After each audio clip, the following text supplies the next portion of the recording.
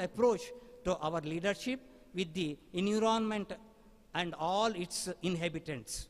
To instill these values effectively, the concept of a green school is essential. UNESCO defines a green school as an educational institution that promotes knowledge, skills, values, and attitudes for sustainable development across various dimensions.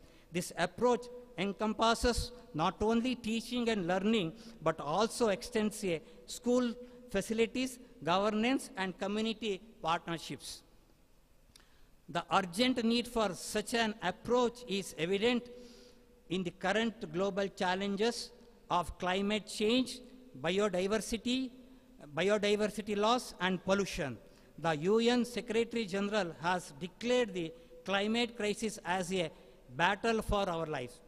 Yes, UNESCO's findings indicate that many countries do not sufficiently incorporate climate change into their educational frameworks, despite the majority of teachers recognizing its importance. Recognizing this gap, the National Council of Education, Research and Training, NCERT, has taken a significant step by publishing the resource book Towards a Green School on Education for Sustainable Development for Elementary Schools. This resource book is designed to help schools and students understand, adopt, and practice environmentally sustainable behavior. It provides activities and projects that enable students to work towards accomplishing the objects of Education for Sustainable Development, that is ESD. In conclusion, the profound message of Bradley Miller's quote underscores the importance of teaching children empathy, respect for nature, character development, and an understanding of interconnectedness. It is a call to action for a whole school approach to education for sustainable development, exemplified by the concept of a green school. In a world of facing pressing environmental challenges, education is indeed the most powerful tool for change, as Nelson Mandela wisely noted. And we must remember that the earth does not belong to us, we belong to earth. And the greatest threat to our planet is the belief that someone else will save it. By this, I would like to conclude my responsibility. Before I conclude, how can I forget to mention the services of a great man, source of inspiration for all the members of Association of ICS and CBSE schools. He is none other than founder president, Professor Matthew C. Nainan. We are fortunate enough to have him on this occasion. Though he is busy, in spite of his busy schedule, he has made the time and he has graced the occasion. So that's why I kept his name at the end. On behalf of everyone present here, I kindly request all the gathered dignitaries in this occasion to please stand up and give the standing ovation to, because he has done wonderful things for the association. If the association is strong enough, it is because of his guidance and inspiration and the support. I think newly joined principals may not be knowing the dedication of the Professor Matthew C. Nainan for the AICS. He is the one, the person who has taken the initiative to form this association, and because of that, we are working like a team. Otherwise, in many places, there will be a tough competition between the institutions. But in our place, I am proudly say that there is no competition. If there is a competition, it is a healthy competition, and we are all working for the same cause, for the betterment of the society. It has happened because of the sir's able guidance. Sir, with respect, dedication, we bow our head for your service to the association. And I am thankful to everyone present here to making this function more meaningful. Thank you.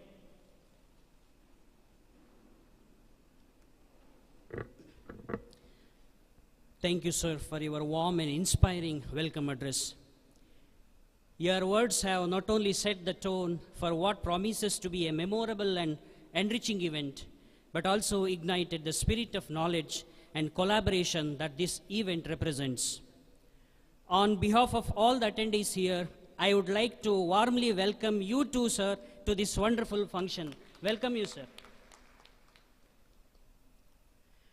The path of success is often paved with dedication and innovation. And today, we are honored to have with us a shining example of both. Mr. H. Ganesh Kamath, a successful businessman and a trustee of Shri Siddhi Shaikshanika Pratisthana, Hattiyangadi. Sir, your presence here today not only enriches this conference, but also reflects your unwavering commitment to excellence in education and business. We eagerly look forward to the insights you will share with us in your upcoming speech. Please join me in extending a warm and enthusiastic welcome to Mr. H. Ganesh Kamath as he steps onto the dais to share his valuable thoughts and experiences with us. Over to you, sir.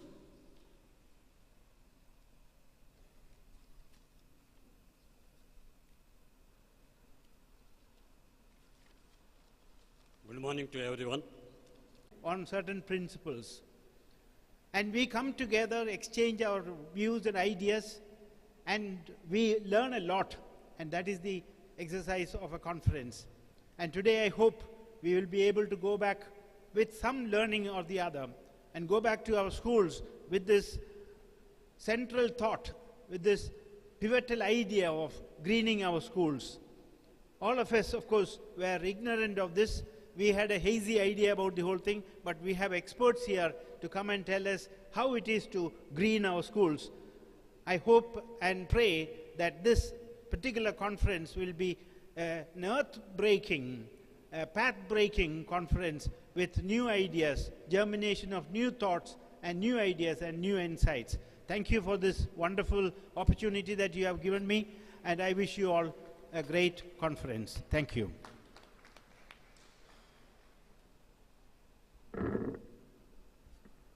Thank you, sir, for your motivational words. It is often said that a wise man's words are like deep waters. Today, we are truly fortunate to have in our midst a guest of honor who exemplifies the depth of wisdom as well as knowledge, Dr. K. Siddhappa. His illustrious career is a testament to his unwavering commitment to the world of education and the field of science. A brief introduction about Dr. K. Siddhappa. Dr. K. Siddhappa's educational journey began with a quest of knowledge, resulting in his MSc in physics with a distinction from Mysore University and a PhD in nuclear physics from Andhra University. For 33 years, he dedicated his service to the physics faculties of Mysore University and Mangalore University. As the chairman of Mangalore University's physics department, he introduced innovative MSc courses and delivered exceptional lectures, all while conducting pioneering research in nuclear and radiation physics. His crowning achievement was establishing the Microtron Center, electron accelerator facility, fostering interdisciplinary research across various fields. Dr. Siddhappa's mentorship extended to guiding numerous PhD students and publishing 300 plus research papers in esteemed journals.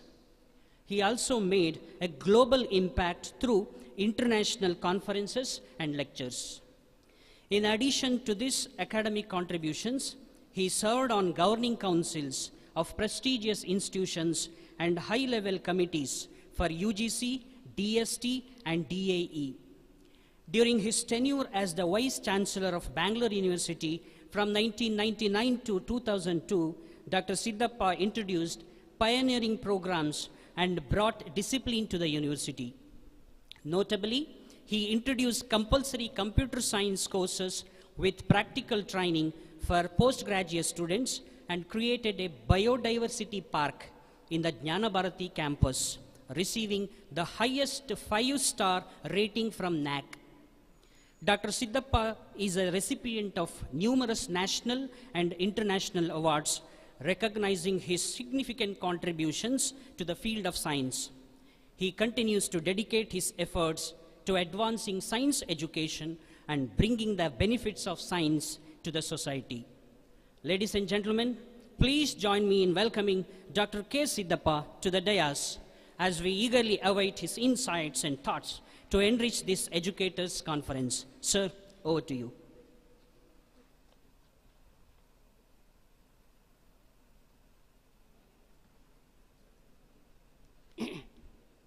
ಎಲ್ಲರಿಗೂ ನಮಸ್ಕಾರ.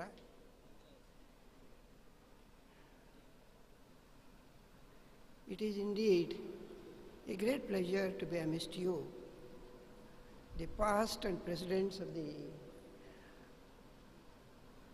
Association of CBSE and ICSE schools, the most well-known schools in entire Karnataka.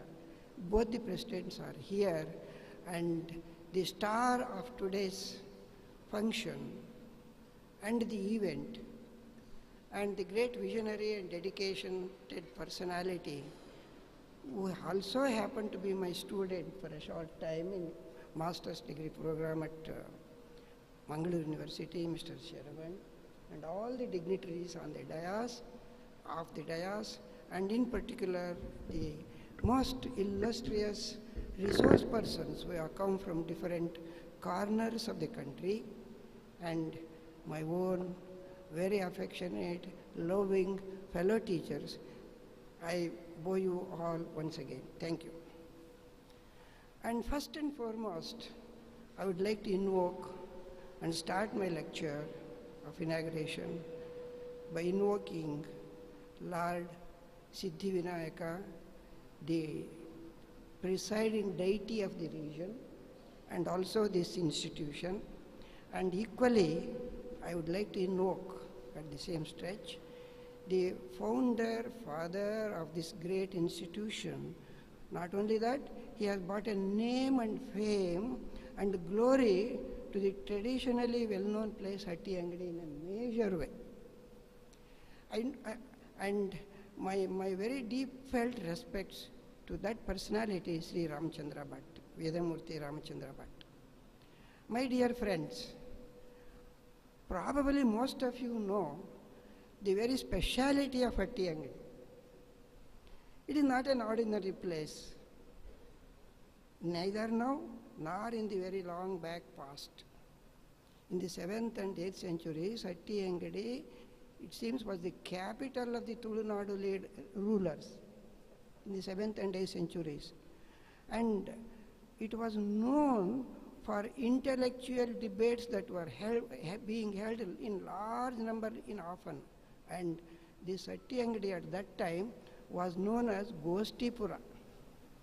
And this Goshti that is being held today, I remembered, I knew about this right from the personality Sri Ramachandra Bhatt, whom I met him some 2-3 times. Whenever I used to go to Kaiga and Karwar side for my research project at Kaiga, for 20 years I have been frequently traveling from Mangalore to Kaiga. From the day one they started the program there, because there was a lot of hesitations by the green activists of the region.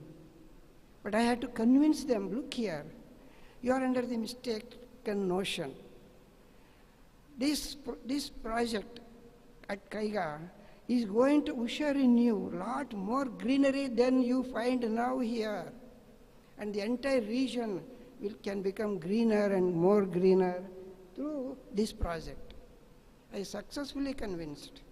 And all places I used to go, before this Kaiga project came up, there was a lot of hesitation the moment they come to know about this. So we organized from Mangalore University, inviting experts from various other places, including Baba Atomic Research Center and other well-known experts in the country, the administrators, the well-known personalities who are familiar with both nuclear power from atom as well as the green environment. And if not all the time, at least 3 times I happened to meet the illustrious father of Sharan Kumar. And he was mentioning once about this Goshtipura. And in a befitting way, his son has made this campus really a unique one. Really unique. Hands off to you. In fact, I am a great lover of these green campuses. And I probably learned to love green environment because of 2 reasons. One, our Mangalore University campus, which was away 20 kilometers from Mangalore, and there was totally a burden, total barren land. There was no tree or even shrubs there when the campus was started. Now you go and see. Our students and faculty and administrators, successive vice chancellors, encouraged to make that campus green. And all along, I traveled in the Western Ghat project number of times with one of the greatest botanists of the country, the then vice chancellor, Professor Shafiullah. Number of times, whenever he wanted to go to Kaiga, he used to pick me and take me there. And in the entire township of Kaiga project area, including residential areas, Mangalore University has contributed green trees in lakhs and bounds. And when I went to Bangalore University as Vice Chancellor at the fag end of my career, I saw Bangalore University is a 1250 acres big campus. And in front of the main roads and all that, lot of trees are there. But if you just go behind any building, you will see totally barren land. And not a single sound of a bird, no birds, no animals.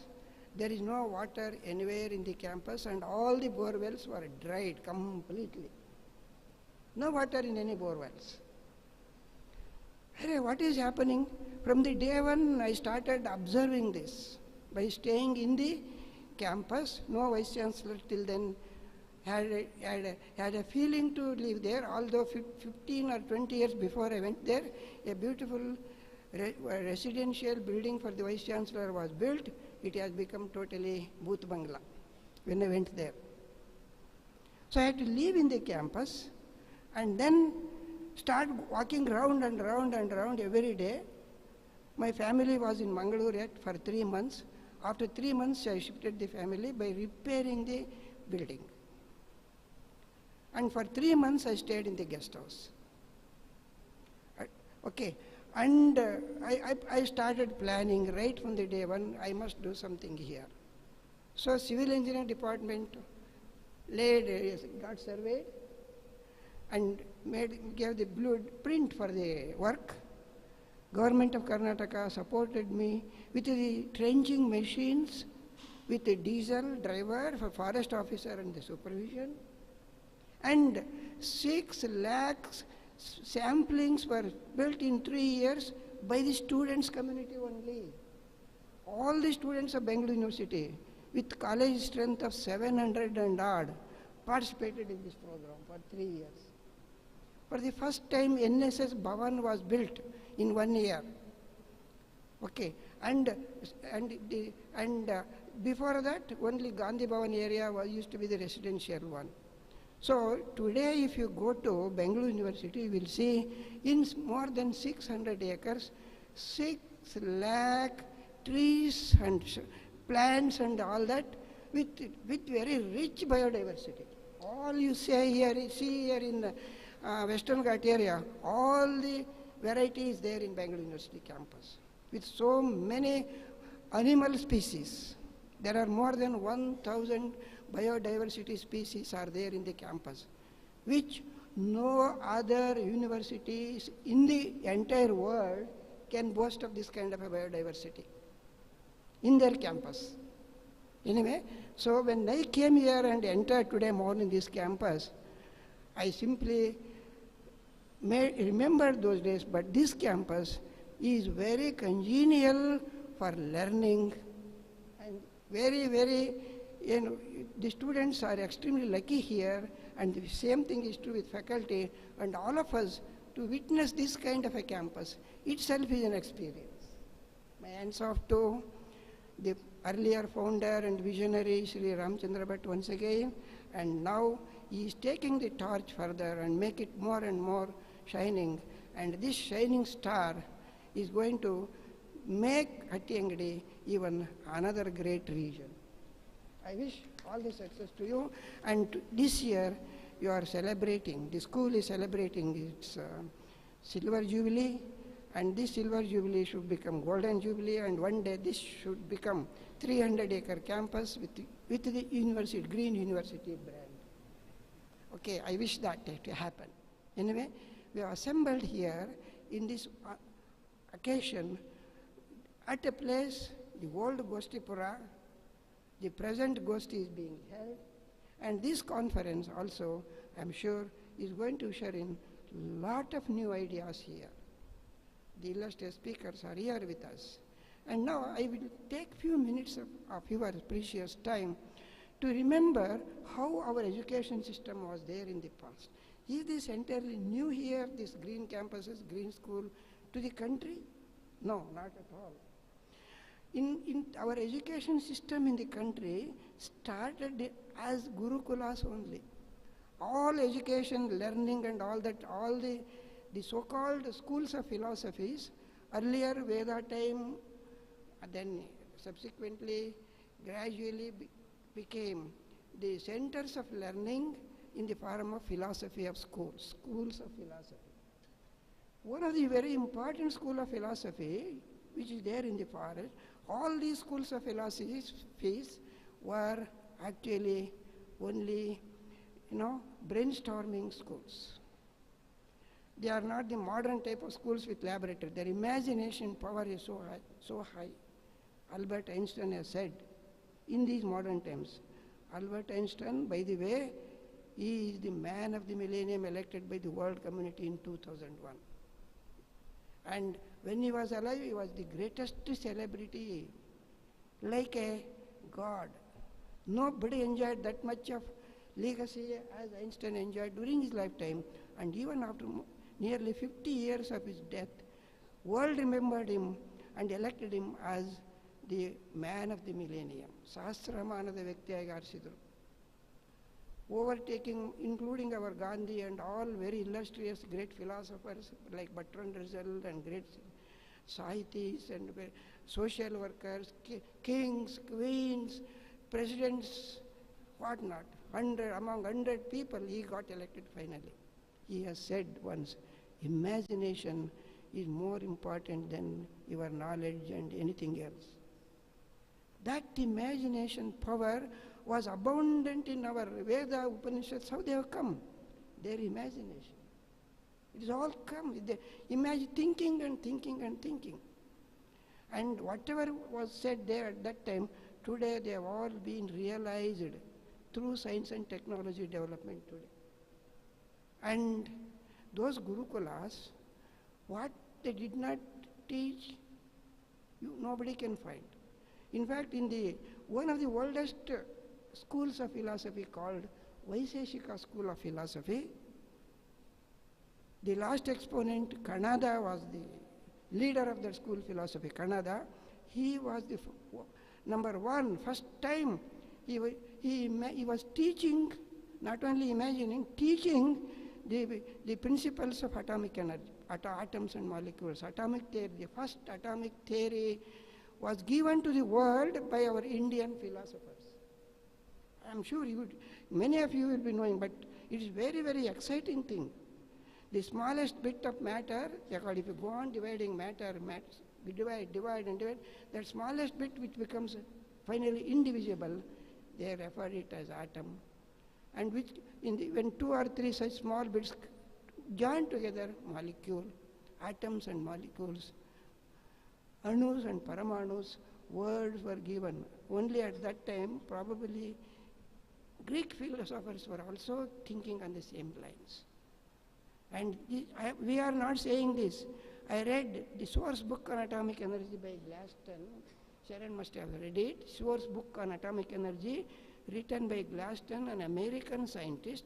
He has written in that for the first time. Why that one? The subsequent schools who became Takshashila school, for example. Takshashila school. Chanakya was one of the great leaders of that school. Who has not heard about Chanakya in the country? His great Arthashastra, original ideas about economics are there in that Arthashastra. And today he is also a great mentor. For whom? For none other than first emperor of the world, Chandragupta Maurya. He was the mentor, guru. And that kind of schools were there. Subsequently came Nalanda. After Takshashila came Nalanda. Up to 12th century, starting from about 2nd century BC, and up to 12th century, for nearly 800 to 900 years, it was in a great flourishing school, and it is the first university of the world. When the entire world was in totally dark, our India was shining with the knowledge. That is the kind of an education legacy we have had. And the students, even as coming here as a student from different parts of the world, they also become teachers there in Nalanda University. And how much knowledge was generated there, and by so many scholars like Charaka Sushrusha. Even earlier they have given to the world the glimpses of our medical treatment. Charaka Sushrusha, all medical students and teachers remember even today Charaka and Sushrusha. Plastic surgery was there at that time. How many years back? More than 2000 years ago. And that kind of a background we have. And that is the reason why even today our students are more recognized as most capable students. They are second none to anywhere else students. And if you go to America or any Europe or any country for that matter, wherever you find Indian students, they bow to them. The local people bow to them. They have that kind of a capability. And among the leaders of Nalanda University are Bhaskara, Aryabhata, and number of other illustrious people who have given original content. For example, Aryabhata gave number system, zero and number system. Without that, probably no science and technology will develop. I am not saying this. What Einstein once told, on some occasion, I quote, "I have greatest regard for India and Indian people. Firstly, for the treasure of traditional knowledge they have given to the world. Secondly, for their contribution of zero and number system, without which none of the discoveries and inventions would have been possible. There cannot be a better acclamation to our ancient knowledge system than this." Einstein saying this. And today also, our information technology people, including now artificial intelligence, our contributors from Bangalore are there in Silicon Valley of America, in both the Silicon Valleys, India and America. Our youngsters' contribution is immense. And that means why I am saying all this is our brains, our imagination capability, and the idea of green schools in particular are not new. How the Westerns pick up now, like Sanskrit, we started, like yoga, we are now becoming more and more aware because looking at the Germany and other places where yoga is flourishing or Sanskrit literature is getting the greatest respect. We have started doing this. Same thing is true with green schools. In 17th and 18th and 19th centuries, green school concept was in a different way. They started there in Europe. Sunday schools they called. On Sunday, all the schools were used to, and at least if not all, many schools, with the illustrious leaders of the community there, they started teaching green school concepts. They were known as Sunday schools. Only in 21st century, the first green school was built in Indonesia. Anyway, in Asia, it is again modern days. In Asia, Indonesia, one place called Bali. The first green school in the fullest form came into existence. And now in India also, this trend is growing very fast. And one of the mentors of this green school has come here as a resource person. Hands off to you, my dear friend. Two from Ahmedabad have come. There is a lot of nourishment going on in Ahmedabad about the green schools. And you are going to be lucky to hear them. And what is this green school? CBSE, ICSE, they can all, in one way or the other, they have adopted the green school concept. But the authorities at Delhi don't give to everybody who teaches environment the green school award. Again, this school is very lucky under the leadership of Sharavan, with the foundation led by his illustrious father. He has taken this green school concept as his life mission, Sharan Kumar, and he has been able to succeed in convincing the authorities at Delhi and got this green school award. Once again, I congratulate him for this achievement.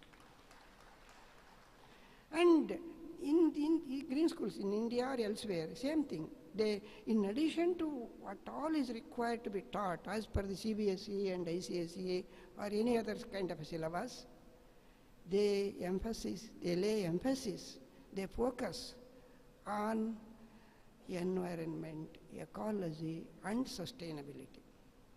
These three, they are the buzzwords today in the entire world.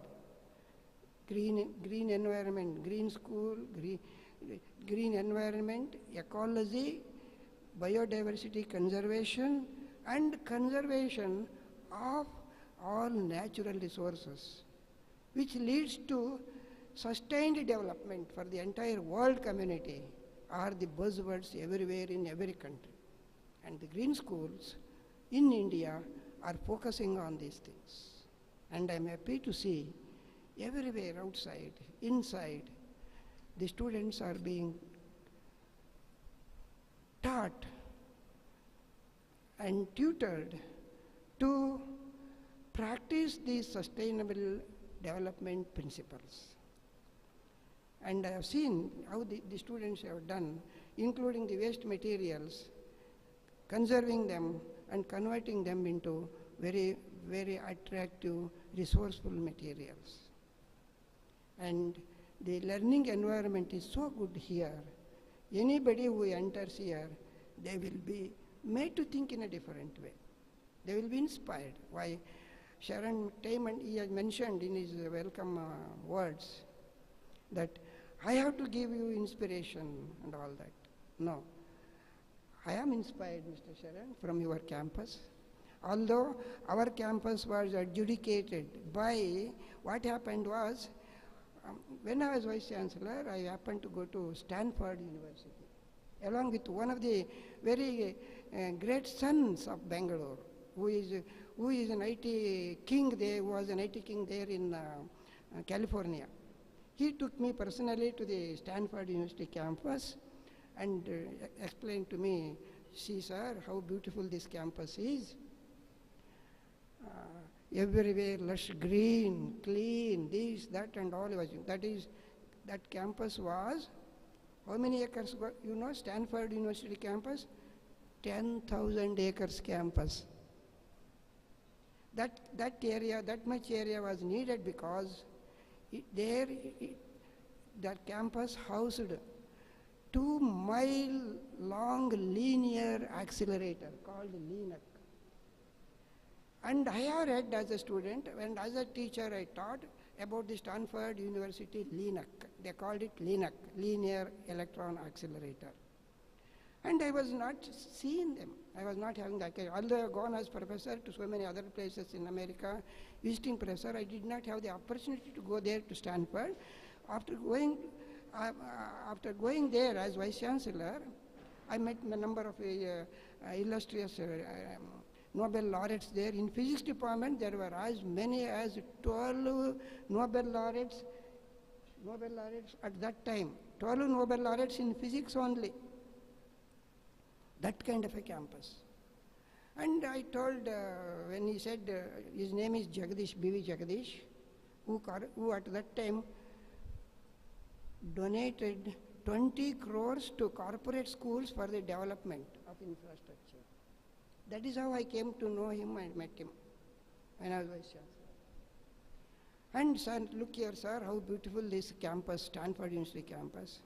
Then I told Jagdish, you have not seen Bangalore University campus properly. Here you see only lush green trees and all that. In Bangalore University campus, already there are beautiful flowering trees. Not one, several thousands are there. Not a single one tree is showing that kind of a diversity of flowers or anything like that. And now we have taken up a massive program of developing a biodiversity park, and maintenance was neglected there. When you come next year, after 1 year, you come to Bangalore University and say which university campus is better, Stanford or Bangalore. I didn't say. He came after 1 year. By then, every building in front was having a beautiful landscape like this, and computer education was introduced for the first time in the world at Bangalore University. Compulsory. Even Urdu, MA student or Kannada, Sanskrit, Hindi, any PG student should compulsorily undergo training in computer science, one theory and one practicals. All the syllabus were restructured to accommodate that one. And every student with beauty and participating in the green campus development. All the students, every 15 days, they must participate in cleaning the campus. All the students and teachers. Sunday, once in 15 days, you do this Shramadan. In addition to other college students participating in that. They used to be taught every tree, when they plant there the sampling, how many years it will grow tall, how long it will live, what are the benefits that it gives, each tree gives to the environment. The students were simply thrilling to know all those details, what they are doing, how much useful thing they are doing. That should become here also in every green school. You should not become complacent only by making this campus beautiful. The entire area, the students should participate with the community. Community should receive this message, Mr. Sharan.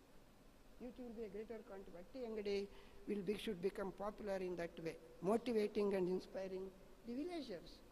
You know, in India, what is happening? Nobody is bothered to switch off the lights at home. Even if there is any problem, they don't address it.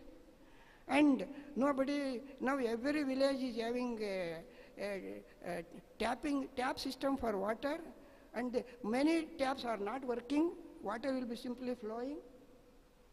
And nobody is, even these most precious species for living water and energy, they are not bothered to save this one, conserve that one. Our country, and with the result, what is going to happen to our future generation? Some 30 years ago, just if you go to 50, 60 feet down, water used to be there in most of the areas in the country. Now, more than 1,000 feet, 2,000 feet, no water. Nobody is bothering about water conservation. Green school should become model. All CBSE schools should become green school conceptually, and this should become a kind of a mission for the community and all that. Once Modi has addressed some 5-6 years ago, water conservation, water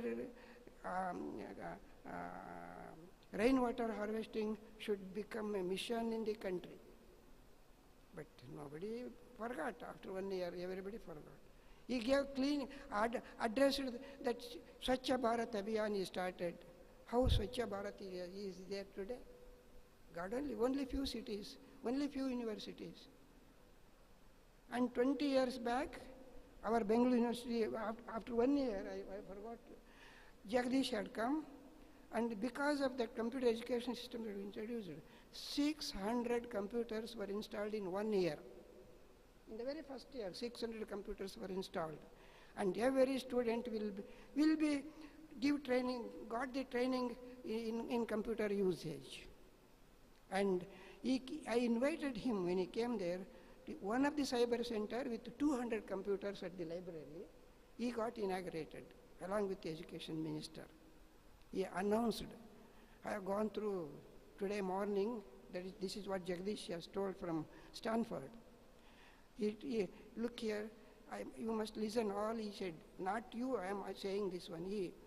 Sir, when he was Vice Chancellor, when he came last year to Stanford University, he had announced like, he has taken up a challenge. Today I say, Bengaluru University campus, happy to say, Bengaluru University campus is more beautiful than Stanford University campus. He acknowledged it. And why I am saying this one is, if Sharavan and all the leaders of the institute, all of you, mind it, you can make, already it is beautiful, South Canara, it can be made in both clean, green and environmental sustainable area.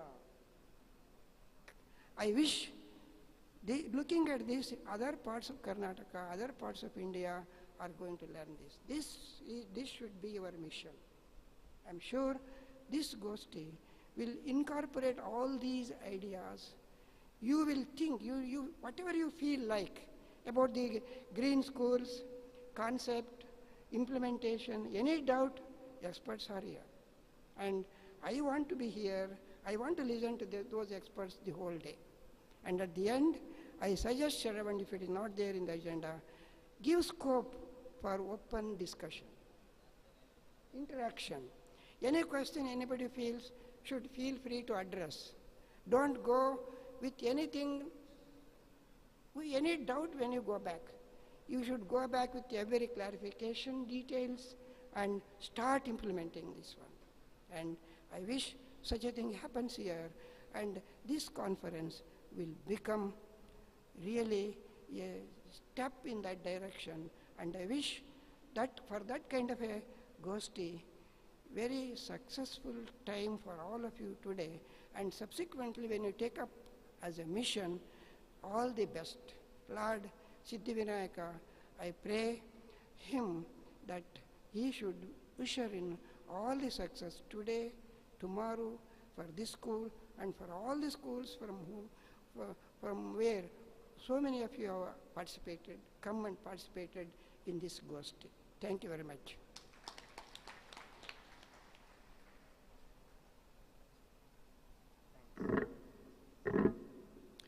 Thank you, sir, for sharing your expertise with us today. Your speech has been truly enlightening. Thank you once again, sir. We have now come to a very special moment in today's function as we prepare to honor our distinguished guest of honor. To do the honors, I would like to request our beloved Principal, Shri Sharan Kumar, to extend a heartfelt felicitation to Dr. Siddhappa.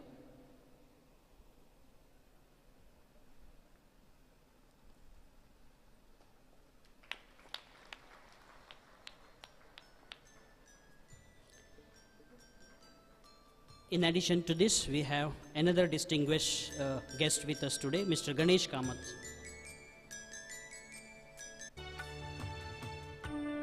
Thank you, sir, for your presence. Along with this, we had the presence of Professor Matthew C. Nainan, who was there in the function, gracing this occasion. Thank you, sir, for being with us.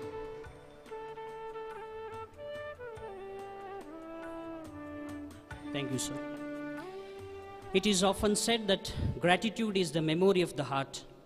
With immense appreciation, we acknowledge the presence of all the luminaries and participants who have made this event possible. To convey our heartfelt thanks, we turn to Father Francis Arun D'Souza, OP, Principal St. Dominic School, Bantwal, for his vote of thanks.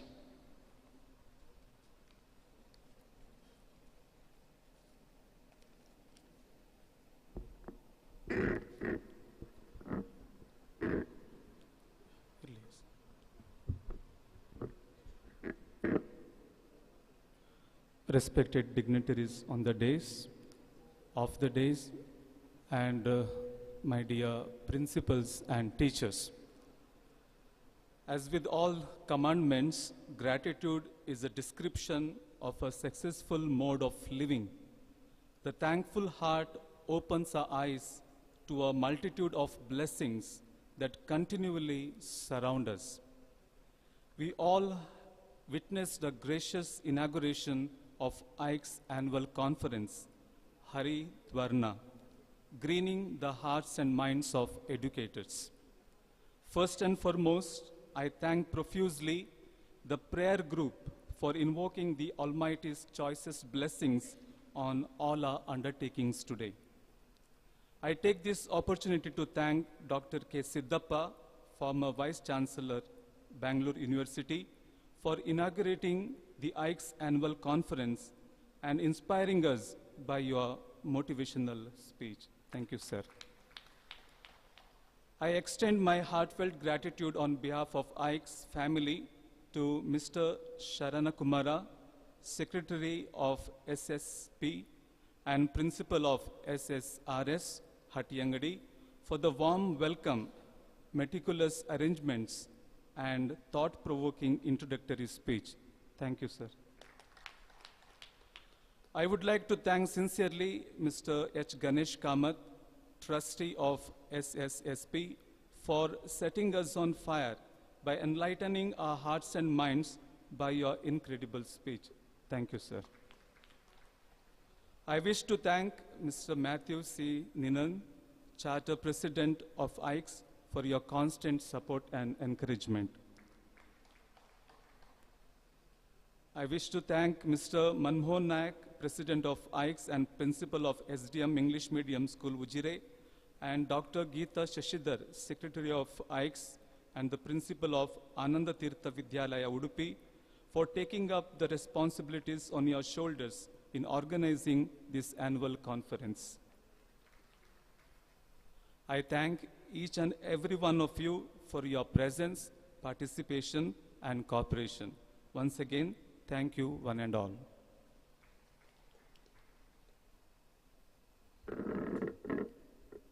Thank you, sir, for your eloquent words of thanks.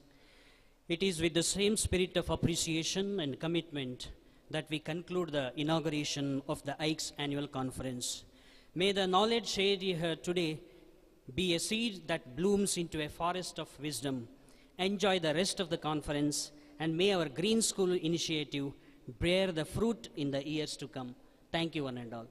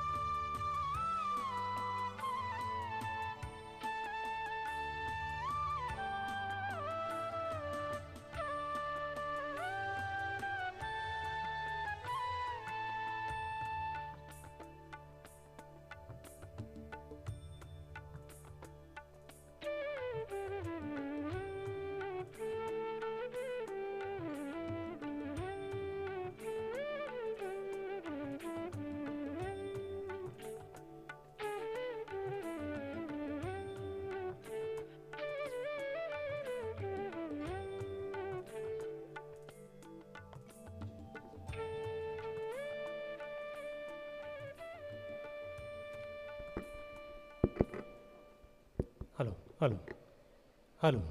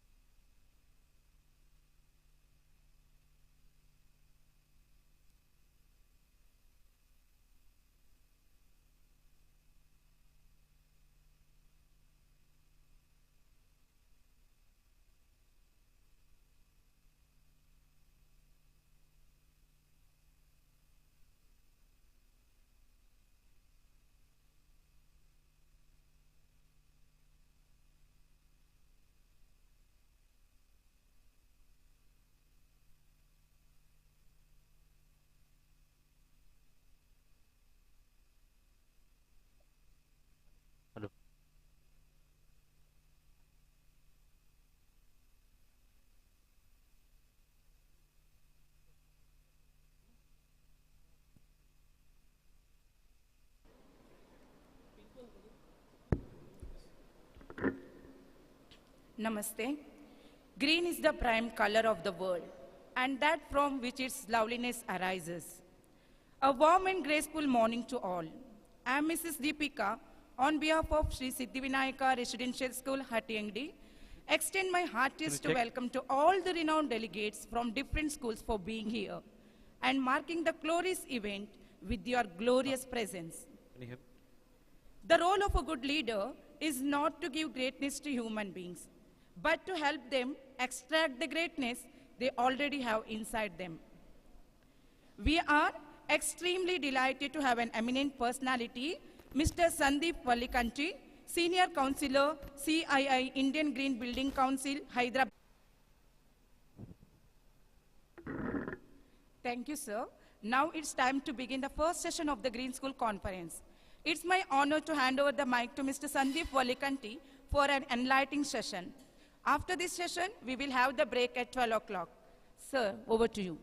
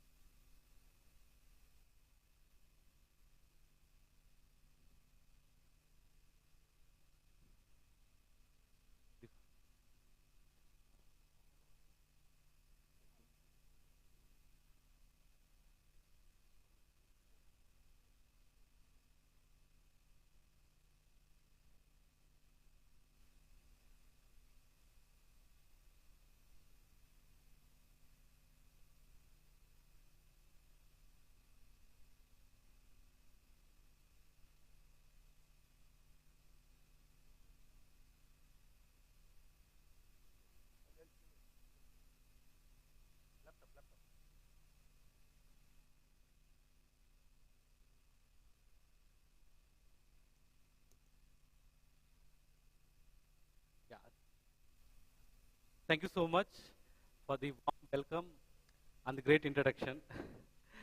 My name is Sandeep Vallikanti, and I'm so glad that I'm being part of the Green School Conference today. In fact, I have to mention we're covering predominantly on the subject of green schools, infrastructure related. And I think next speakers would cover much more beyond infrastructure too. Now, I would like to thank the Association of ICSE and CBSE Schools of Udupi and Dakshina Kannada, and also the Siddhivinayaka Residential School for the hospitality and the opportunity being provided for discussing about one of the important subject, which is driving India towards sustainability. Now, I need not mention why should one have to go green. I think all the, we have the principals and teachers here. If someone asks you why should we go green, you have n number of reasons to tell your students, right? I think I'm not here to tell why should you go green, but it is important to know the facts that the buildings wherever we stay, wherever we do the work, maybe office or school, or maybe stadium, or we go to the hospital, or we transit to trains or railway stations or airport. Every building, and including the construction industry, contribute to around 38% of the carbon emissions. I repeat again, the building industry contributes 38% of the carbon emissions in totality, directly or indirectly. You all heard from the Prime Minister, Narendra Modi, mentioned India has to become net zero by 2070. Hope you all recollect. He mentioned in the COP29 mentioning that India has to become net zero by 2070. Net zero. No, green and net zero are step-by-step process. You can't become net zero without going green. That is where we're exactly talking about. If we don't have our own buildings to become green, we can't become net zero. And if you look at the weightage, 38% of the weightage to become green and scope is there in the buildings. That is where I wanted to emphasize the need for green buildings is predominant because we are contributing to 38% of carbon emissions through the buildings where we stay and also work. So having said on this particular purpose, the Indian Council, which is CII. CII is a confederation of Indian industry, which is the largest association. And as I mean, CII has been known to many lot of people. Its center of excellence have been started in Hyderabad, and the council has heard the object for the ICSE and CSE association very healthy environment.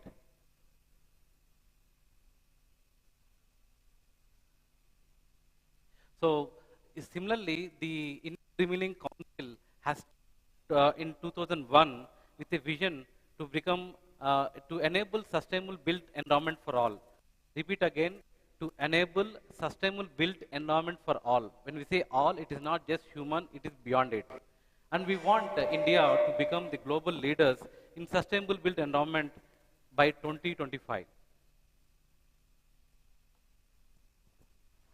Hello. Hello. Yeah.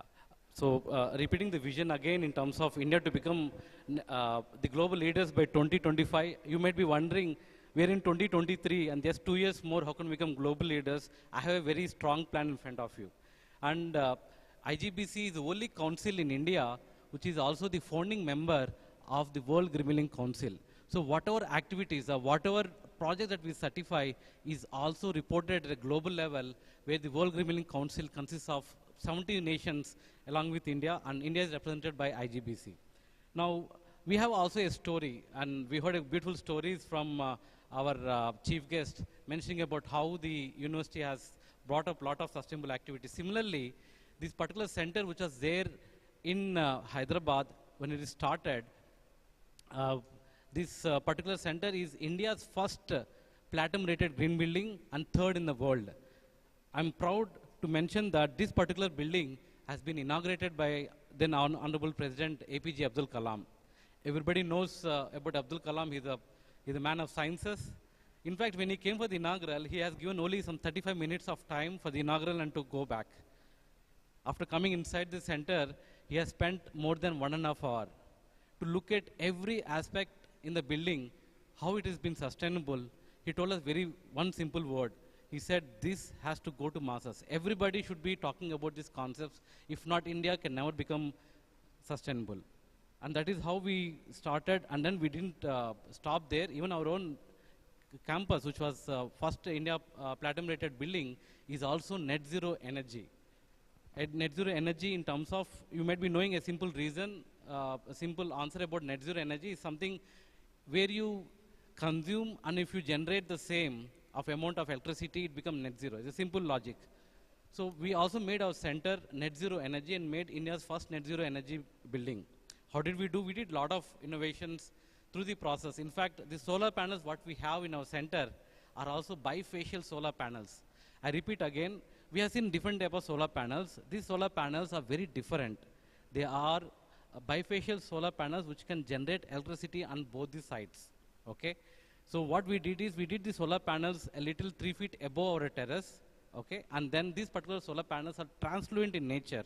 So the sun rays pass through them and fall on the terrace. The terrace, we have put one reflective index paint, is a high reflective index paint. These sun rays were reflected back to the back side of the panel. The panel, because it is bifacial, the other side of the panel started generating electricity. So this is a bifacial solar panel which is very innovative, also made the highest efficient solar panel in the world also.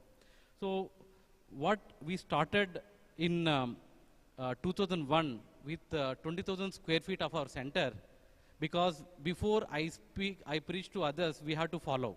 That is the reason we made our center the India's first green building and also net zero energy. And then we didn't stop there. We are able to inspire more than 11,400 projects. I repeat, it is 11,400 projects, and if you calculate the number of footprint, it is more than 10.34 billion square feet. Billion square feet, which also is very important. And then along with the green buildings, a lot of net zero buildings are also started parallelly. And with this, I would like to mention that with the 10.3 billion square feet, we made India the second largest nation in the whole world to have the largest green building footprint.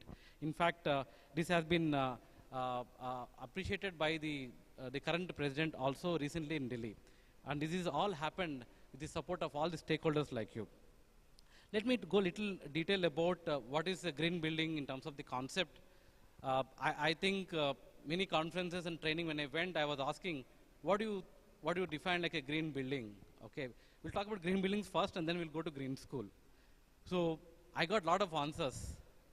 People said, I think if I paint my building green, it is a green building. People also started saying, okay, I have 80% landscape, lot of green. I have some solar panels, I'm a green. So this is something answers which we got from lot of delegates and participants. So we thought, okay, it is the time that we have to define a green building and then tell what to be done. That is how we started. And our definition, the council mentions that any building which can conserve natural resources, uses less water, optimizes energy efficiency, generate less waste during construction and post-construction, and at the end, it has to provide healthier spaces. Buildings are meant for the people. If we don't provide healthier spaces, I'm sure that it is never a green building. So all these 5 elements come together to define what is a green building. And if you look little closer, they're exactly in terms of what we're talking about, the site, water, energy, material, and IAQ, which is indoor air quality. And one more look, if you look at very closer, it is exactly addressing the 5 elements of nature, Prithvi, Jal, Agni, Vayu, and Akash. We pray, we worship the 5 elements of nature, right? That is exactly what we are telling. If you are able to conserve the natural resources in all the 5 elements of nature, that is a simple green building. And the new words, new technology coming forward in terms of site selection, water efficiency, energy efficiency are the new jargons which are come right now, but the essence is exactly what I was talking about, meeting all the 5 elements of nature. Now what we did is when we defined the green buildings and then we know what to do now, we made different compliances in addressing all the 5 elements of nature. We understood that the performance of an airport and a school is different. Then why should we have the same compliances? That is how we have made 31 different rating programs. In fact, IGBC is the only council in the whole world to have different rating programs for different building typologies. So, because the performances are different, and why should we have the same compliances? There are like commercial, residential, transit, everything can go green. Transit, which includes your metro, railway stations, can also go green. I'll not go into much detail of it, but I just wanted to tell some of them which are very nearer to you so that you are very familiar. Yesterday I was going to details, what are the projects which is around you which are already been certified? One of the Urvi house in Mangalore, which is an independent house, is also been certified by IGBC. Rahija waterfront in Mangaluru is also been pre-certified by IGBC. Even one of the place of worship, Masjid, which is near the Kodi beach, is also been certified. When you look at commercial like IT buildings, Infosys SDB 3 building is also been certified. Very much aware, I think most of us do shopping. I think Fiza Mall is also been certified in Mangaluru. And we do a lot of shopping for our groceries in the DMart, right? 2 DMart facilities in Mangaluru is also been certified. I'll share the details a little later. So if you look at the differences, both the places where we live, where we work, where we shop are also going green. That is what we are talking about, that when you have compliances for all different kind of buildings, it is easy for the people to go green. It is not my effort, I would tell you that. It is the people who are I'm talking about the corporate officers or the management of the respective corporate like DMart, their their corporates are having a vision to make them green. That is how they came out saying that we also want to go green. DMart, if you look at, they don't own the building. So what they did is they did all their interiors green, so we gave green interiors rating. Simple as that. So there are many projects across India also which are very iconic. I would tell you the Vishweshwara Railway Terminal in Bengaluru, you should go and look at it. They are equivalent to any airport, and this particular railway station is also been certified by IGBC, and even the Narendra Modi Stadium, Montera, is also been certified. The recent Parliament building, Central Vista, is also been certified by IGBC. And place near in Karnataka, Tumkuru, the HL helicopter building, which was recently inaugurated by PM, has also been certified.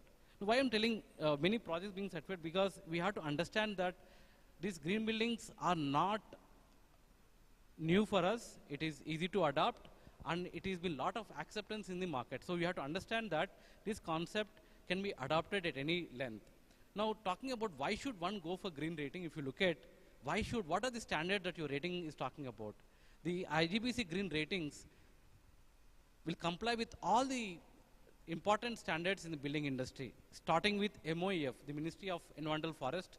In fact, if any factory is coming up in India, and if they wanted to go for MOEF clearances, if they get IGBC provisional certificate, they get a faster clearance. That is the level of the IGBC rating compliances are meeting to the standards which are there. And you all know the BE standards on your AC and light, you see the 3-star, 5-star, the BE ratings are also been in line. ECBC is also been in line, and National Building Codes, and many standards which are there in line. So if you talk any kind of standards in the building are complying with the IGBC rating. So you need not go one by one, did I meet BE rating, did I meet NBC rating? You need not worry. If you just follow the IGBC Green School rating, that means it is meeting the all standards in the building industry, a single shot. And now, what is all about? We are talking about us, we are talking about many things, but if you look at the global, people are talking about, are you meeting the Sustainable Development Goals, SDGs? The green buildings addresses around 17 SDGs, where you can proudly say that once your building gets certified, that you are addressing the 17 SDGs. So our ratings, I'm talking about IGBC ratings, are national by choice, but in terms of performance, they are in global. Any particular project which is certified by IGBC, say if we say this particular project is platinum rated, it is equivalent to any other platinum rated across the globe. Now let us come to the main subject in terms of the school. I think most of the memorable part of the life, if you touch anybody, if you ask them what are your golden days, people talk about their school days, right? I think that is where we felt that schools should also be going green. In fact, green schools is all about children. And green schools are the place which is beyond learning. And one important point, if you look at why schools should go green, one more question if you ask me, 20%, I would say more than 20% of the Indian population are having students and faculty. This is one simple reason when we're talking about India to become net zero at a larger level, and building industry is contributing to 38% of carbon emissions, and more than 20% of the population is from the students and faculty. Now you may understand the correlation why green schools is very important. If nation wants to become net zero, it can only happen with a lot of contribution from the school industry, which is in the hands of the administrators, faculty, and other people. So this particular rating program have been launched with an objective where we can incorporate all the green features and to benefit a lot of tangible and intangible benefits. So we have launched the rating program long back. This is the rating program reference guideline, which is around some 80 pages. We will be receiving the soft copy of this also to you. So this particular rating program is very well can be driven, where people can understand. You need not be an architect or a civil engineer, but anybody can read this and then understand. Now what we went little more is, if you want to make your school green, I think it cannot be done alone with the teachers or administration. And people, I'm talking about a new school which is to come up, both the management and the architects should go together. And students, obviously who are the end users, are going to get benefited. If we have all the stakeholders in the school industry are coming forward, then only it can happen. So that is why we say, when it is not the job of an administration team saying that we have to go green. When the management can say, I want to go green, but if the faculty teachers and students cooperate, that is how you make a school a green school.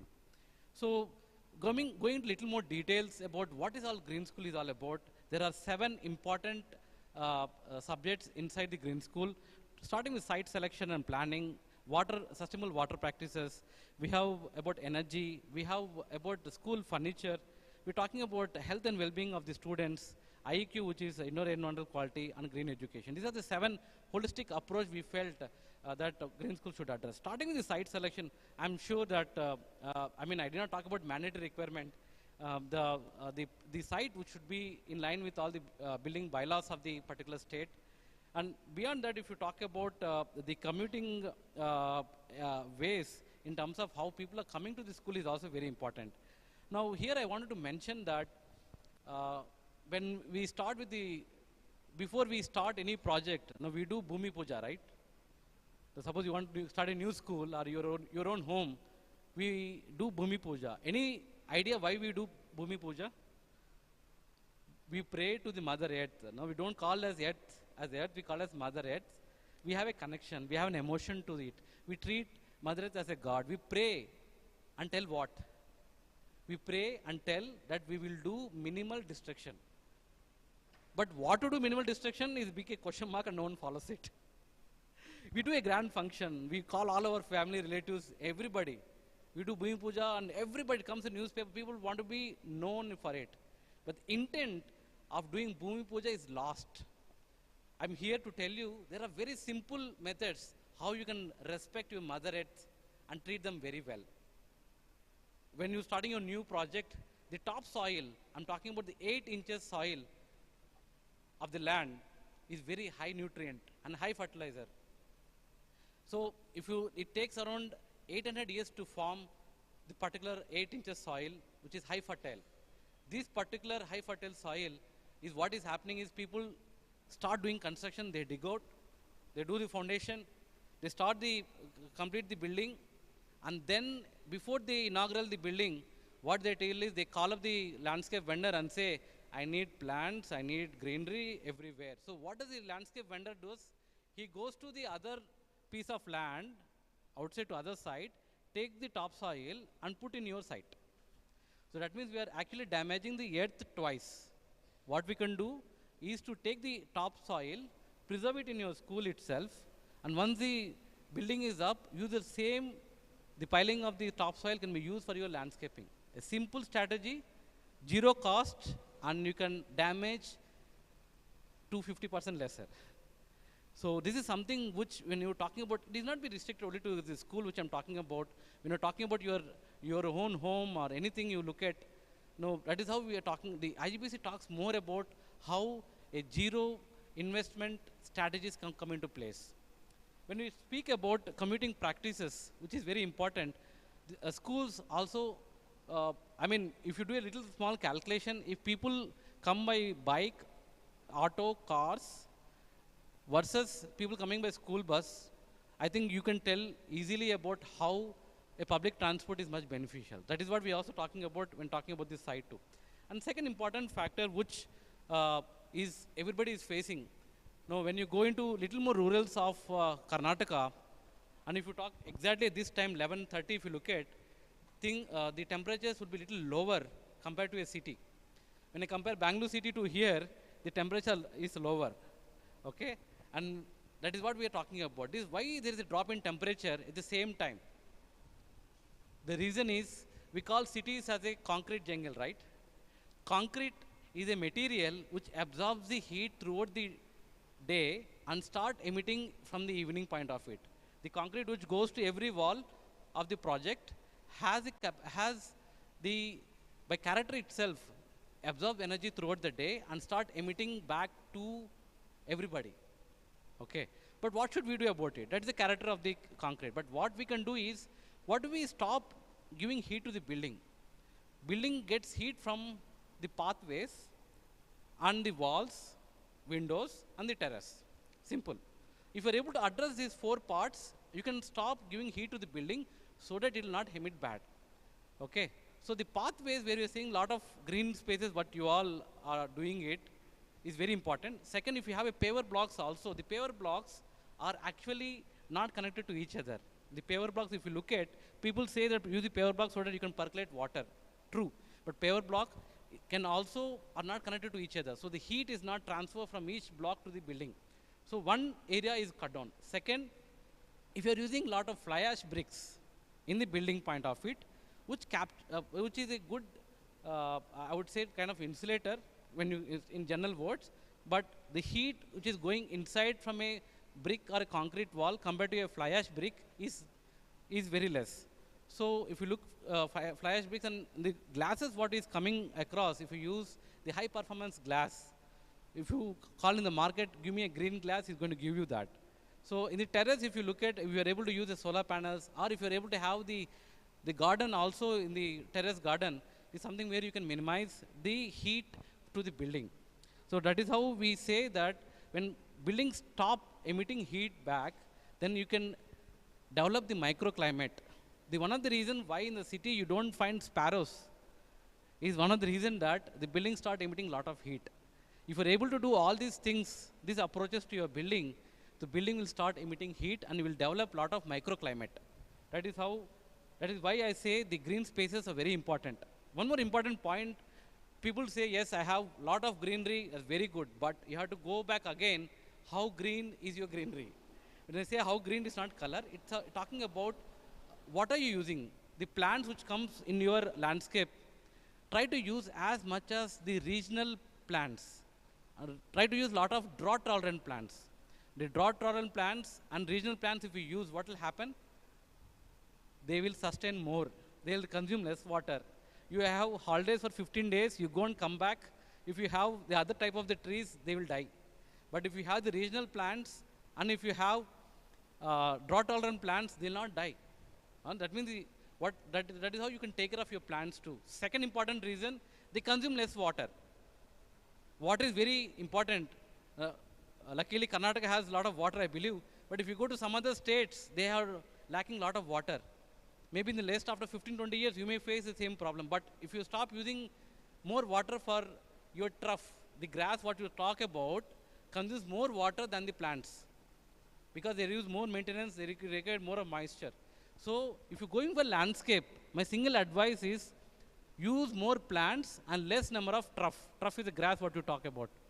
So this is one simple strategy where you have dual benefit in terms of more oxygen you get from the plants, not from the grass.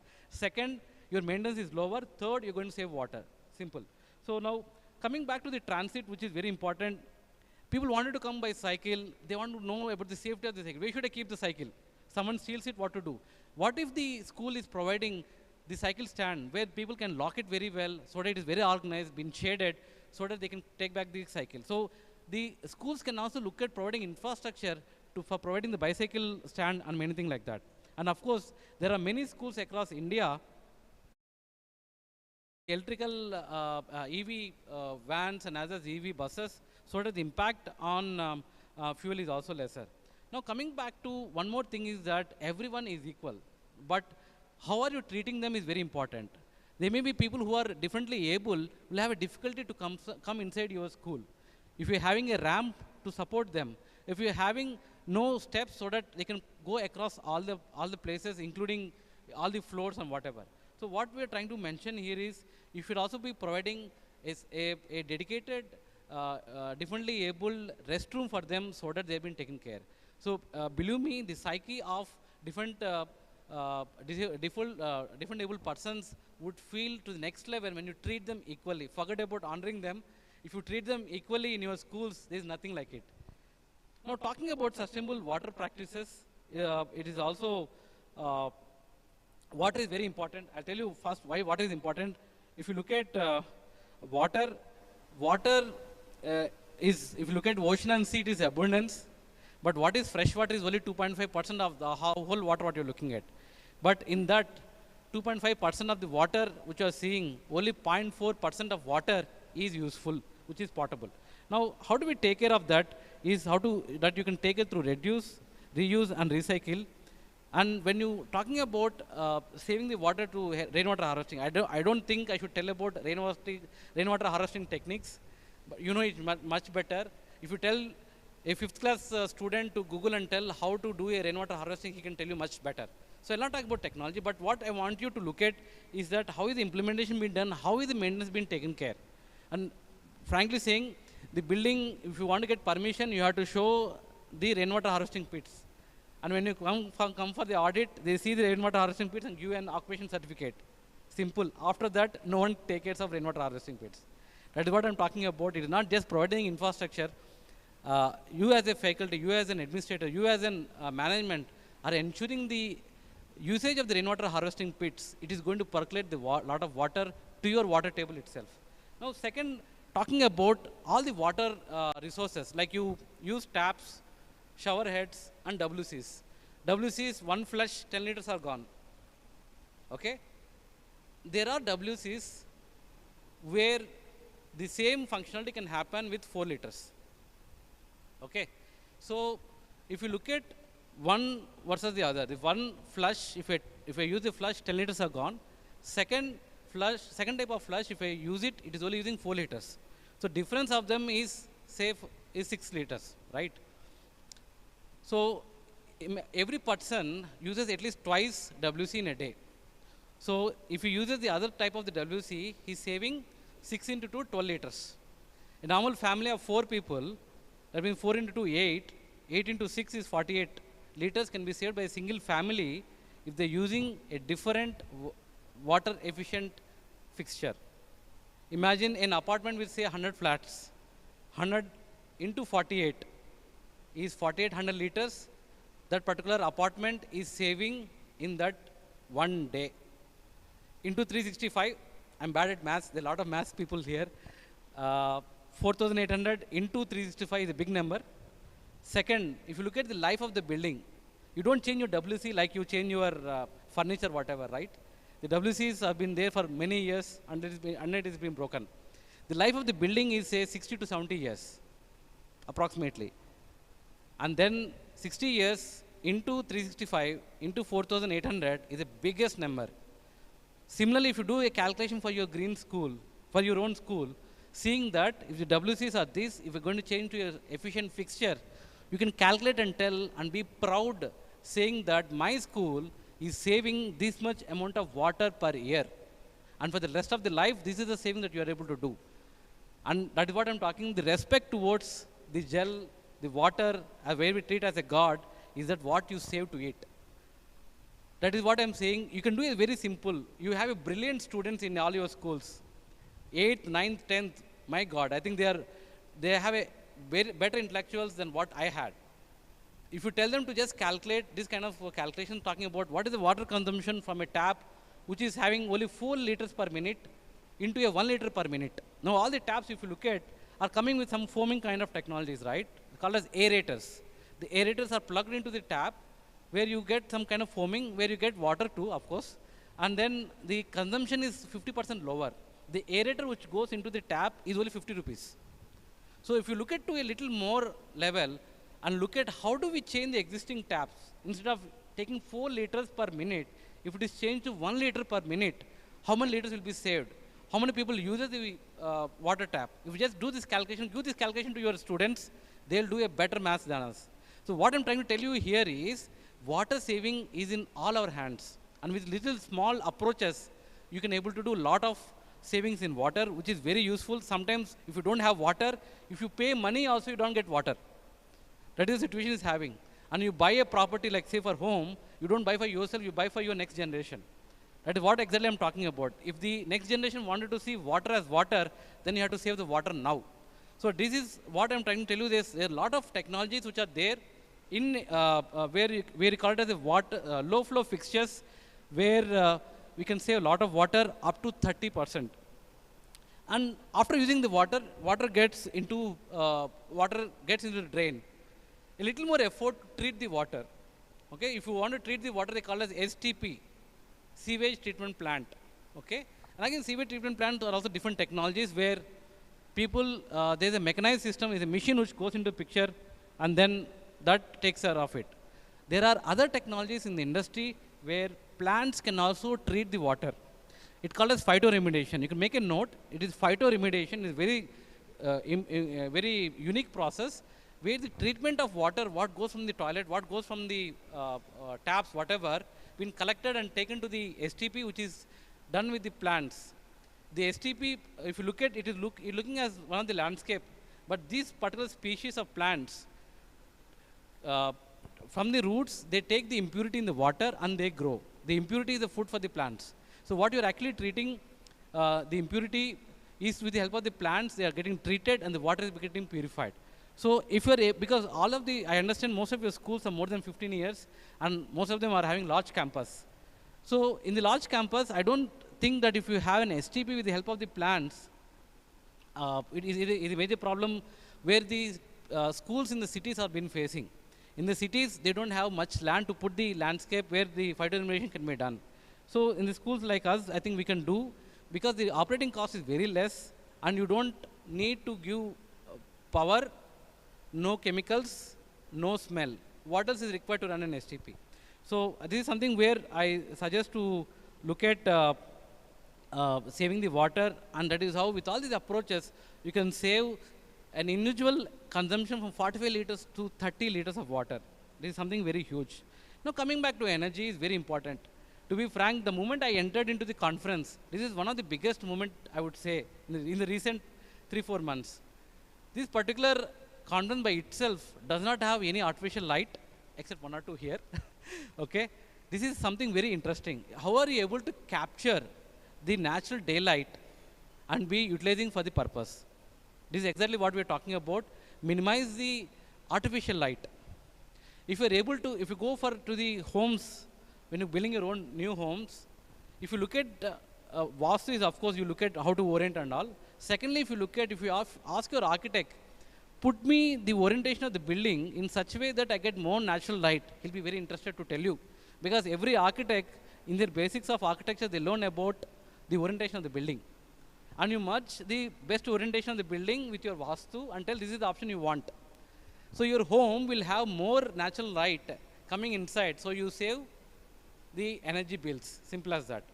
So other appliances, whatever you look at, I think if you go to any electronic store, ask for a AC, he'll start telling you, sir, we have 3-star, 4-star, 5-star inverter.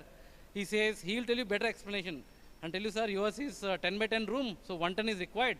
So 1 ton of AC, if you go for 5-star, he'll give you only some 500 rupees of bill. If you go for 3-star, it is 1500. He'll give you a little explanation about it. No, what is all intent about it is that the more you go for energy rating appliances, simple is you save energy consumption. Of course, I understand there is an initial cost. My request to all the principals, faculty here is, when you are purchasing any kind of electrical appliances, ask one question: what is that? What is the rating of the particular appliances? Is it 5-star? Please tell them to go for it. If it is no star, ask for taking at least 3-star. Simple. This should not stop with you. If you put in your procurement policy, or if you make a policy saying that my school will procure 3-star minimum, and imagine you buy computers, you buy lights, you buy fans, everything, right? All the appliances, if they are minimum 3-star, I'm sure that you get 30% lower energy bills.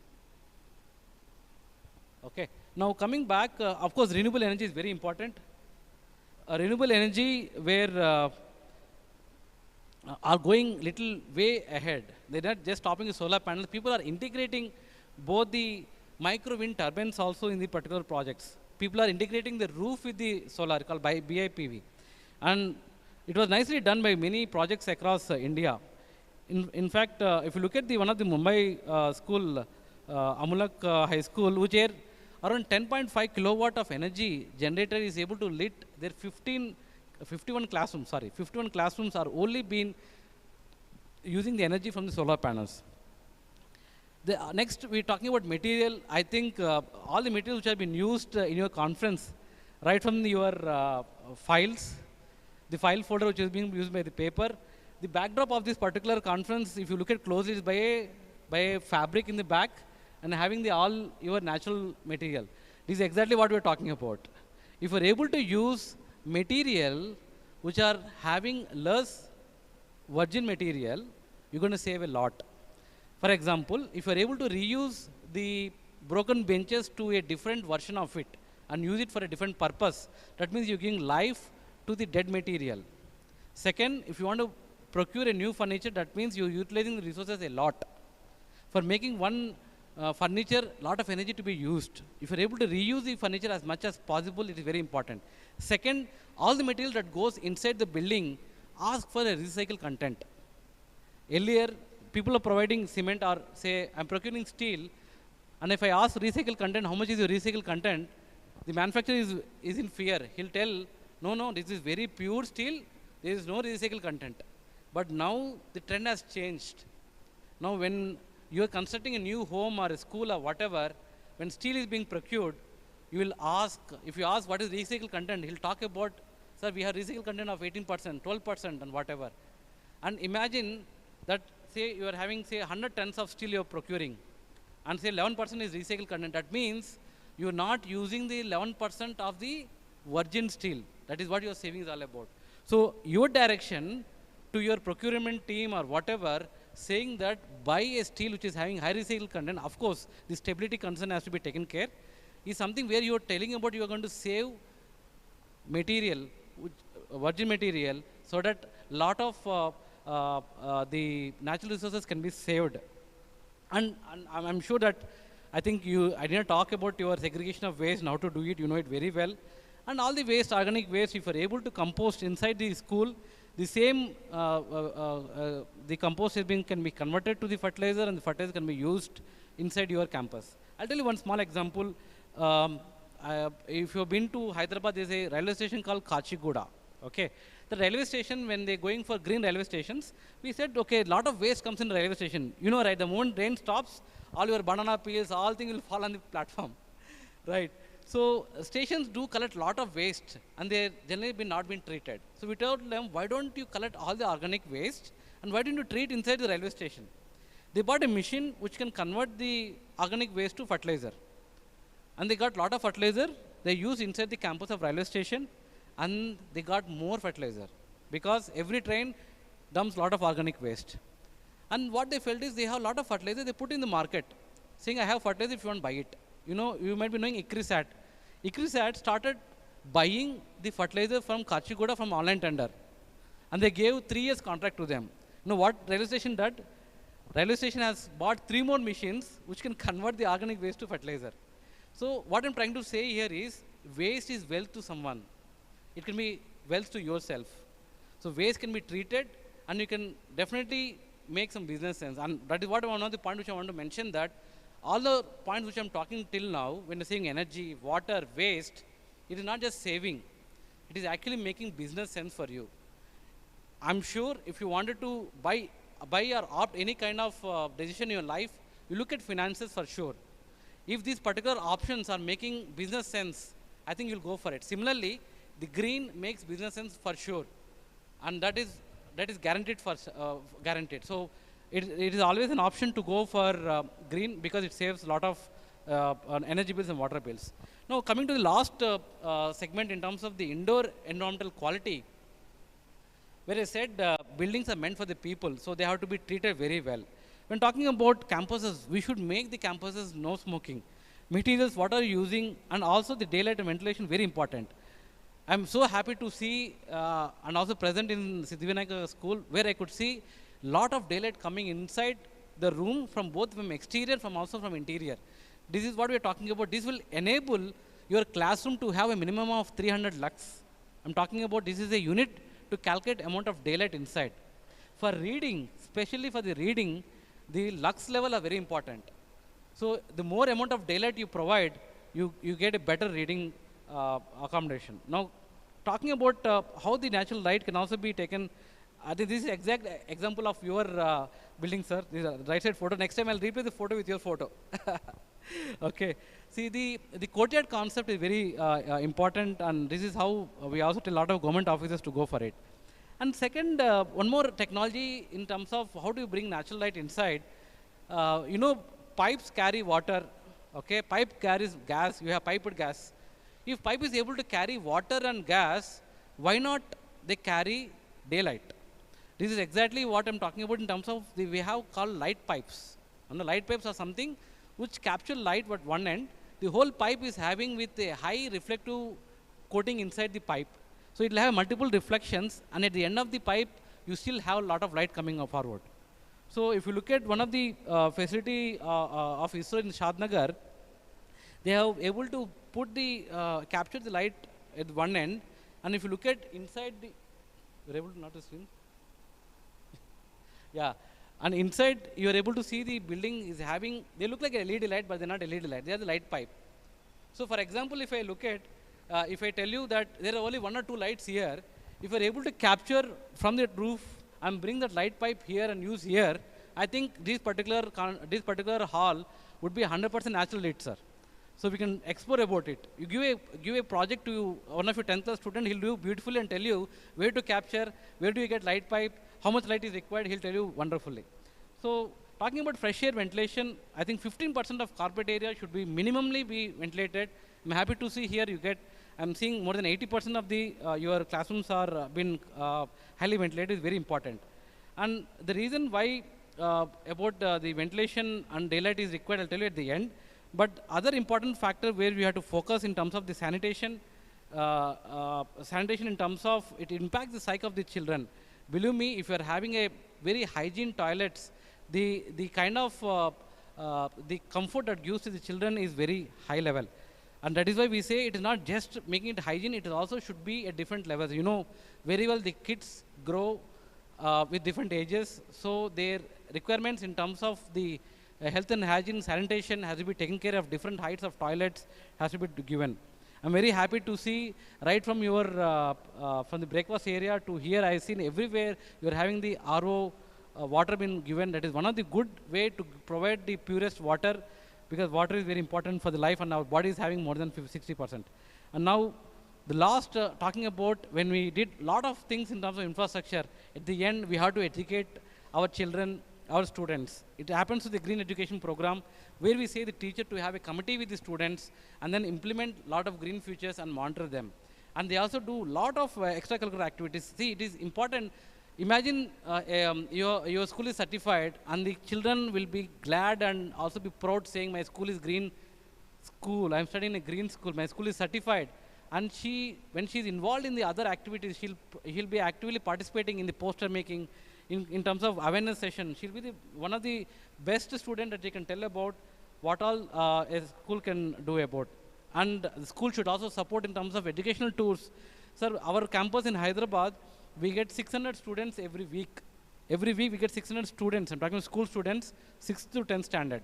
They all come to look at what does the green building is all about. And they ask the finest questions. I'll be troubled very well with the help of the questions what they ask. But believe me, sir, the educational tour is something where the management can look at in terms of bringing the students to various places. They get more awareness about it and participate. And there are many schools across India. I want you to be part of it. And as I was mentioning, all the green features we are making business sense so that you get lot of savings in energy and water bills.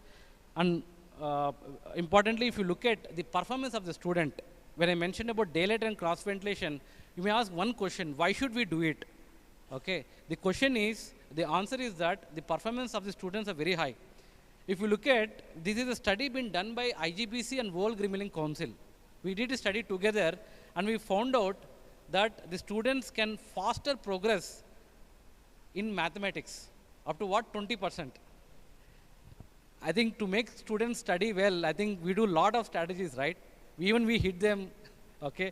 We make them to compare with others. We tell them to go for tuitions, extra classes, whatever. I'm telling you to improve the 20% in their mathematics. Give them well-ventilated places, give them enough of cross-ventilation facility in your school. I think 20% of the problem is solved.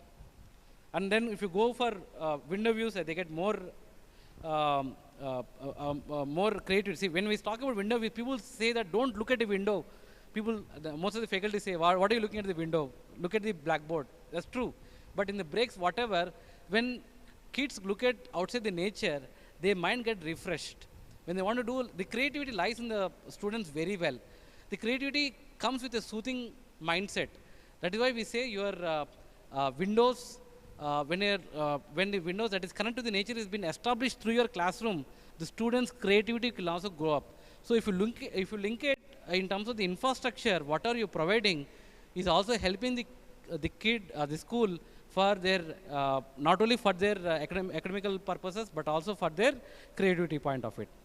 It's a very case study which I wanted to mention. Even a government school, when they look at our green school rating, they implemented all the ratings with much more determination, and they're able to save a lot of water. In fact, they have changed a lot of infrastructure meeting to the different different classes. They change the kind of ergonomics that is provided to the benches and the chairs, and they also install a lot of solar power, where all their classes have been run with the solar power, and did a lot of green landscaping, which we spoke about in a time earlier. So this is the last topic which I want to mention, that the certification process is also very important. If some school, why should we go for certification, can be a simple question. It is people say I am green. Okay, everybody says I am green. Who says I am not green? The point comes there that how green are you? See, green school rating program is something which can tell you what is your current situation, what can you do further. So this will determine and tell you a quantitative point of it, saying you are a platinum rated, gold rated, silver rated, that talks about how much you implemented, and a council is certifying you that talks about the level of implementation been done, been audited. So the process is very simple. If any of your school want to go for green school rating, you can register your project in our website, igbc.in. IGBC is Indian Green Building Council, igbc.in. You can, the moment you register, you get a lot of material saying like this, you get a lot of material and a lot of Excel sheets, so that you can do the implementation, have a good committee in place, implement it, and submit the documents to IGBC. We come for the audit and do the to the award. The awarding process is very simple. Just like your say 10th class marks. 10th class, if you don't pass in any subject, you can't clear your 10th class, right? Simply the same way, all the 7 subjects which we spoken, they should cross minimal amount of marks so that they qualify in all the 7 point of it. Because water is important, energy is important, waste is important, of course the health is also important.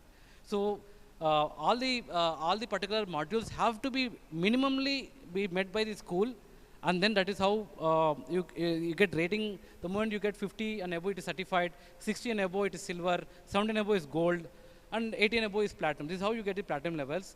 The more detailing in the certification, we have put a brochure in all your delegate kits with the help of the principal. The delegate kit is having one brochure talking about green school, is having about the process and our connects. Okay, you can look at it, and then I want to close by presentation saying that now the question comes, if someone wants to go green, I'm talking to a lot of people, they'll say, okay, Sandeep, I'm going green now, but I have a challenges. But where are the new technologies? Where are the new products? I don't find in the market.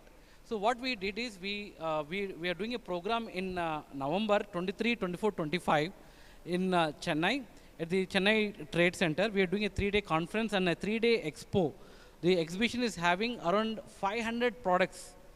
They all talk about how to save energy, water, waste, and increase your health and well-being.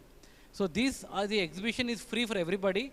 I also put one more flyer in your brochure, which is in your delegate kit. If any one of you or any of your colleagues who are there in Chennai, Tamil Nadu, they can go and visit the particular exhibition. You get lot of innovative ideas, lot of innovative products which can save the natural resources. I invite everyone to be part of it. With this, I would like to mention that green schools means more healthier spaces, creates delight and well-being in the long term, and better students is for the better world. And would like to close with the quote by our earlier past chairman, Mr. Dr. Premsi Jain. He said that if we can change the way you think about building, I repeat again, if you can change the way you think about building, maybe what you build will change the world. Thank you so much.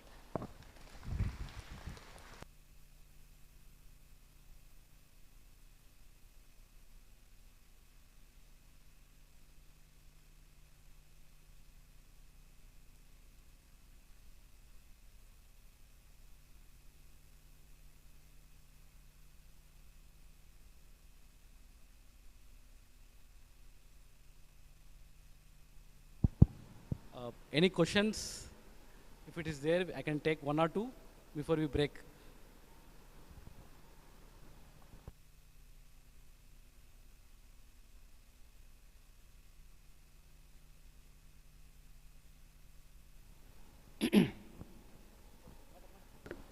Hello. Hello. Yeah. Your resident? Sandeep. Mr. Sandeep, I thank you for your excellent presentation. I would like to know what will be the difference in cost about the ordinary buildings, a medium scale venture, such buildings and the green buildings. How much cost difference?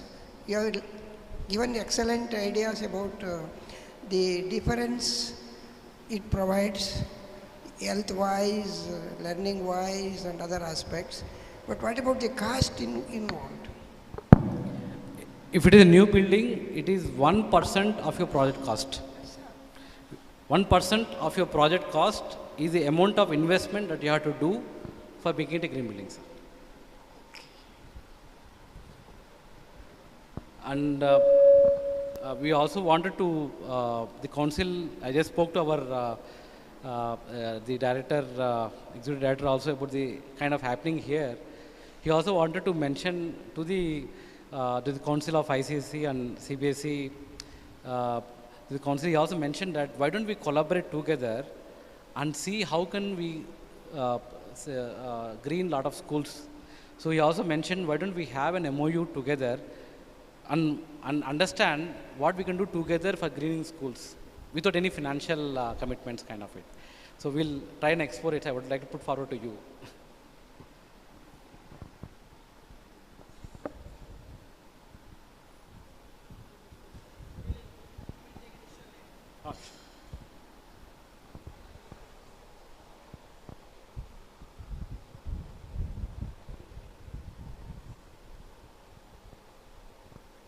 I am Father Harold Pereira from Udupi.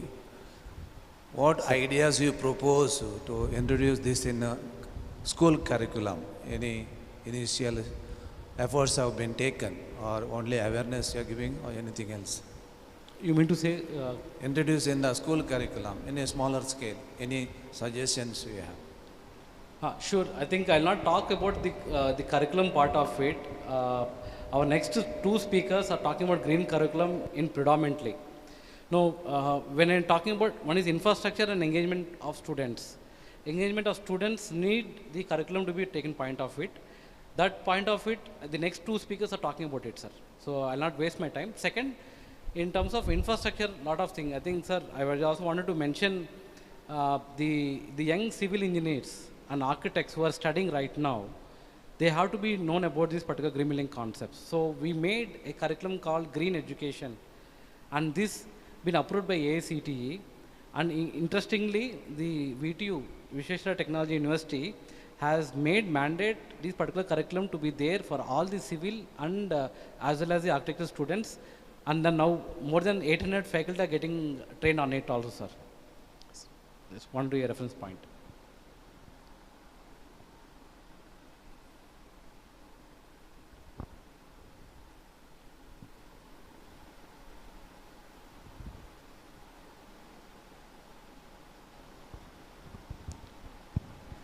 I am happy to know that you are interested in that kind of an activity.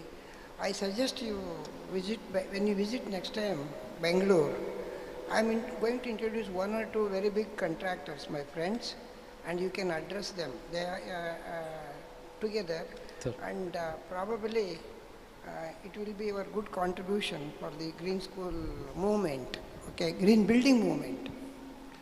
Thank you so much, sir, for the invitation. We'll be there. And we'll see how green education can be given to the colleges under the university also, sir, of Bangalore.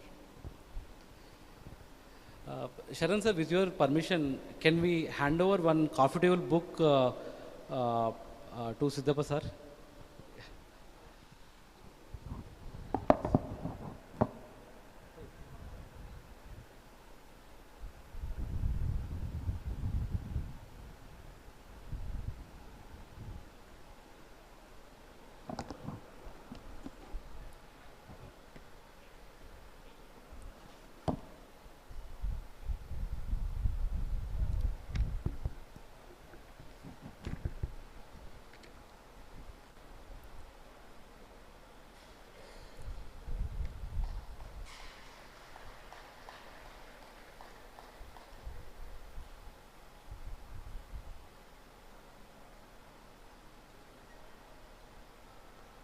Thank you, sir, for your inspiring words.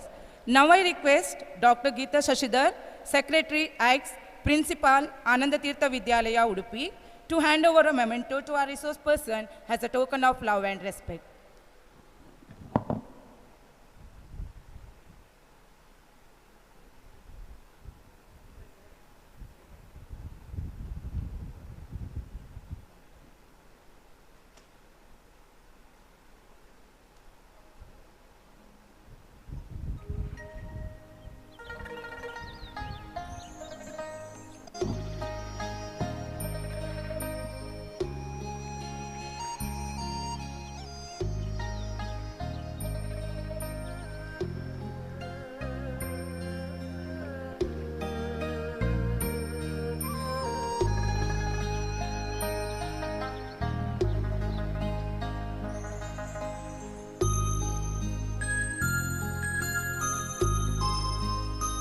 Thank you, sir. Gratitude is such a wonderful acknowledgement that cannot be seen or touched. It must be felt by the heart. I would like to invite Mr. Vincent DiCosta, Principal, Sharada Residential School, Udupi, to propose vote of thanks.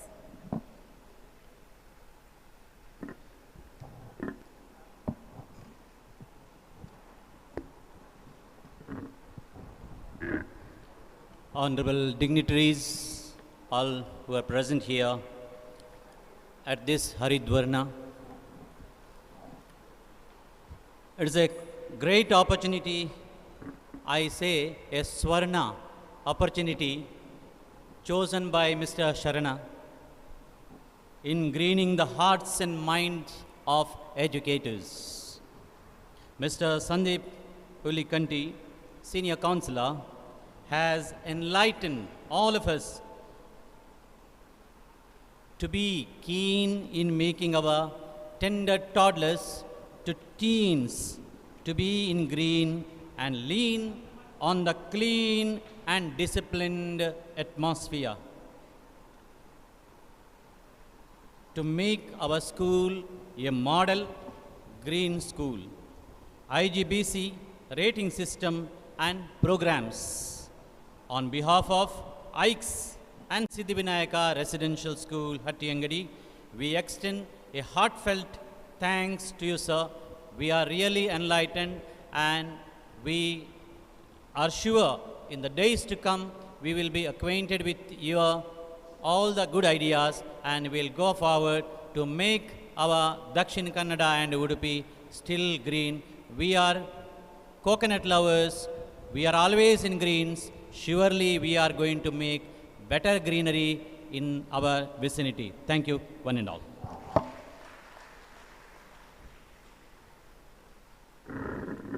Thank you, sir.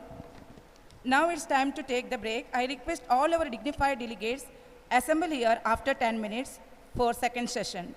Please note that washrooms are available in ground floor and first floor of this building. Thank you.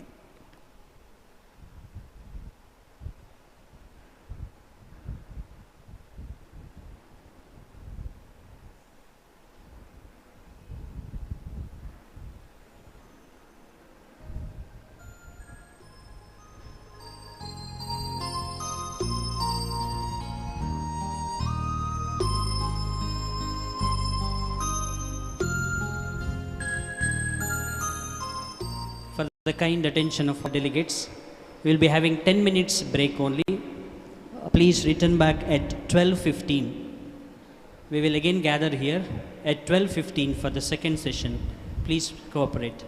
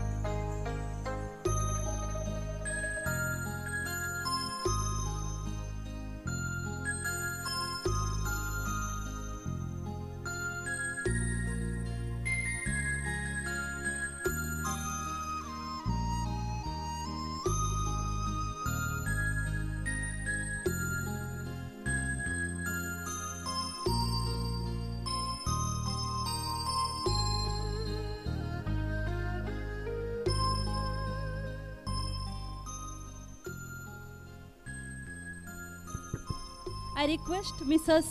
Firoza Fayaz, Principal of Prestige International School, to come near to the stage.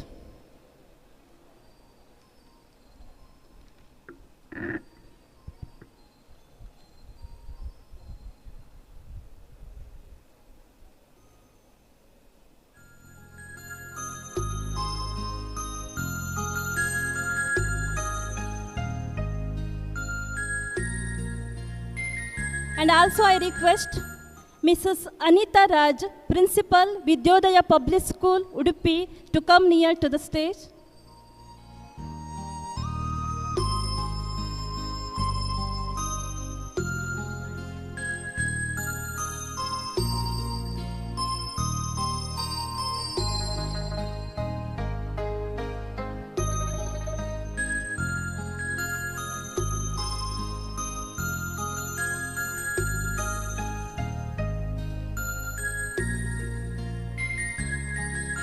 And also we request Mr. Shiv Kumar M, Principal, Shri Satya Sai Loka Seva Vidya Kendra, Alike, to come near to the stage.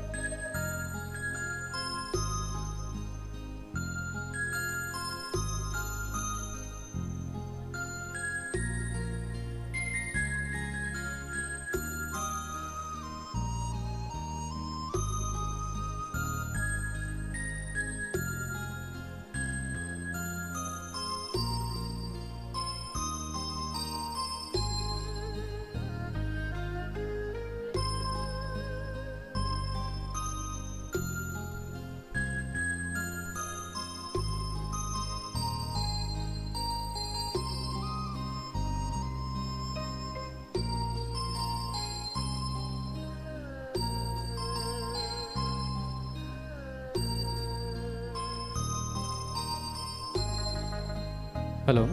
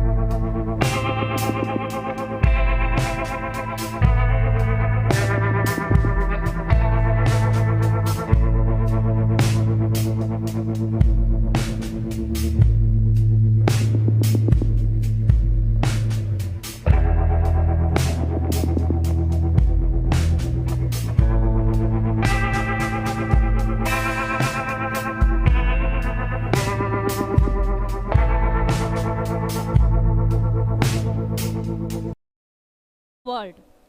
This quote reminds us that the transformation we see in our world begins with us, with our actions and choices.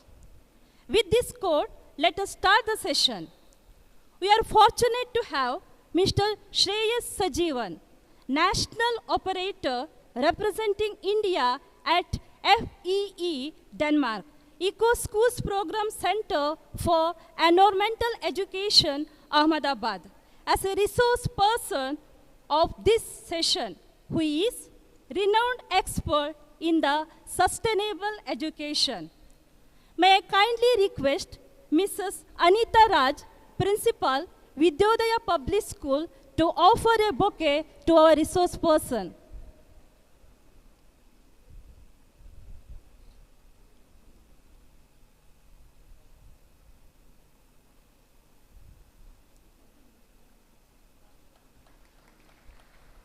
Thank you, ma'am. Welcome is the bridge that connects people and communities, making it easier to relate to one another. I kindly request Mrs. Firoza Fayaz, Principal, Prestige International School, Mangalore, to introduce and welcome our resource person.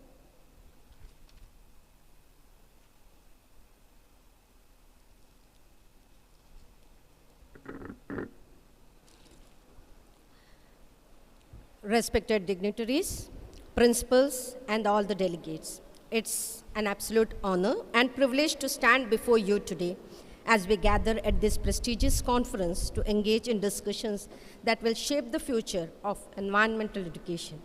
As we embark on this journey of enlightenment and progress, it is imperative that we seek guidance and insights from those who have exhibited exceptional dedication and expertise to explore environmental issues and take action to improve the environment through environmental education.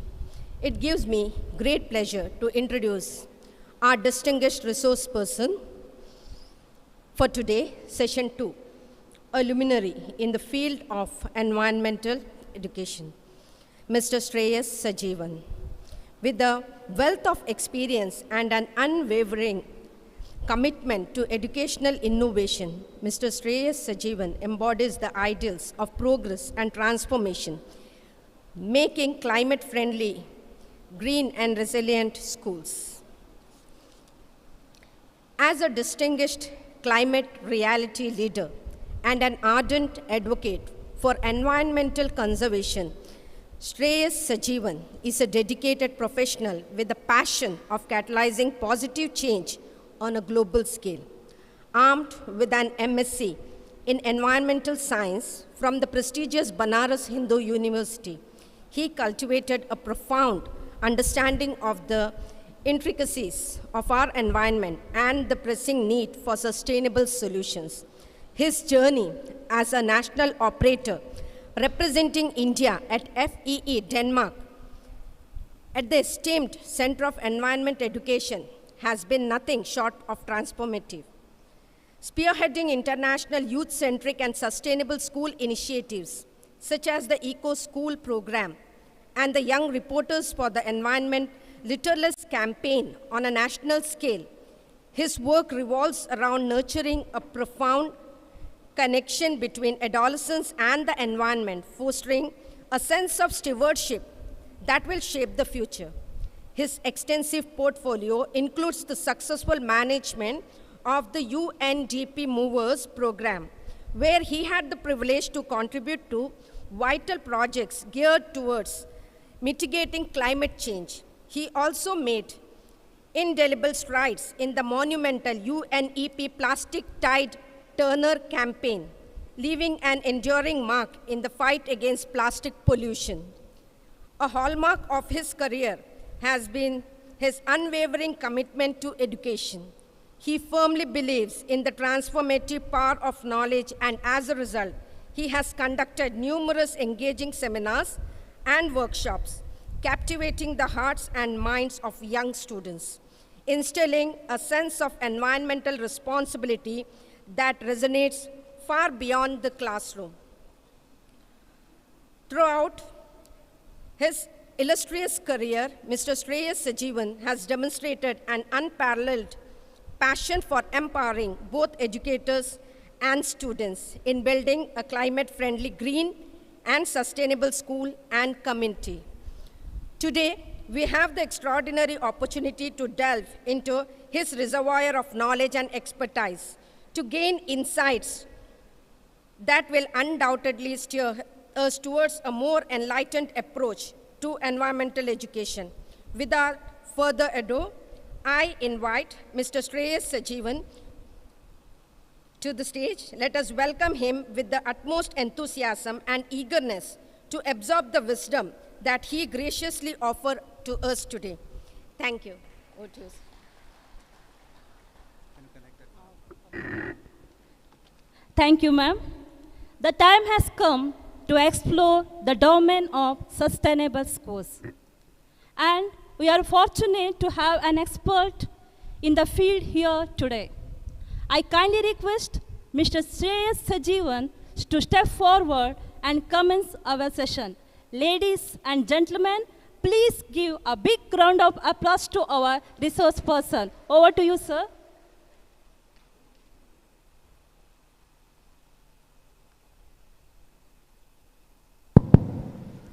A very good afternoon to all, and thank you so much, ma'am, for a kind introduction. So today we'll learn about what is actually climate change and how to make a climate resilient school as well as community. You know, making a green school is not only enough. You know, you'll have to change the future. You have to make the future generation. And most important is that a climate resilient community. In school, the community is teachers, principal, student, parents, and all the other stakeholders who are a part of the school. Can we have a PPT?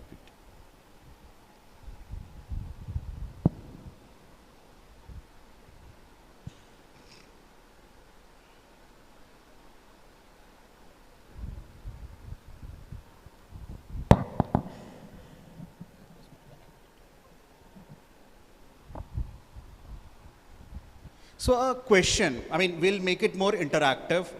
You know, I'm not going to lecture you but we'll make it more interactive. I'll keep on shooting you many questions. So it's a request to all educators that please be very, active and show your participation.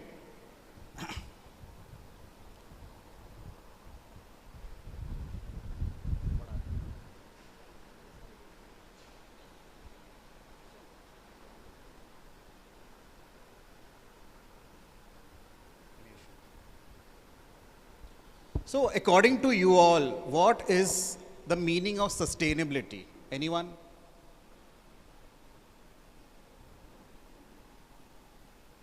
Just the word sustainability.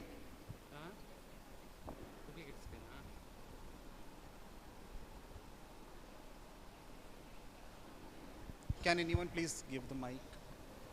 Hello. Maintaining it for a long time, constantly. Yes.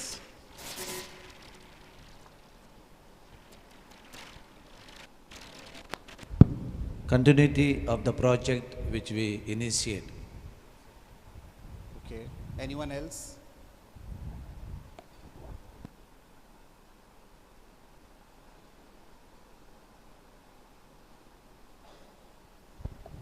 Preserving and continuing.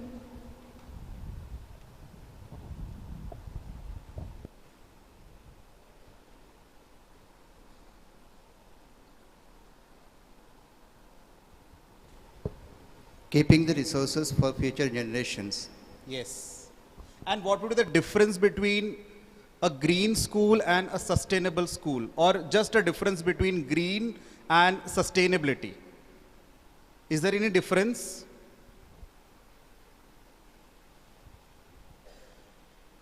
Anyone?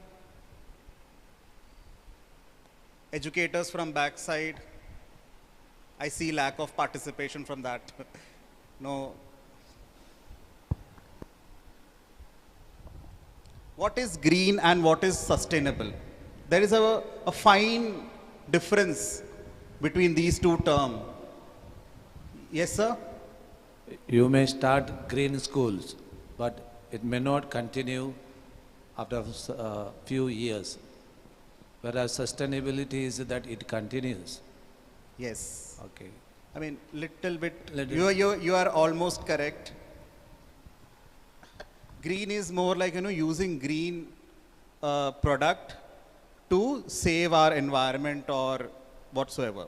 But the sustainability is to use a product in such a way that it sustain the environment and go for a long run.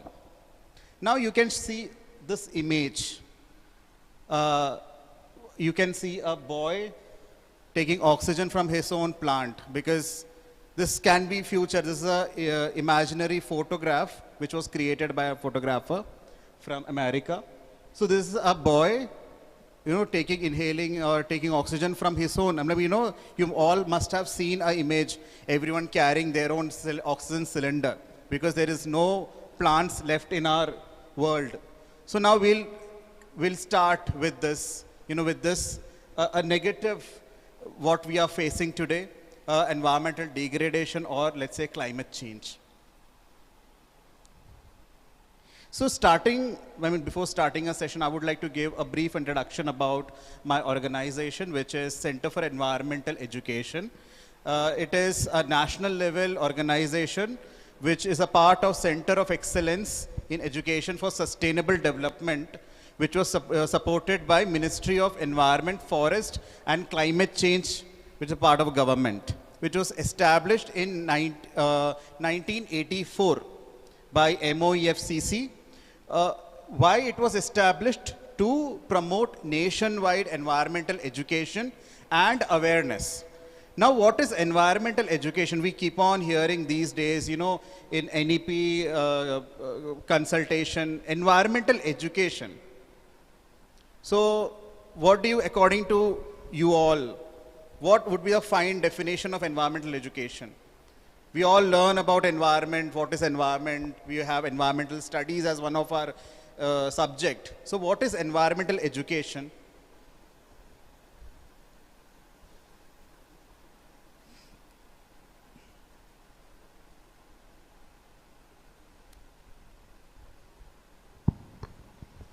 Giving the awareness in the first stage about the degradation of the environment, awareness created.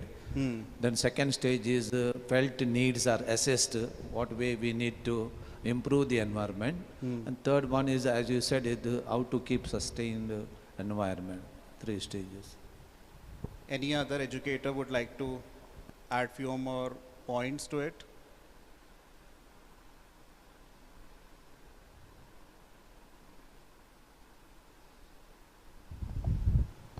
Understanding the basic concepts of our own environment. Yes, understanding a basic concept of environment, the cause of environmental degradation, impact, and solution. And solution is not only a random solution, it has to be a scientific solution, because when we talk about climate change, the first solution is always like, do afforestation, do as much as you can, grow more trees. But it has it requires a scientific knowledge. It required a botanical knowledge that, in particular geography, what species will be growing, what is a native species, what is an invasive species. So proper scientific knowledge, and on that basis, a solution for it. Many of the time we make mistake, in Gujarat especially, to combat this deforestation, the government has planted many invasive species. If you know Lantana camara, if you have ever heard about this species. So it is a kind of invasive species destroying the natural species, and it not only disturbing the biodiversity, green biodiversity, it is also affecting the faunas and floras, the other faunas and floras, because many birds and animal who were supported by the green species, it now completely evacuated. So for that, to give a proper awareness and to give promote environmental education, this center was established. This is a sister organization of NFD, Nehru Foundation for Development, which was, it is an initiative by Vikram Sarabhai, our late Vikram Sarabhai, and his son, Kartike Sarabhai, started this organization. I mean, he's a founder and chairman. Its headquarters is in Delhi, Ahmedabad, but it has a nationwide, many different regional offices across India. Now, we have already completed this. What does a sustainability means to you? It is not only about the using resources and everything right now, but it is saving for our future generation. And for that, the UN has proposed certain agendas or 17 goals, and it has multiple targets to combat the various environmental issues which we face today. Now, apart from that all, the greatest environmental problem which we face today is the climate crisis. These are two images. Can anyone distinguish, is it a good, bad, or what is your opinion on this? I mean, it is a glacier, and now it is turned to a river. Glacier melting every year, so it shows that there is global warming, there is a rise in temperature, which is not good. The level of the water level will increase. In turn, there will be turbulence. Yes, and do you think it is okay or? It is not okay. Glaciers melting more than required is not okay. Okay, and so we keep on hearing that climate change is a problem, but is really a climate change a natural phenomena? Is it a real problem? I mean, in past also there had lots of climate change or climate related event. But now why at present, why we are talking about climate change frequently and more and more?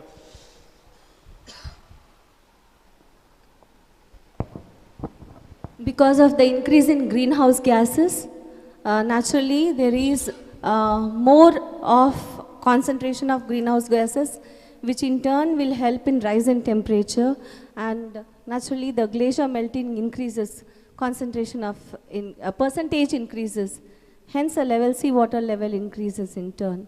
Not right. And apart from that, there are many other problems, like we have frequent cyclones, hurricane, and there is also reported that ancient diseases, it can also come back to the life.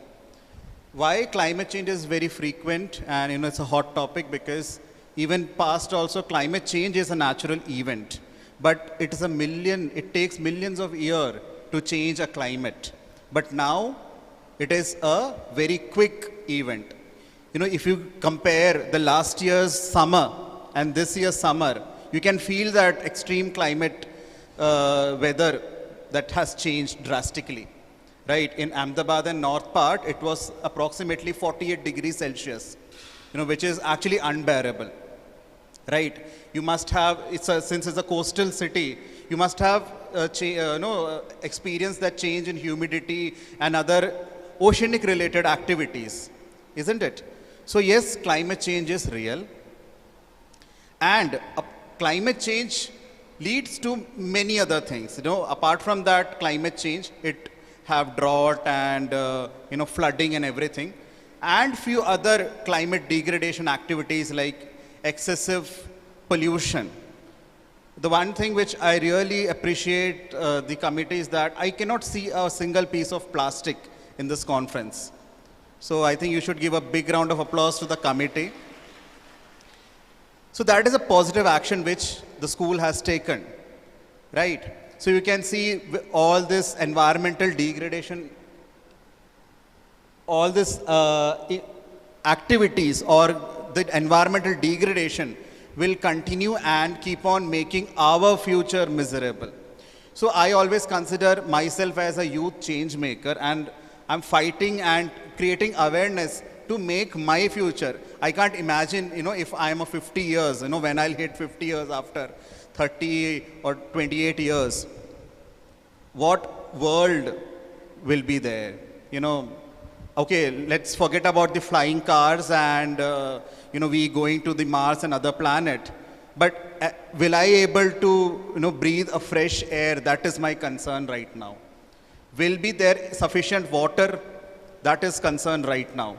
So imagine about our young generation, what we are leaving them. I mean, what we are giving a future. So when we talk about climate resilient school, climate resilient community, the main stakeholders come in this, focus or picture is the children, the young generation.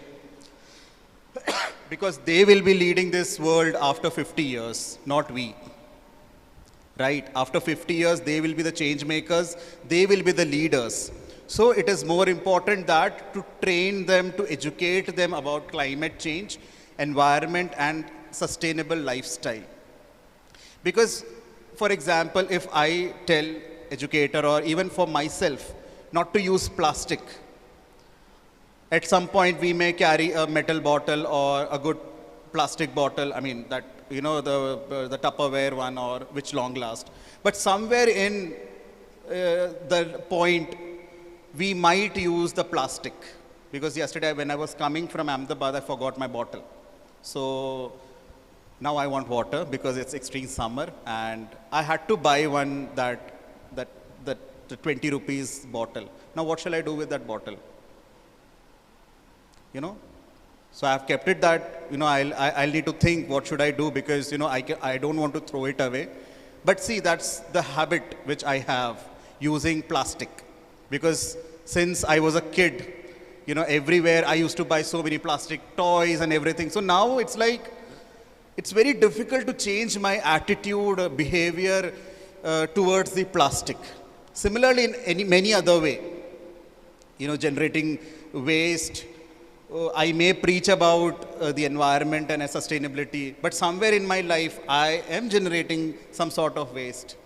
Without AC, we cannot survive, right?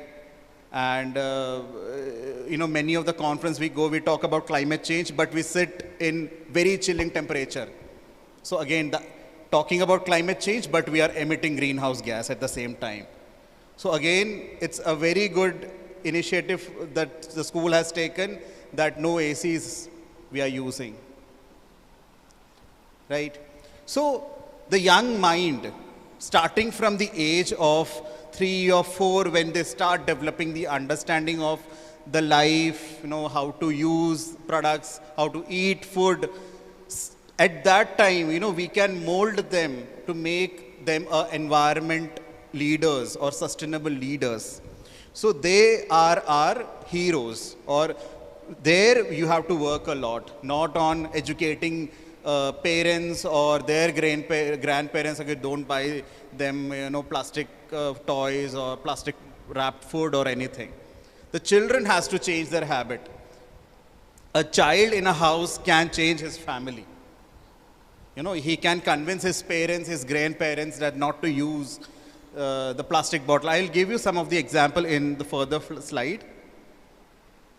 So why eco-related or environment-related programs are important in your school? I'm sure in all of your schools there would be some of the other eco-clubs present, right? You must be doing some of the, or simple, you must be celebrating Environment Day, right? So why it is important? Next question to you all.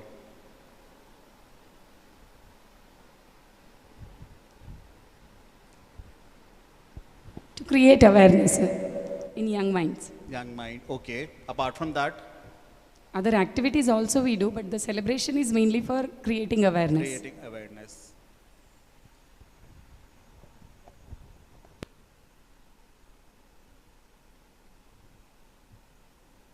Anyone else?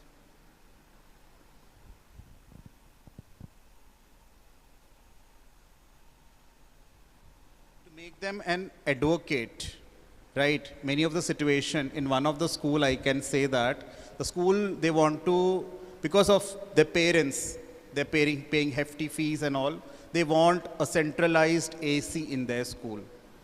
But a group of a student, they opposed. They are like, because the school, the just next, behind the school, there is a residential place. So one girl is staying there. So she was like, during the school hour, I'm enjoying, being in 20 to 24 degrees Celsius. But my home is now more warm and it's much more hot than earlier. Then I realized that the main problem was the air conditioner, which we are using in the school. So she awared the other students, and they are opposing. So the principal, they were like, we can't do it, but we can use it in a very sustainable way and everything. But finally what they have done is that they opposed the school by saying that we'll not sit an examination if you, install it, if you install the central AC plant in the school. So that is an advocacy they have done. They have taken stand for themselves, right? I know it's for a student not protesting, it's somewhere a negative aspect, but it is for the environment. They have taken a step ahead. Okay, they must be enjoying because the heat in Lucknow and Delhi, it is very, unbearable. But still, because it will create a negative impact on nature, that's why they have taken a step that to protest or to do advocacy for, not to put a central AC. And apart from that, when educators, they educate and aware various environment-related activities and action plan, the students will start developing some skills and they will start living a sustainable lifestyle.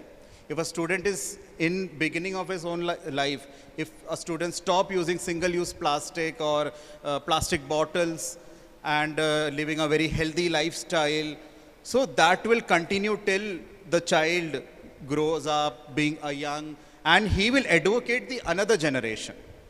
So that's why right now it's the right time to educate our young mind through various environmental initiatives. Now we have discussed various environmental initiatives and everything. But have you ever heard about carbon footprint? Carbon footprint. Okay, what is footprint? When we walk, we leave behind footprint, right? Carbon footprint is a term used for, like, in all the activity which we do. Okay, just an example. Right now we are sitting here. Okay, we have all came from different part of the cities and maybe Mangalore, I'm coming from Ahmedabad. We all have contributed carbon footprint. How we traveled by vehicle, right? So their greenhouse gas emission was there. So every activity, there is a greenhouse gas emission. Every activity. Even if we are going live, even if this fan we are using, we are burning fossil, generating electricity and using that electricity, right? So every activity has a greenhouse gas emission. That is very natural. But when we start living a very unsustainable lifestyle, that carbon emission become much higher. Okay, so every action has a carbon footprint. Now, to combat that carbon footprint, so I will just give a brief about when and where we introduced that carbon footprint. During the launch of UNESCO's 4th International Conference on Environmental Education in Ahmedabad, so this carbon footprint was introduced as a tool to combat all the negative action which we have already done. Because once the carbon footprint or once the greenhouse gas is emitted, we cannot take back those greenhouse gas. We only can do one thing, is that we have to do or alter our positive, we have to do a positive action so that it will subsidize that greenhouse gas which is already emitted. So, we always talk and crib about this happened, that happened, we have polluted enough. One girl, Shrija from Telangana, she said, why can't we talk about the positive action which we can take? Why we are always cribbing about, we have done this, the industries has ruined our life, they have polluted. What we can do from this, our hand, that is very important. Even while leaving the room, if you can switch off the fan and light, it is a positive handprint action which you are taking. Isn't it? You can educate your students, while leaving for the recess or lunchtime. Just turn off your fan and lights. That will save a bare minimum amount of energy, but that matters. So handprint action is a huge, I would say, it is the solution, because no one is going to help you from your footprint. We will have to do our action. So I think there are approximately 200 participants. So if we all collectively do an action, then it can make a huge impact. But for that, each and every individual have to start. We human have a tendency to blame other. He didn't do it. Why should I? The students you must have seen in school, right? He didn't do it. He didn't switch off the fan. But that time, instead of, blaming and scolding, you can just simply tell, if you could have done that, right? You could have raised, you could have, did your positive handprint action. So it is a positive and tangible action which we take, symbol of caring attitude and extending helping hand. Because to come out from this crucial time, we really need to help each other. Alone, it is not possible, right? You all know, single-handedly, even if I'll ask Green Conference Committee, it wasn't alone. It was a combination of experts, many people, even the helps, the domestic help they have. It is a combination. It's a collective job to make anything successful. So if you want to achieve a success in combating this all environmental issue and reverse the climate change, it is that we have to help each other. Now moving forward to CE's few initiatives for sustainable school and students. So CE works with various subjects like school programs, youth program, industrial program, and rural program, and marine and ocean program. You must have about blue flag beaches, right? So it is also a part of CE. And CE works with almost all IGOs. IGO is UNICEF, UNESCO, UNEP, and other big organizations. But I'll be very precise by telling what are the projects and initiatives they have taken for the sustainable school. So Eco Club and developing eco schools in various boards of school, IB board, CBSE, ICSE, even government and tribal schools. Biodiversity conservation program. We ourselves have 17 to 18 acres of campus, untouched campus. I mean, you can see trees inside the building. And we have our own zoo where we conserve 4 different types of snakes, reptiles, and many other birds. Sustainable waste management practices, EcoVAM and Paryavaran Mitra. Paryavaran Mitra is environment's friend. It is a Hindi word, Paryavaran Mitra.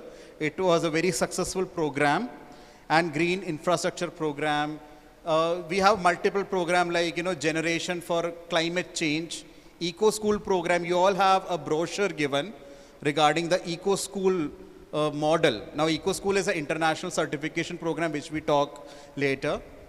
So we at CE has multiple program, but it is for the behavioral change of students and educators, or precisely the stakeholders of the school community, different school community.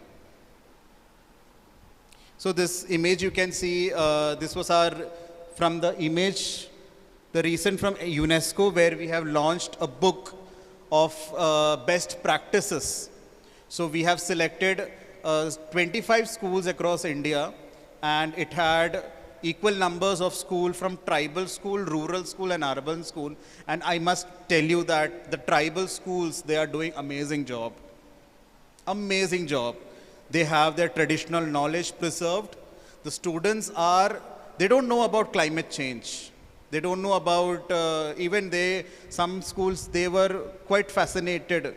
You know, when they asked me how did I come to that place. I told I took flight, and from there I took a bus and everything. So even they don't know how a plane look like apart from the cartoon which they have in their book. They don't know climate change. But they are like, it is not, earlier it was nice. It was cool weather. Now it is a bit hot.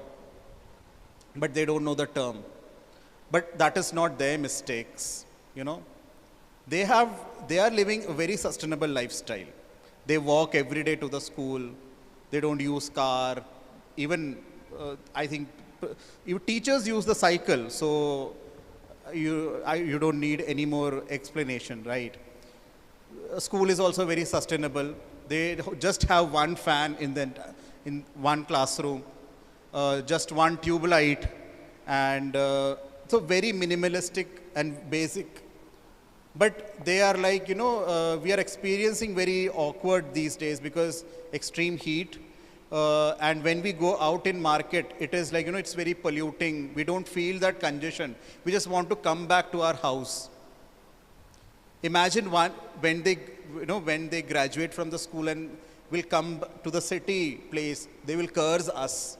The city monsters have made, a very unfavorable place for them.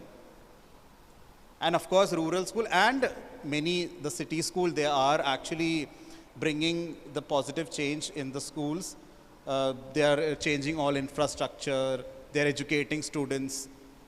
Even in our program, we send the students from urban area to rural area and tribal area, so that we do inter-region exchange program, where the students from urban, they get the taste of the local community or indigenous community, so that they come back by learning various traditional knowledge which they have.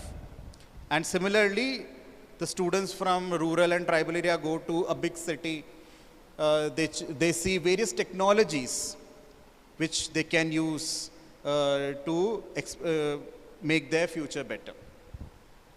And the Paryavaran Mitra program, it was launched by our late President Shri APG Abdul Kalam.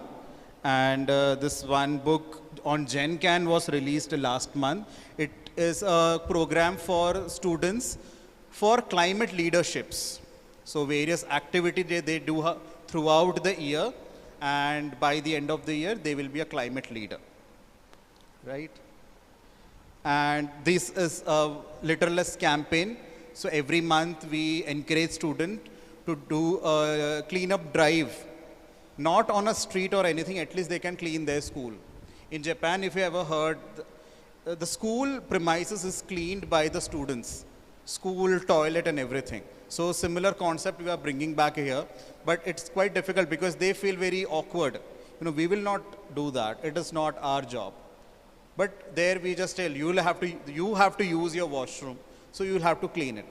Now what it will happen, because they have cleaned it, so they know the pain and the hard work they have done, so they will not try to spoil that area. And various other competition which we do under our various program. Now the Eco School program, which is an international certification program, which is a primary project of Eco School which we do. And it is an international program by Foundation for Environmental Education, Denmark. So that organization and CE. So this program runs in all 98 countries, and India is one, and CE is a national operator. It is a center point in India where we certify different schools for the behavioral change and attitude, the attitudinal change in the school. So EcoSchool was formally launched in 1994 and is the largest global sustainable campus and school program. Okay, now there are total more than 60,000 plus schools registered globally, and 15,000 plus award has been given to all the schools. And there is an involvement of 19.6 million students. Now the theme which we mainly focus on is already been took by Sudeep ji. We work on 5 major themes, which is water, biodiversity, waste, energy, and healthy lifestyle. Now the major question is that should we change the infrastructure of the school? No. As I already said, it is not about the greening of the school, it is about the sustainable practices. Of course, greening is important, but many of the times school cannot afford to place a very sophisticated rain harvest system in their campus. But what they can do for water conservation? Any suggestion from your side? In a school, if you don't have a rainwater harvest system, what you can do for water conservation?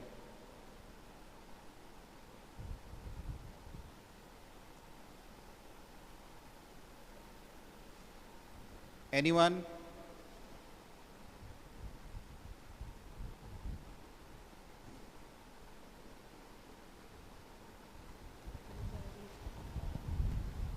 Percolation pits, sewage treatment plants. Yes. So you can develop a low-cost soak pit. You can collect your RO's water and use it for gardening. The main important thing is that you can check if there is any leaking tap. The basic thing, isn't it?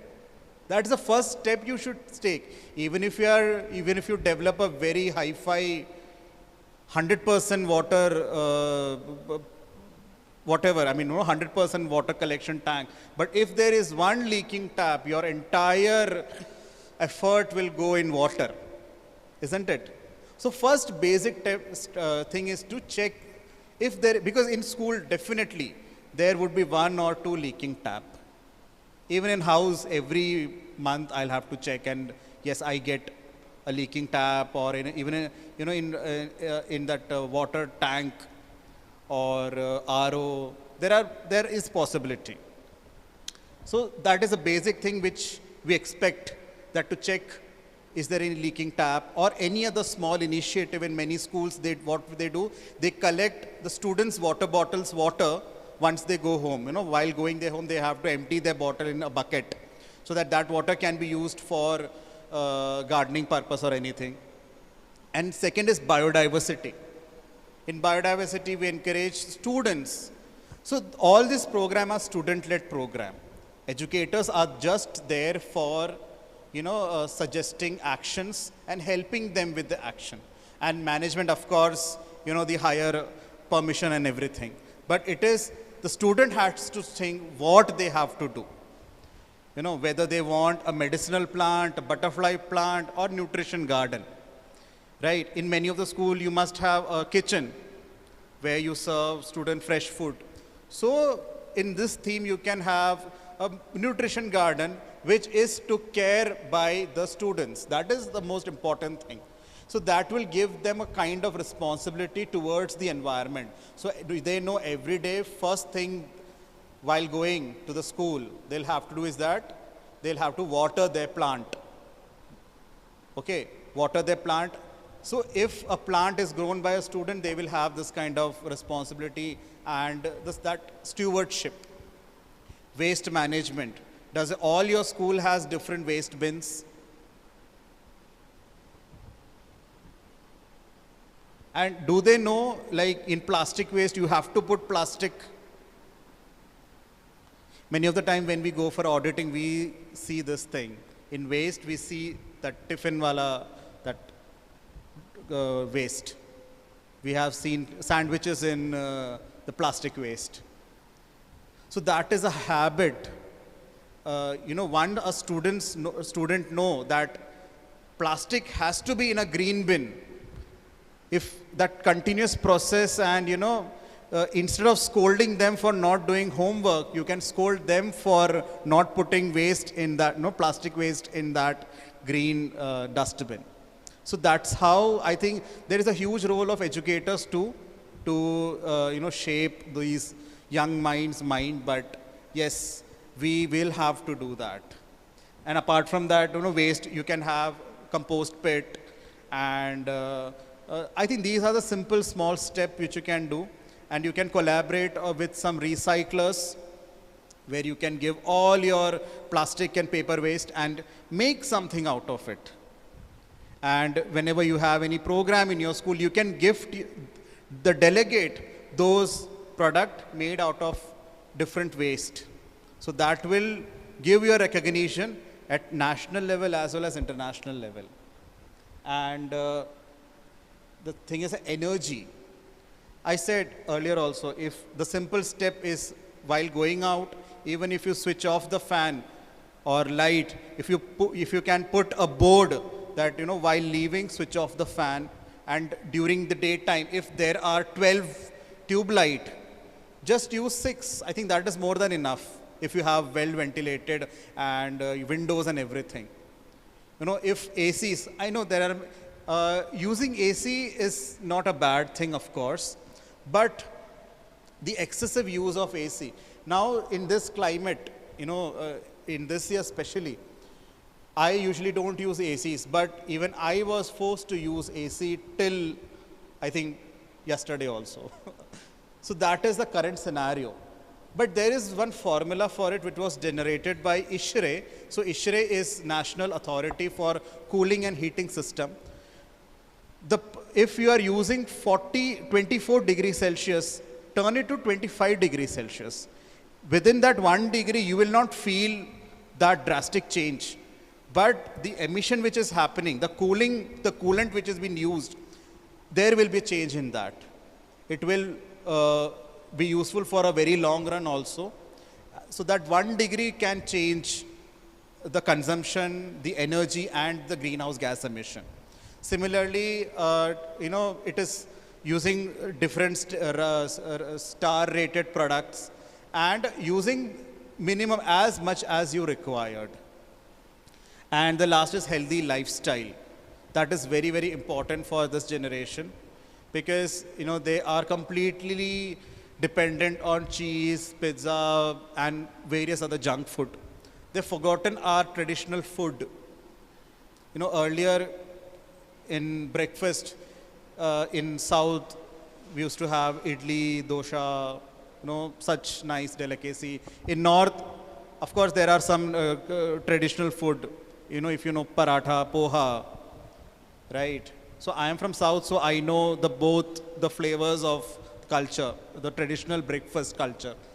But nowadays, it is the white bread with lots of fat spread, or just a slice of cheese. So for a long run, you can see students, they're getting obese, lethargic, and they don't have energy.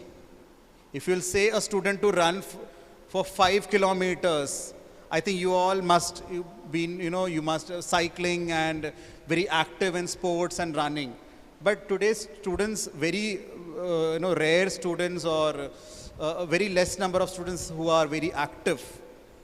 They get tired easily. But it's not their mistake. It's our mistake that we provide them convenient food, packet food. Maggi is one of the very favorite lunchtime delicacy which all students get. So healthy diet, apart from that, healthy lifestyle, that is very important.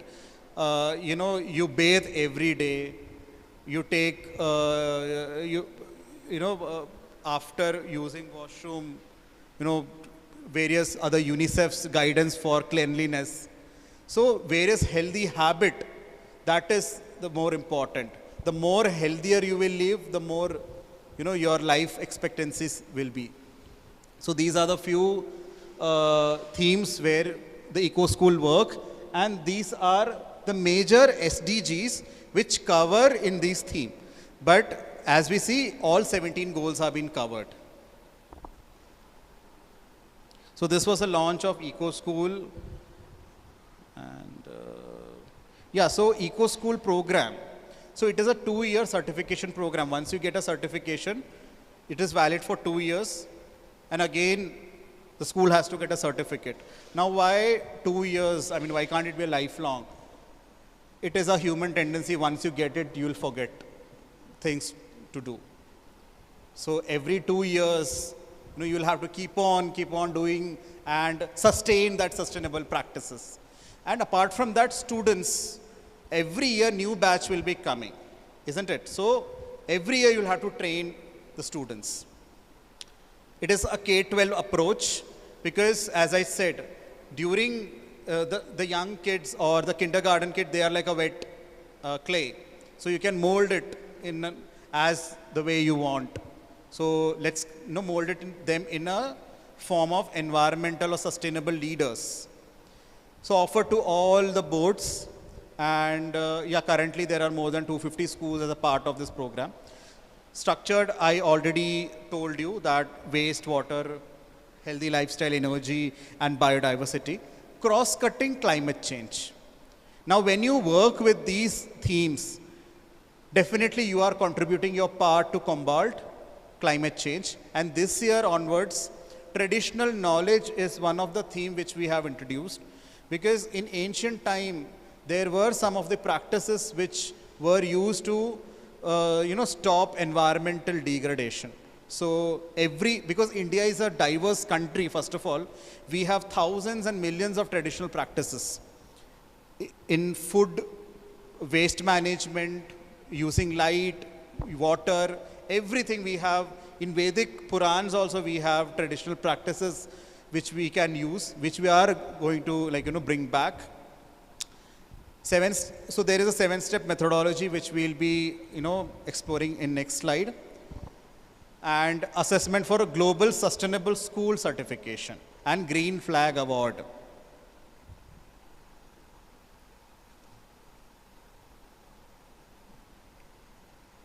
So these are the 7 steps.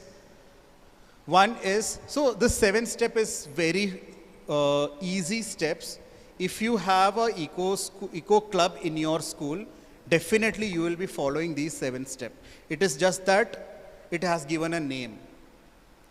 Form an eco school committee. So eco school has a committee, right? It must be having a president, vice president, and a teacher coordinator, a principal. But in eco committee, it should be a student-led committee.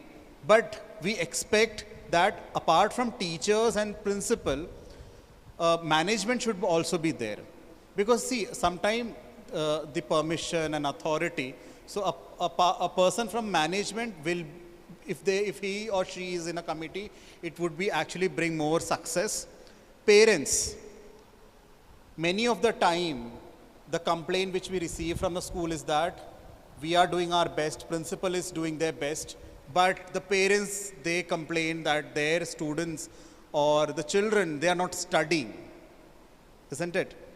So if parents' representative is there, they will get to know about the environmental consequences, why they are doing it, and importance of eco school. Because of course, parents, they pay fees, they want their student to succeed in examination to get good marks, right? But in eco committee or eco club or eco school or any clubs, you are actually molding leaders for the future. So to know them, involve them in the committee, right? Apart from that, the gardeners, the rag pickers, I mean not rag pickers from the outside, the waste management team or maintenance guys you have in your school, everyone should be a part of that eco committee. Okay. sustainable review. As I mentioned, the first step for water is to do, to check a leaking tap, or you can see if there is some loose wire. So that is a sustainable, can you show? Sustainability review, or precisely environmental review. For example, you can check if there is some outdated appliances using more energy, or if there is a leaking tap, or your compost bin is working or not. So the first step is to do second step is environmental audit. Why environmental audit is important? Because then only you will get to know what action you will have to take and what themes you will have to work on. Third and fourth is interlinked to each other.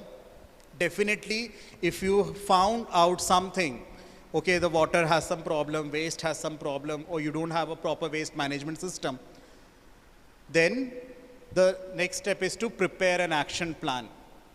For leaking tap, the action plan would be to change the metal tap or a good quality tap. If there is a loose wire or outdated appliance, just to either repair it or replace it. Get good start products, as sir already mentioned in previous session. Okay, if you have a very good fund, then you can also install solar panels, because in one of the rural school, after installing solar panel, in winters they used to get a bill in minus, because in winters they don't use AC or not AC, fan or anything. So the bill was minus, because of course in India we don't have a generator to store electricity. We send it to the main lines. So they were getting money. Okay. So action plan to be prepared.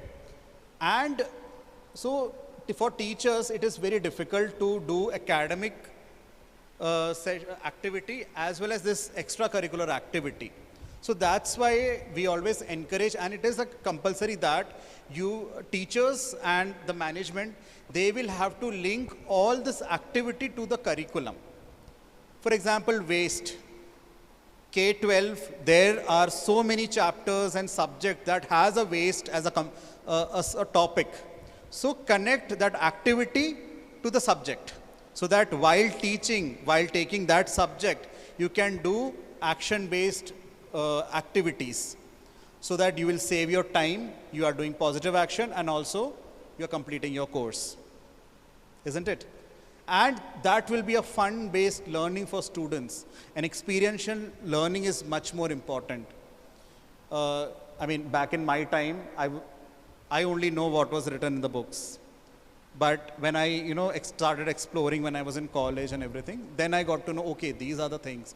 But it took me time to get, to get into that world. But now also I'm learning. But if you imagine, if you starting from K-12, you start this thing. Once they grow up and in their professional life, they will be an expert. So linking all the activities to the curriculum, and then implementation and monitoring. Implement, you have implemented, you have repaired the leaking taps and everything. Now monitoring. After repairing, is it still leaking? You can also compare. You can, what was the water level or water consumption earlier and after the implementation. Energy and waste. So you have to compare before and after. That is the review which you get, and that is that will give you the state of satisfaction that after implementation of certain action plan, this is a result. And evaluation.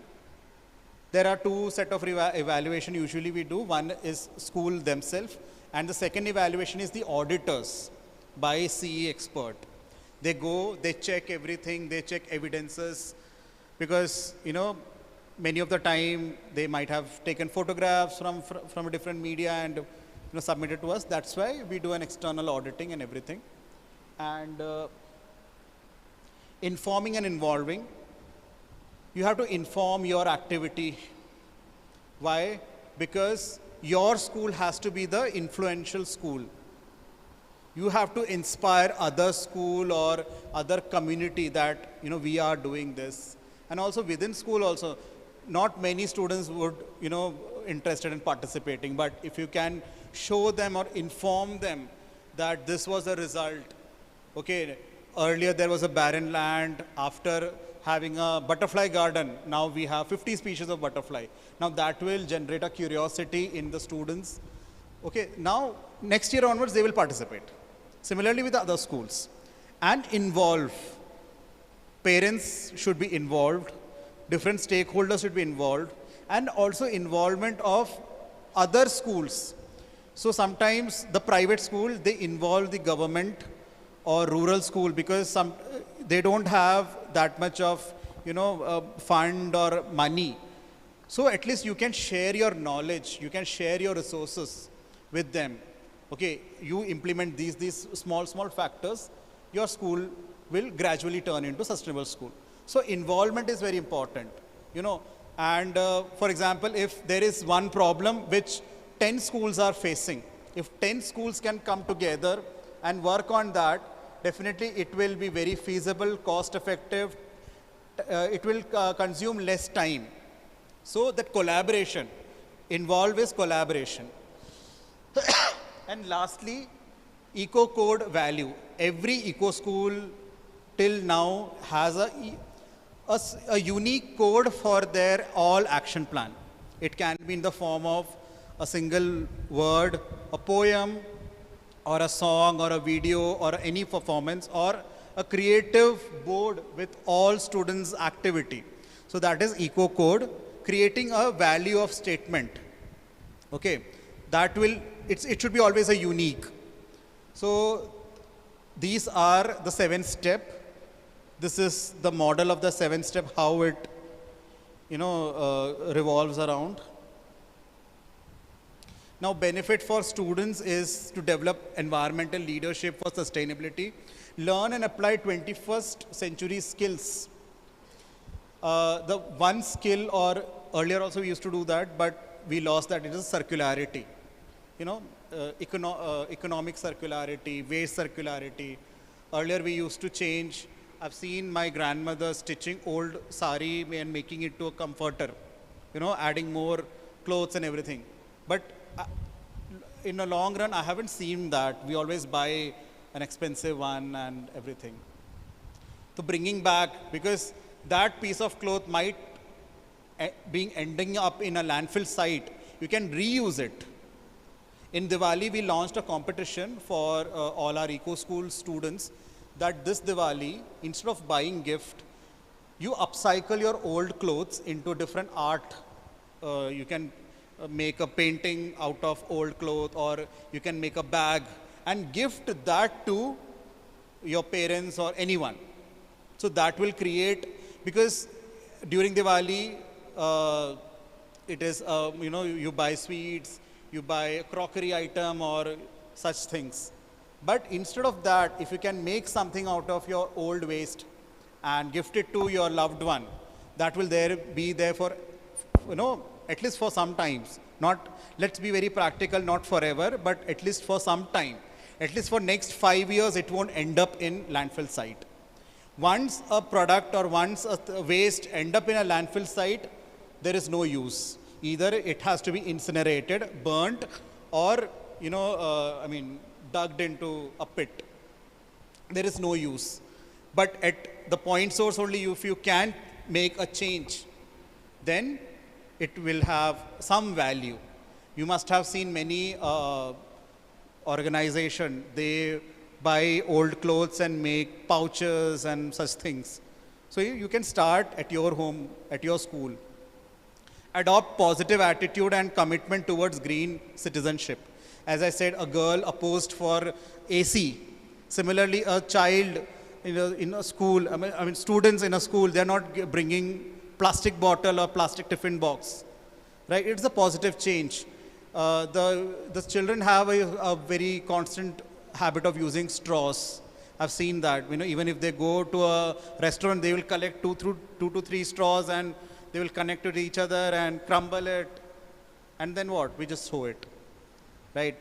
But if You can, there you can get some positive action, get a steel straw, even these days you get a bamboo straw, right?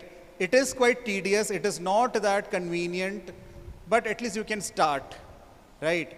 You'll get, even for educators also.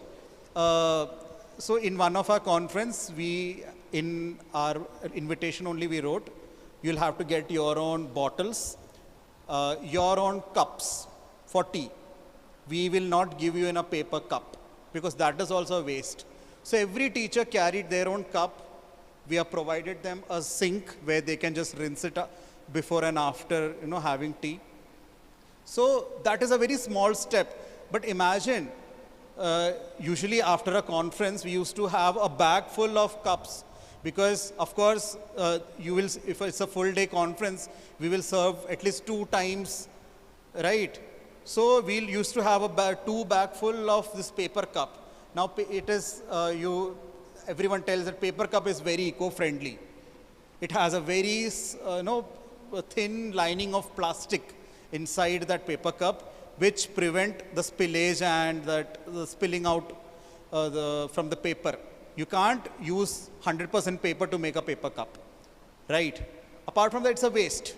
Once you enjoy tea for 5 to 10 minutes, then it is the organizer's headache to dispose of those paper cup, right? So you can try that, wherever you go, or in your school, if you have a conference or a small gathering, you can just bring your own cup.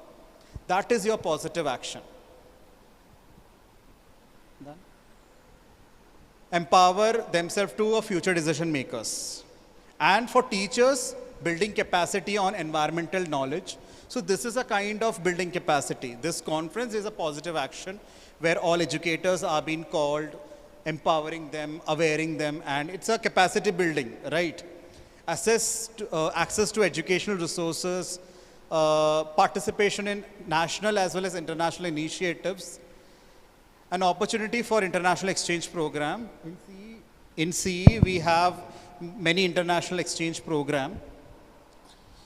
One is ACCU Japan International Exchange Program. So every year, 15 educators from India, they go to Japan, and from Japan, they come to India. So it is a cultural as well as educational exchange program. And for the school, the most important, because the school is a community, so it has to benefit the community, right? Adopt whole school approach, improve school's environment, and engaging with the different communities, build and curriculum linkage, opportunity for global twinning. In Eco School, we twin one school from India and one school from other part of the world. So they both, using the shared knowledge, they work on one project, and it's called global twinning. Guidance from expert, and of course, joining a global network of schools, because you will be a part of that 60,000 plus schools across the globe. And lastly, why green flag certification is important. International symbol of environmental excellence.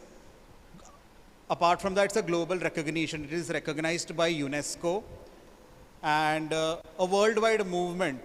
So why we do this? I mean, why Eco School and all this action plan?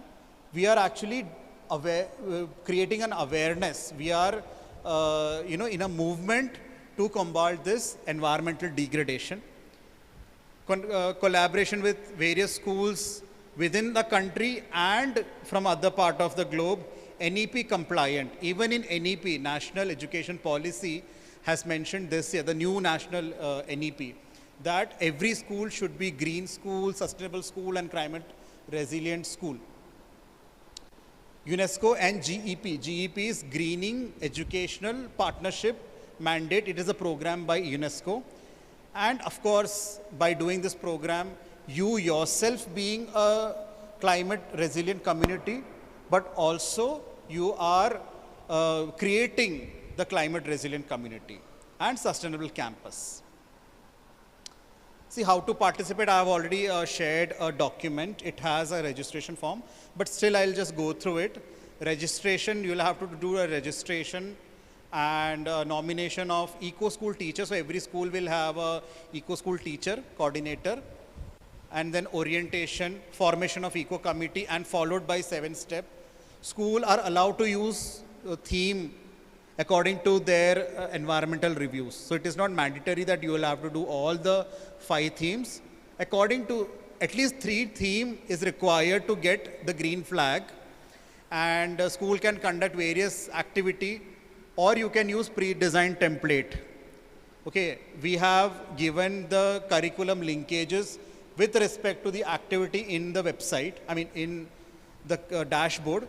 But if teachers and educators have any ideas, okay, you can do it much more better way, you can use that. Documentation is very important. Documentation, implementing all the 7-step, and then submission of the report. So remember the first picture, the boy taking oxygen.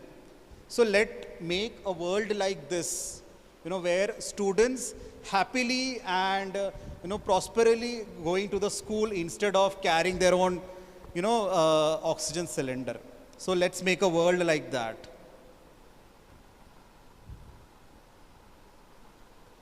Yeah, so if you have any doubt.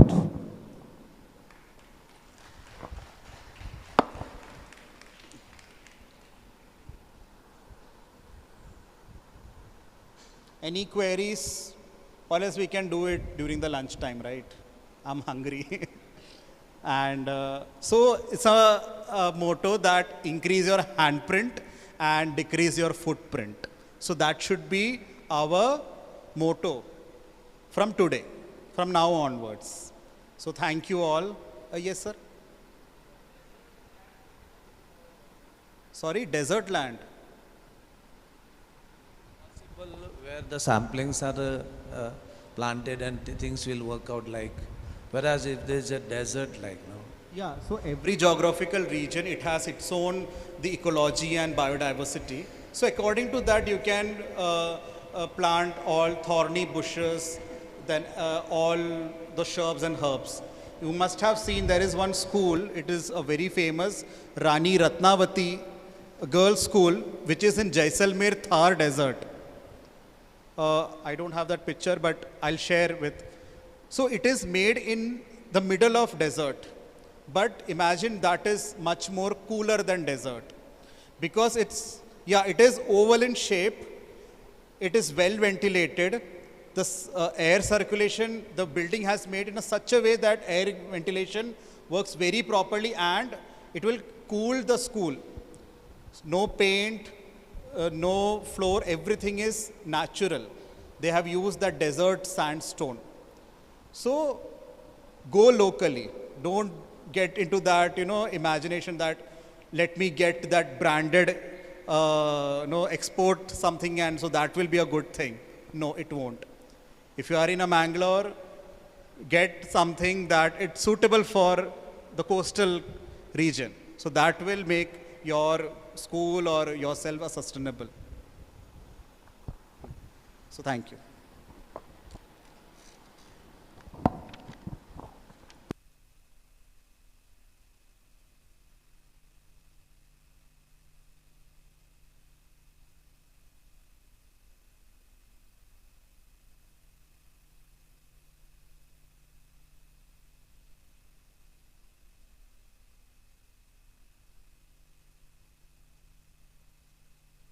Thank you, sir.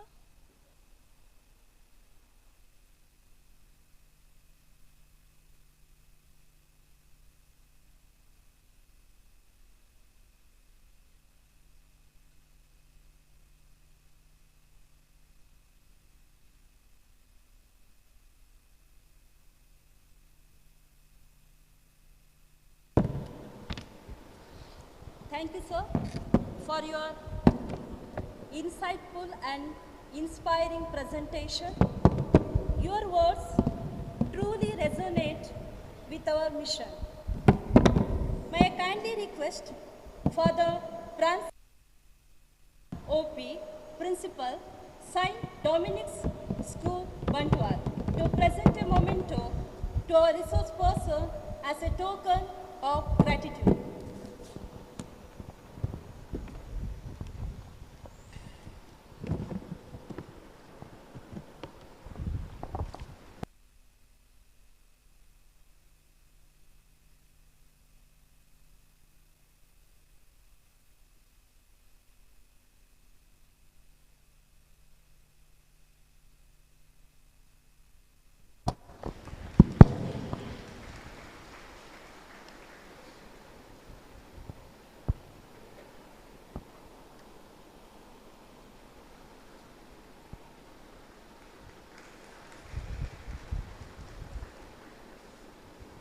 Thank you, sir.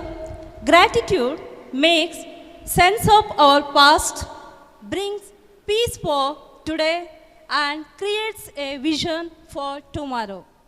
May I kindly request Mr. Shivakumar M., Principal, Sri Satya Sai Loka Seva Vidya Kendra, Alike, to propose vote of thanks.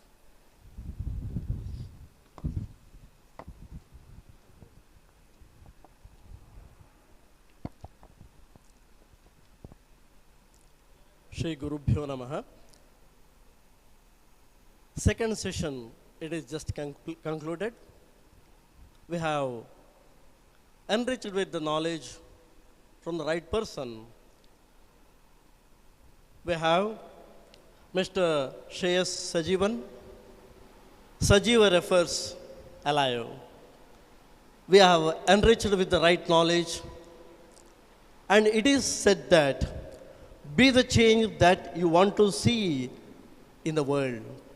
But now the time has to come, not just to bring the change, be the change, but also to inspire the change to take place. It is because we are the educators. As teachers and educators, it is our duty to educate our children in this manner. Mainly, inspiring the young minds to be the sensitive towards environment, not taking our natural wealth for granted, empathize with other species, and so on.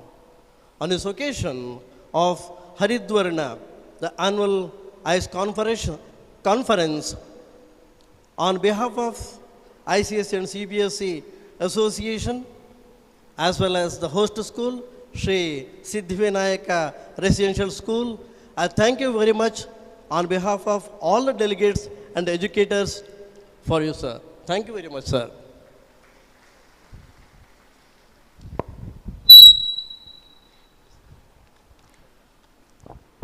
Thank you, sir.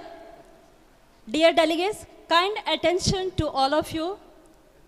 Now there will be lunch break for 45 minutes, and our next session starts sharp at 2:15 p.m. and the lunch will be served in the dining hall where the breakfasts were served in the morning.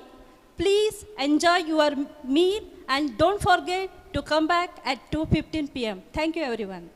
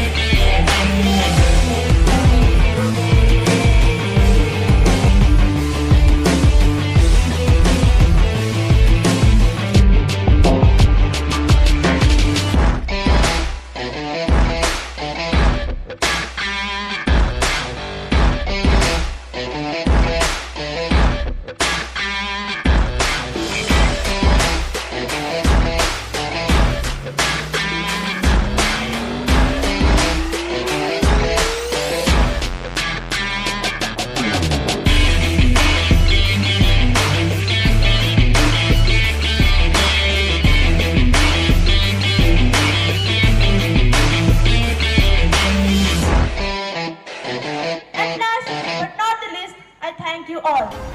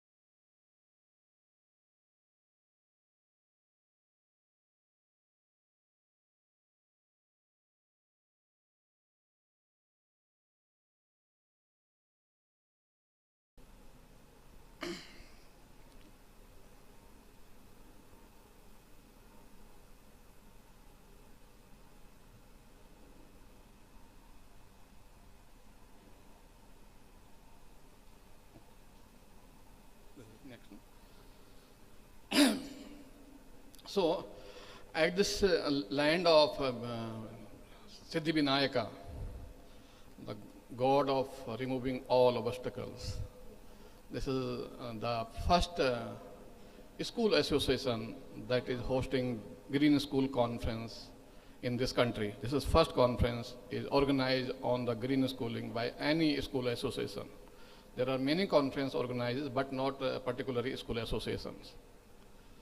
So this land is blessed, and this school, Siddhivinayaka school, is also blessed by Siddhivinayaka, and the organization AICS, and that grown to accept the responsibility toward the nature is a big challenge the world is facing today.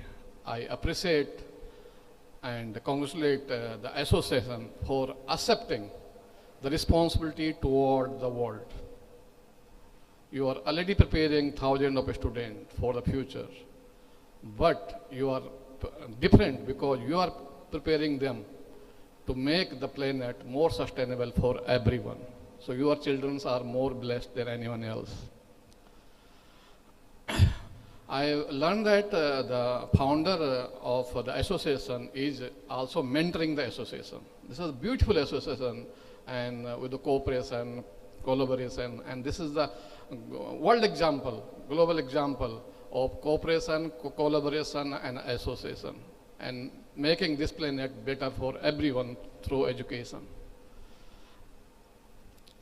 So now we are here at Siddhivinayaka School, and this school is led by Sarana Kumar, right?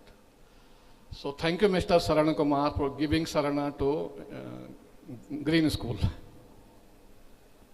and giving Sarana to everyone. So I am sure that when the Green School is originated and the conference is originated from the land of Siddhivinayaka, it will go to world. So you are making history today, and you are example for everyone in the world. So you are different, and because you are making green difference, you are here to learn how to make your school green.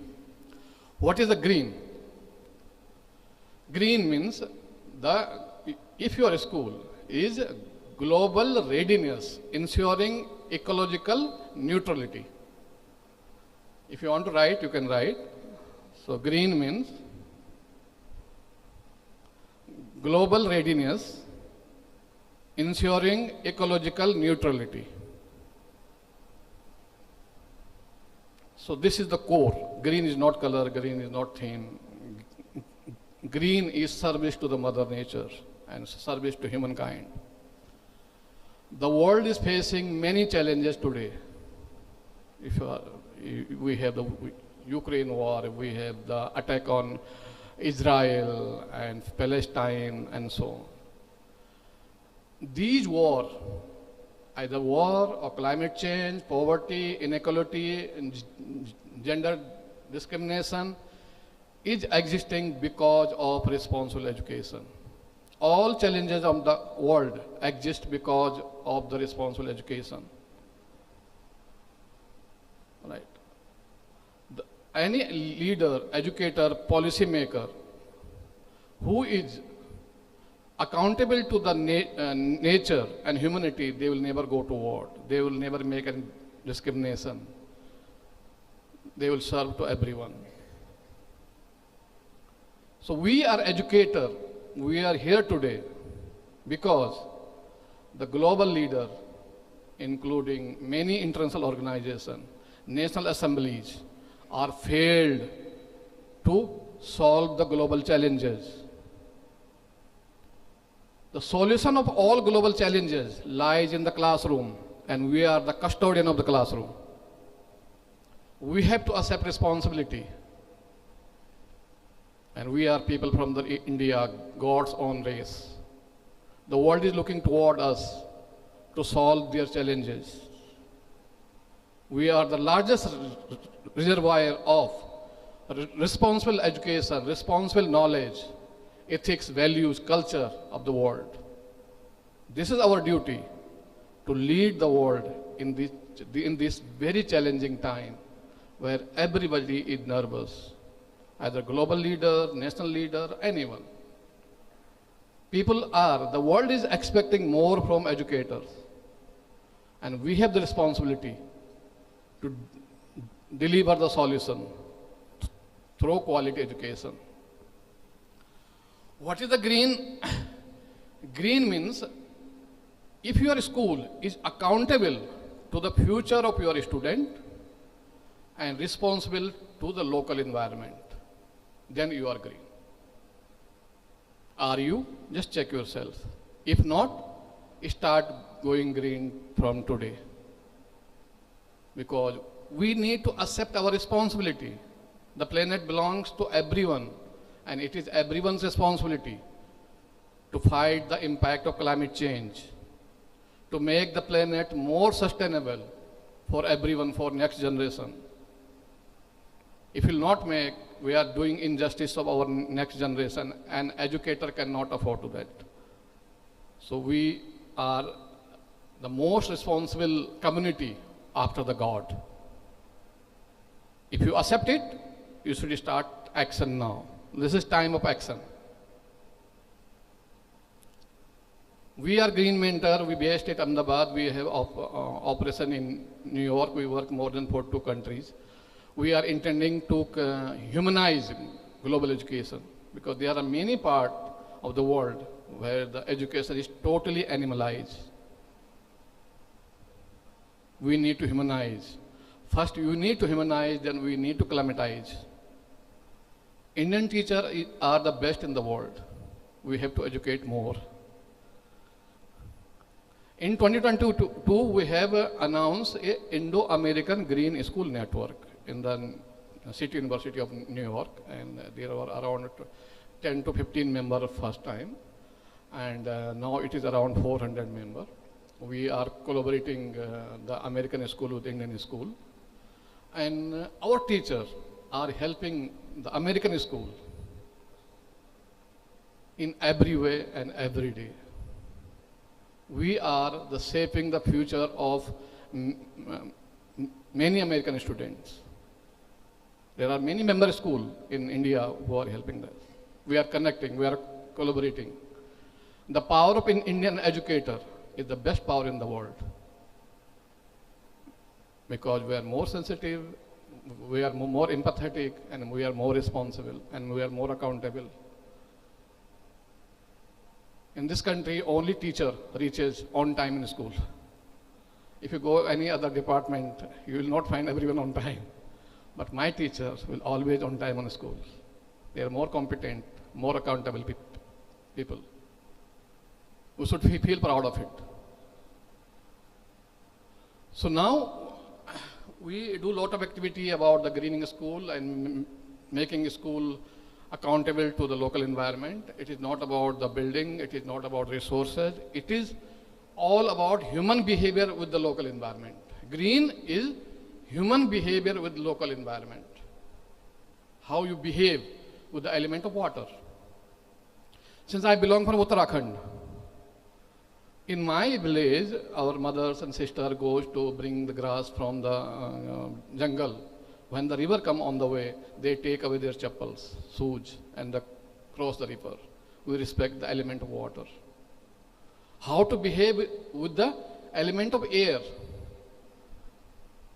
We are lucky in this hall. We are inhaling the clean air. If you just switch on your mobile and TV and see the situation in Delhi, they have no right to inhale the clean air. In our country, many children, many elders, many people, large community is not able to inhale clean air. We are here together. So tomorrow they can also inhale clean air. We are here together. Not for the Dakshina Karnataka, but for the world. The event is taking place at Hantagadi, but event is for the world, and you are part of it. Then how to behave with the energy, element of energy, and how to behave with the element of sky. So when we change our behavior, we become more climate neutral. Recently, we have announced a net zero school campus program in United States. It was a challenge. A number of thousands of schools and students has participated, and they are working night and day how to make their school net zero. Here we don't see that we can reach net zero, but we can reach near to zero. If not net zero, we can think about near to zero. So as an educator, you should take a pledge today. I'll be a global educator. If you are a brilliant educator, every child on the world has a right to learn from you. It is your duty to make yourself accessible to the world. It is your duty to make yourself accessible to the world and make your knowledge accessible to every child. So you are educator. You have big responsibility and you have big power. Educator can change everything, including government also, if they don't behave well with the community. Now, I'm here to about the green mentors, what we do, how we help schools in one or other way. We firmly believe that greening is not philanthropy. It is a responsibility. It is accountability. And it is for action time. We need to take action. So if you are ready to take action, I can introduce to my organization, how we can make it. This is about Green School.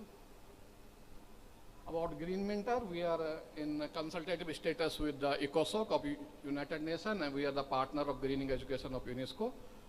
We are the member of SA in Washington, DC, and we are associated with many global organizations that work for sustainable education.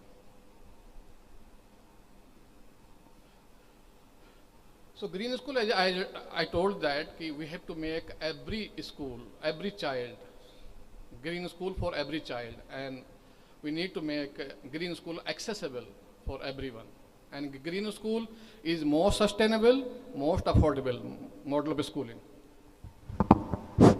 So Green School is more sustainable and affordable model of schooling because it humanizes the education, it climatizes the education. I think it's okay.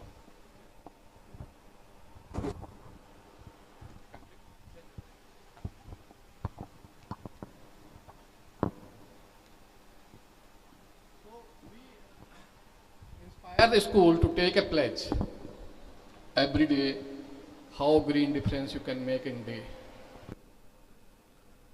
And we do a lot of work, but I'm just simplifying it. If your teacher, if your parent, if your student are making pledge for the nature, they are doing great service to the nation, and that is the Green School.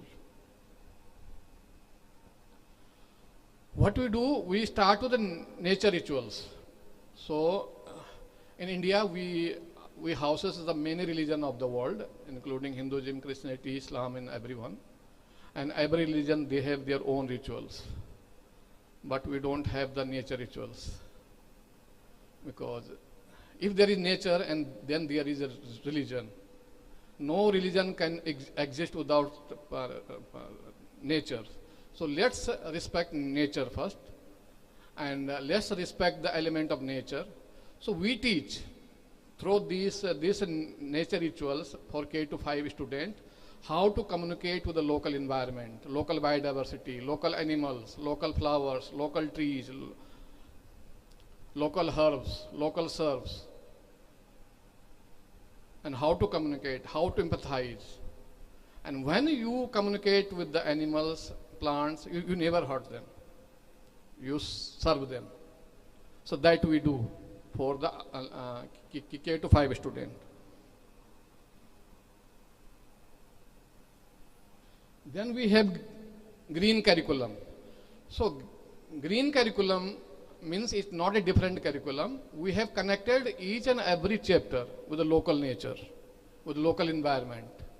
And that makes your curriculum as a green curriculum. with the local heritage, local pond, local river, local deities, local culture.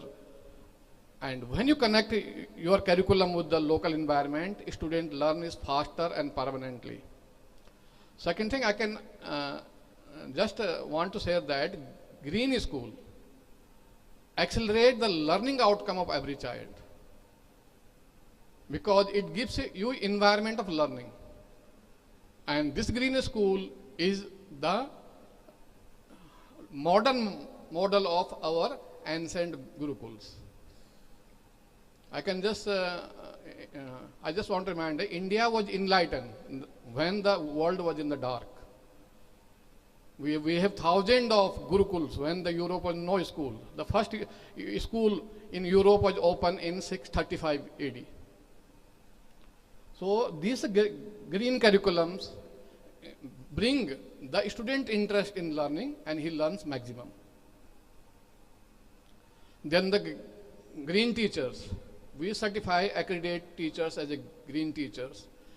So green teachers know that how to manage the human potential of every child, learning potential of every student. Just now teachers are trained how to conduct the classroom. And most of the school, the chapter is completed by teachers. Teachers come to the principal, sir, my chapter number 9 is completed. But we as a principal need to ask teacher, are the student chapter also completed or not? So when the student will complete their chapter, then learning outcome will be achieved. And every school is struggling toward learning outcomes. So green teachers are nature's own educators. They bring green differences. And they ensure that no child left out without quality education. Because when you are using power of nature, when you are bringing element of nature in the classroom, the learning outcome accelerate. Because everybody love the nature, everybody. So this is our special training program, a teacher can join this. Then the green games. Mostly we, just now the World Cup is going on. Cricket, right? So cricket, as a educator, I don't promote because it required lot of electricity. The carbon emission is too much. The cricket and football is the game of entertainment and excitement. Is no relation with the physical fitness. But local games, local kabaddi, local kho-kho, local games are connected with the nature. And that is the for physical fitness. That makes every child fit because it is local, it is natural, it doesn't require maximum energy. So minimum energy consumption and maximum fitness and association to local culture and nature. So we have green graduate program for class 9 to 12 student. This is 100-hour program, and this student we certify them as a green graduate. We help them to get admission in the green universities in the worldwide, including United States and Europe. And we also help them to get a job in the green enterprises worldwide. So this is 100-hour program that we do with the school student to 9 to 12, and we certify them and we take the responsibility. So green school accreditation, as CII and IGBC has doing the green school accreditation, we also do. We do it worldwide. We add element of practice set into it. So we also certify your green practices and your human potential, how you are using your human potential judiciously or not. So we also do the green audit of every school, certify a school as a green school and mentoring them. So we mentor every school who are associated with us. So green school supplies like your stationery, books and notebooks, pen and paper, we provide you eco-friendly. That has no impact on local environment.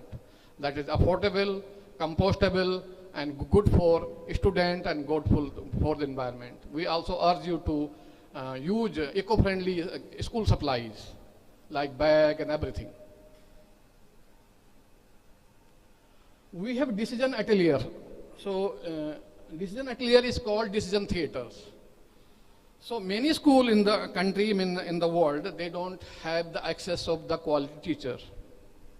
Every school is not blessed with the best teachers. What we do, we present you a decision theater. A room we turn into situation room where students debate, dialogue and discuss in particular situation, particular challenges. And then they come out with a certain solution. It accelerates their thinking, creative thinking, innovation, everything. And that is, they learn everything from their debate, discussion and dialogue. It costs around 5 lakh to 20 lakh. If you are high tech, around 20 lakh. If you're natural, it is only 5 lakh rupees for that. So this is the decision theater. So we urge every school must have the decision theater.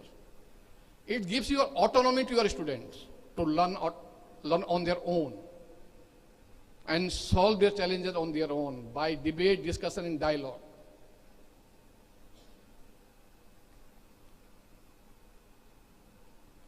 So this is the Indo-American Green School Network. If you want to become a member of it, you can connect your school with American school. You can share best practices. You can do student exchange, teacher exchange. And the American school is ready to outsource their work with you. Because there are many schools having the large class sizes. So they can outsource to you. It can generate the revenue of school owners. It can generate the revenue of the school teachers and everyone. So the collaboration and association is only future of education. So we have started with the Indo-American. Then we maybe after 1 or 2 years will be doing Indo-European, and then the Indo-Latin American, and then Arabian gradually. We will be trying to take Indian educator to the world. We want to present your talent to the world. So thank you very much. This was my presentation, and I'm sorry if you have any question about the Green School or how I can help you, how I can be useful to your school, how I can be useful to your students. I'm here available. And before concluding, I just want to add two more sentences that most of the school, those who are 100% green, their tuition fee, their income, total income, tuition fee only account 40%. The rest of money comes from their other activities. They sell their merchandise, they sell a lot of things. So they make a school as an activity center for the community. And whatever revenue they earn from the merchandise, they subsidize to students. So that allow a school to make it inclusive, accessible to everyone. So that's why we say that the Green School for every child. So if you have any query, any question associated to Green School, I'll be happy to answer you.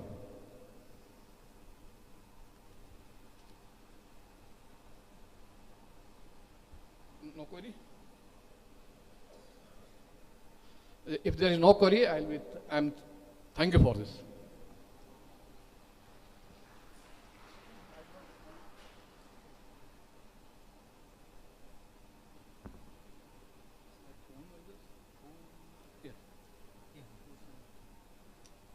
Question? Yeah. Give him the mic. You can give the mic.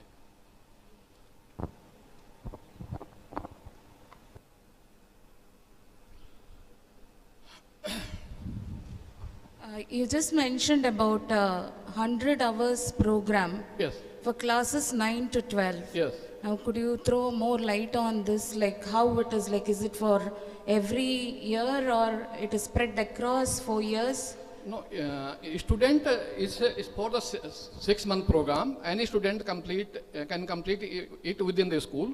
School need to give us 1 classroom for conducting the program. We provide you teacher, we provide you material, and we provide you evaluation process, and we certify student. We only need support for 1 classroom after the school hours. So the other students, those who are not participating, they should not get disturbed. In continuation to that, you mentioned about these students, if they have the certificate, they Yes, will... we help them. We help them to get admission in the green universities worldwide. Yes. Thank you. Thank you.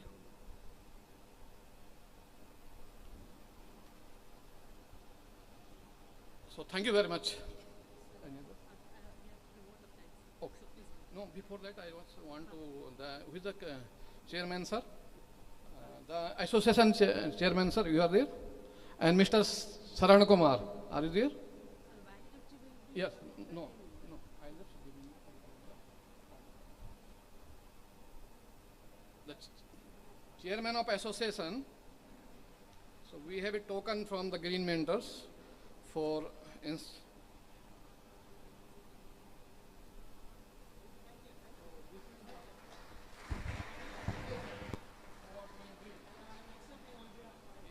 I'm sure that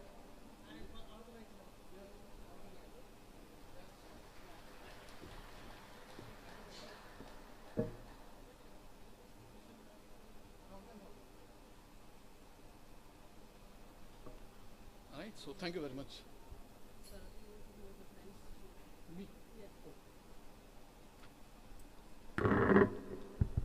Thank you, sir, for gracing us with your presence and inspiring us to strive for greatness. Now, it's my honor to invite Mr. Girish Kumar, Principal, Podar International School, Mangalore, to come on the dais to honor the resource person by presenting a memento as a token of gratitude.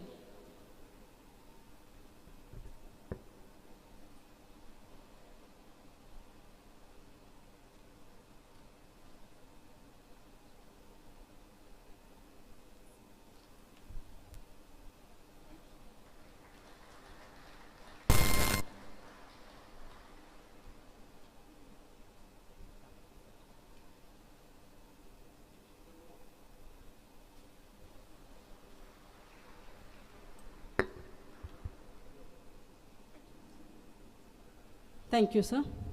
Saying thank you is the best way as it expresses extreme gratitude, humility, and understanding. I would like to invite Dr. John Thomas, Principal, Little Rock Indian School, Brahmavara, to deliver the vote of thanks for this session.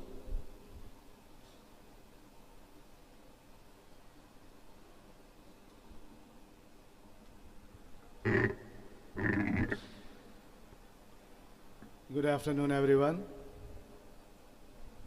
We have been listening to Mr. Virendra Rawat on Green School for Every Child. So I am certain that we have something to carry home that can be put into practice in our schools. And as I am here to express our gratitude on behalf of AICS, Siddhivinayaga School, and all the delegates present here, I thank you, sir, for this wonderful enlightenment. Thank you very much.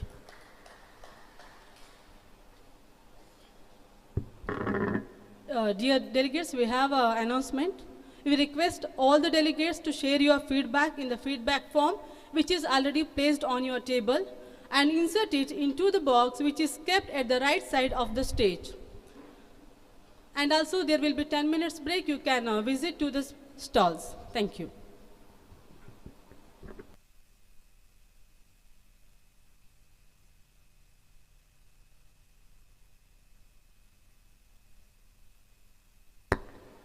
Stalls will be outside of this building in the entrance. Thank you.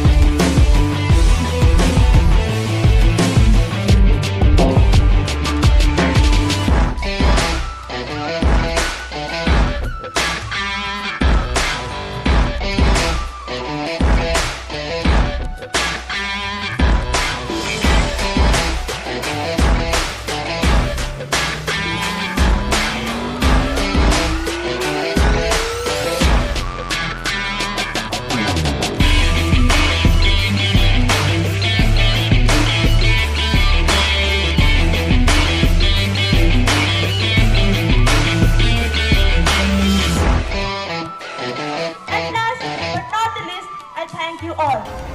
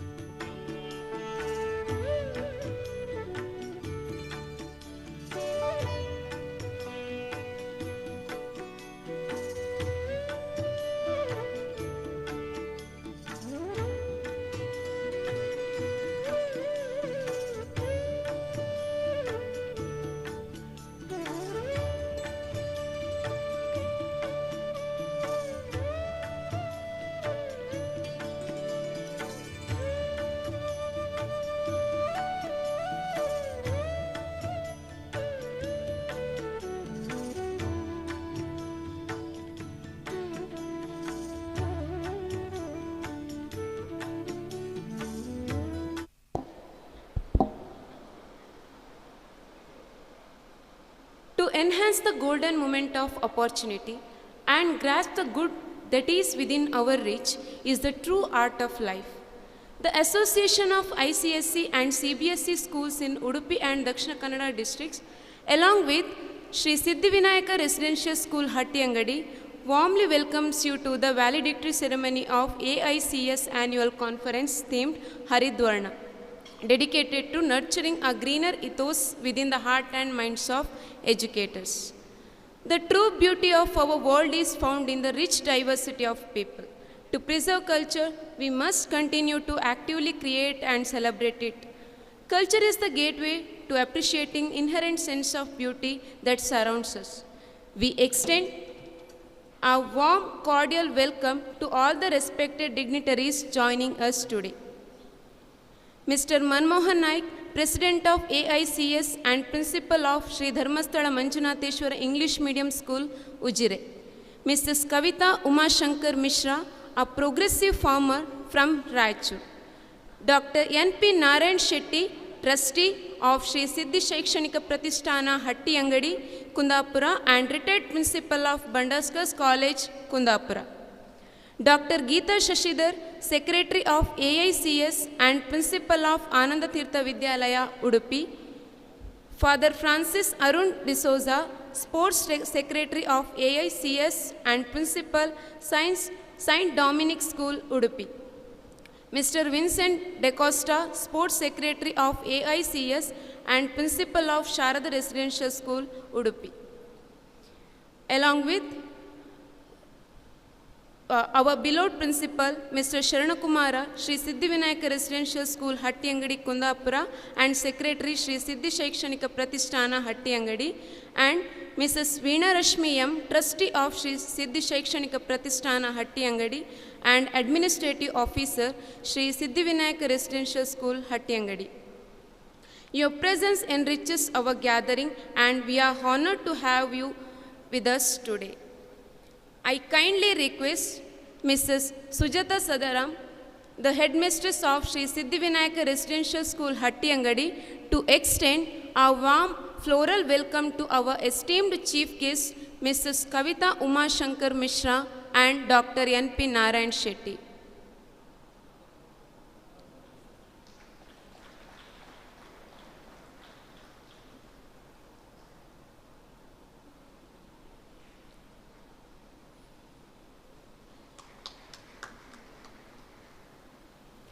Today, we come together not merely as participants in an event, but as the guardians of our planet, united in our commitment to sustainability.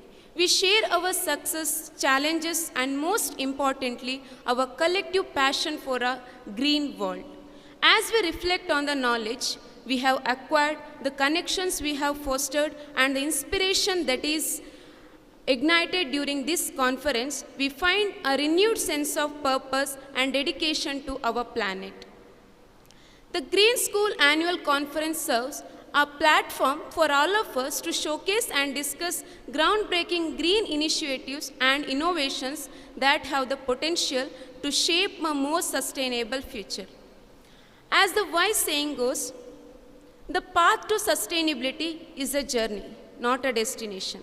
Every step we take, every ideas we share, and every action we inspire represents a positive change for our planet. Let us carry the spirit of this conference forward, integrating the knowledge and inspiration we have gained into our daily lives. Before we embark on the core of our program, let us pause for a moment to extend a warm and heartfelt welcome to the esteemed guests who have graced us with their presence today. I kindly request Dr. Geeta Shashidhar, the Secretary of AICS and Principal of Ananda Tirtha Vidyalaya, Udupi, to deliver her welcome address and present the program synopsis. Over to you, ma'am.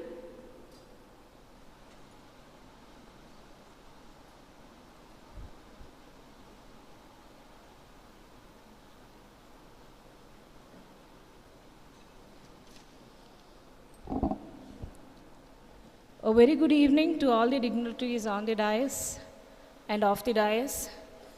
A true leader focuses on productivity in various levels. Rather than just leading and encouraging, he also encourages innovations and practices and also goes through untrodden ways to reach success. As today our host, Mr. Sharan Kumar, has proven this rightly. I request a huge round of applause from all the AICS beneficiaries of the conference. Your team headed by the administrative officer, Veena Rashmi ma'am, the anchors, the prayer team, the art teachers, the sound and photo technicians, auxiliary staff, all deserve a warm welcome and an applaud from all of us today. Our first speaker, Mr. Sandeep Ullikanti from IGBC, enlightened us on the guidelines of creating eco-friendly campus, enhance energy efficiency, conserve water, and effective waste management. The most important aspects that really touched was to do effective waste management and integrate sustainability into curriculum. Gratitude to you, sir, and a warm welcome from all of us. Our second speaker, the young and energetic project officer, Mrs. Shreyas Sajeevan, inspired and enlightened us about the CEE, climate change, and SDGs. I particularly love the 7 application steps to make schools resilient, green, and sustainable. Please accept our appreciations on all of our behalf, and a warm welcome to you also. Virendra Rawat sir introduced us to the environment literacy, sustainable practices, humanized network through global citizenship, and especially the K-8 school concept. If all 3 of you would not have been our interface today, there would be so many terms would just remain as jargons and rocket science to all of us. Thank you so much for enlightening us, and a warm welcome from all of us. Finally, my heartfelt welcome to the AICS President, office bearers, fellow principals, teachers, who have all invested your precious day in Haridwarna today. I hope as the day unwinds to all of us, we recall the poet Robert Frost's lines, miles to go before we sleep, and the choices that we made all the differences. Let us all as educators make conscious choice to make Haridwarna our choice. A warm welcome to all of you once again. Thank you.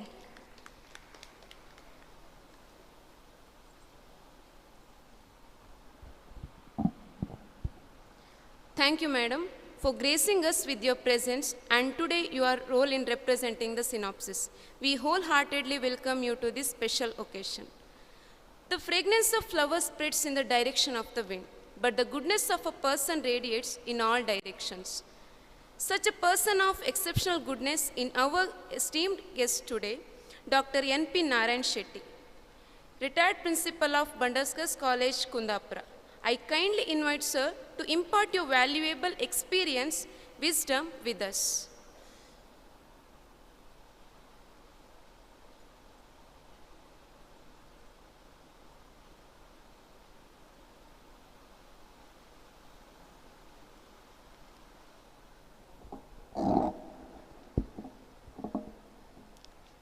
Good afternoon, you all. Respected dignitaries on the dais and off the dais, delegates from different schools.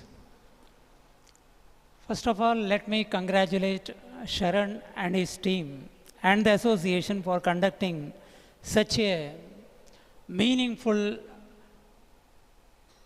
workshop, rather a kind of convention here in this school with a theme, greening our minds and hearts.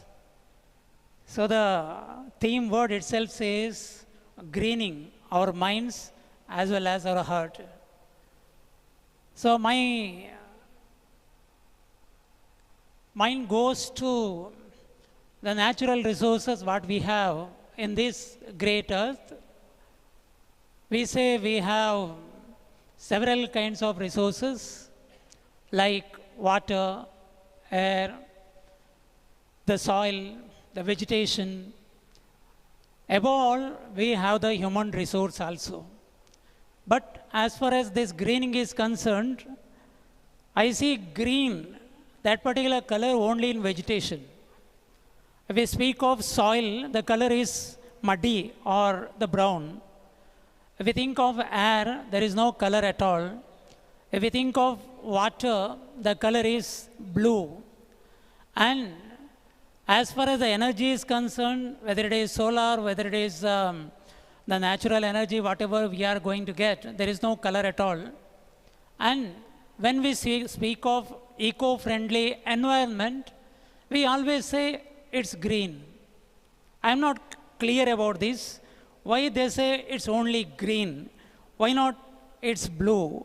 Why not it's colorless? But we say it's green. Okay, having accepted that, we want to make our the ecosystem, the green ecosystem, okay, we accept it. We have to make all these areas eco-friendly, and being teachers, the mentors of our own students, our own class. So it's our responsibility to make them green-friendly or eco-friendly. How it is possible? Don't think of the big things, the seminars, the so kind of deliberations are going on, even in India, even in abroad. But fruitful is that we have to do it at the smallest level, at our level. What we can do as far as energy is concerned, already I think the previous speakers might have told about the solar energy which we are getting free of cost. Only by investing a few sum of amount, we can utilize that particular energy which is green, which is eco-friendly. And within 8 to 10 years, the entire investment can be returned back, we can get it back, and after that, the entire energy are going to be free for us. In that way, we can do it. Even the vehicles what we are using, eco-friendly vehicles. Even in Kundapur, Udupi, I see most of the people, they are going for two-wheelers, the eco-friendly electric vehicles. And even the cars, the eco-friendly, the green cars people are going to purchase. Through that, we can save, we can protect our air as well as our ecology. And as far as the water is concerned, definitely we have to protect it. Soil erosion, whatever we speak about, and even the plastics, whatever the wastage we are throwing, again it goes to the water. Protect it, protect the water, and make some, even in the exhibition I have seen, how to protect the nature by even the protecting the water. We can use so many methods so that the water, the green water or the blue water can be protected properly. Soil, again, soil erosion can be protected, and air, again, the carbon dioxide, and all these can be protected through this green, that is vegetation. If we develop vegetation, if we focus on the vegetation, definitely the air, the water, and even the energy, everything can be protected. I am not here to give a big lecture because so many things are totally deliberated here. And as a teacher, our responsibility is to see that we follow these principles. At the same time, we make the students to follow at least a few of the principles, so that it's not the responsibility as an individual, as a citizen of India, it's our responsibility. As a global citizen, it's our responsibility. And we have to protect this nature, and we have to make it eco-friendly, both physically as well as mentally. With these few words, I think I conclude, and as a principal, I adopted almost all these things in our college, and Sharon is adopting all these things in his college here. And at the same time, we can save lot of paper. For all our day-to-day activities, we are wasting lot of paper. Through the papers are again prepared by the vegetation only, and in turn we are saving the vegetation. How it is possible? Use the cloud computing. Now everyone is very well versed with the computers, and use the cloud computing for even the class testing can be conducted online, and most of the things can be conducted on cloud basis. So it is also possible. Make the students understand this, make the students follow this, and with a gift given by the COVID-19, that most of us, we practiced online classes and we prepared online classes, we conducted online even tests. Definitely there is no second thing for the teachers, there is no substitute for the teachers, but we can try as a supplement to our own curriculum, and we can use the cloud, we can use the computers for saving the vegetation, saving our own nature, Mother Nature. So with these words, I conclude. All the best. Thank you.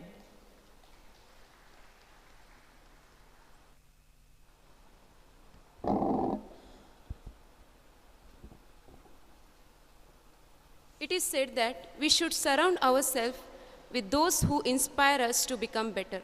For a strong individual consistently empowers those around them. Thank you, sir, for your insightful and influential message. The people who are bold enough to believe they can change the world are those one who can actually do. The secret to progress lies in taking that initial step. Act as though what you do make a difference, because it truly does. It is with great pleasure that I introduce our distinguished chief guest, Mrs. Kavita Umashankar Mishra, a shining beacon in the realm of agriculture and agroforestry. With a background in computer science engineering and masters in psychology, Mrs. Mishra is a multifaceted expert in agriculture, horticulture, and agroforestry. Her extensive agricultural activities include beekeeping, sheep rearing, poultry farming, and dairy farming, as well as managing plant nurseries focusing on fruit plants and agroforestry. She has been recognized with the prestigious awards such as the Gold Award from the International Crop Research Institute, the National Innovative Farmer Award, and the Women of the Year 2017 Award. Beyond her farming endeavors, Mrs. Kavita Umashankar Mishra also plays a crucial role in the agricultural governance as a board member at the Karnataka Veterinary Animal and Fisheries Science University.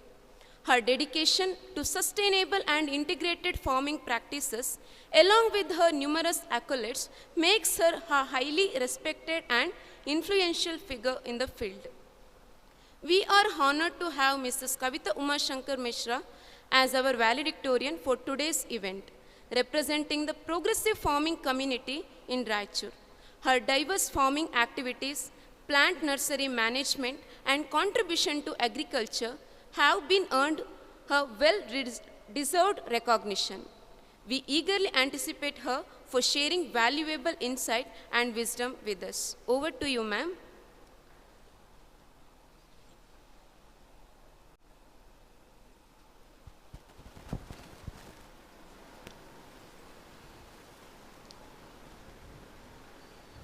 Today I am representing the farmers of Karnataka, and day before yesterday only we have celebrated Karnataka Rajyotsav. So I wanted to speak in Kannada because this is my dedication towards my farmer and my motherland. ಭಾಳಷ್ಟು ಮಂದಿ ಕುಂತಿರಿ, stage ಮೇಲಿರುವಂಥವ್ರಿಗೆಲ್ಲ ನಮಸ್ಕಾರ ಮಾಡಿ. ಇಲ್ಲಿ ಭಾಳಷ್ಟು ಮಂದಿ ಕುಂತಿರಿ, ನೀವು ಬೇರೆ ಬೇರೆ ಕ್ಷೇತ್ರದಿಂದ ಆಗಿರ್ಬೋದು, ಆದರೂ ನಮ್ಮ ಮೂಲ ಕೃಷಿ. ನೀವು ಕೃಷಿಕರ ಮಕ್ಕಳು ಮೊಮ್ಮಕ್ಕಳು ಆಗಿರ್ಬೋದು ಅನ್ನುವಂಥ ತಲೆಯೊಳಗೆ ಇಟ್ಕೊಂಡು ಎಲ್ಲ ಕೃಷಿಕರಿಗೆ, ರೈತರಿಗೆ, ರೈತ ಮಹಿಳೆಯರಿಗೆ ಅವರ ಪಾದ ಮುಟ್ಟಿ ನನ್ನ ನಮಸ್ಕಾರಗಳು.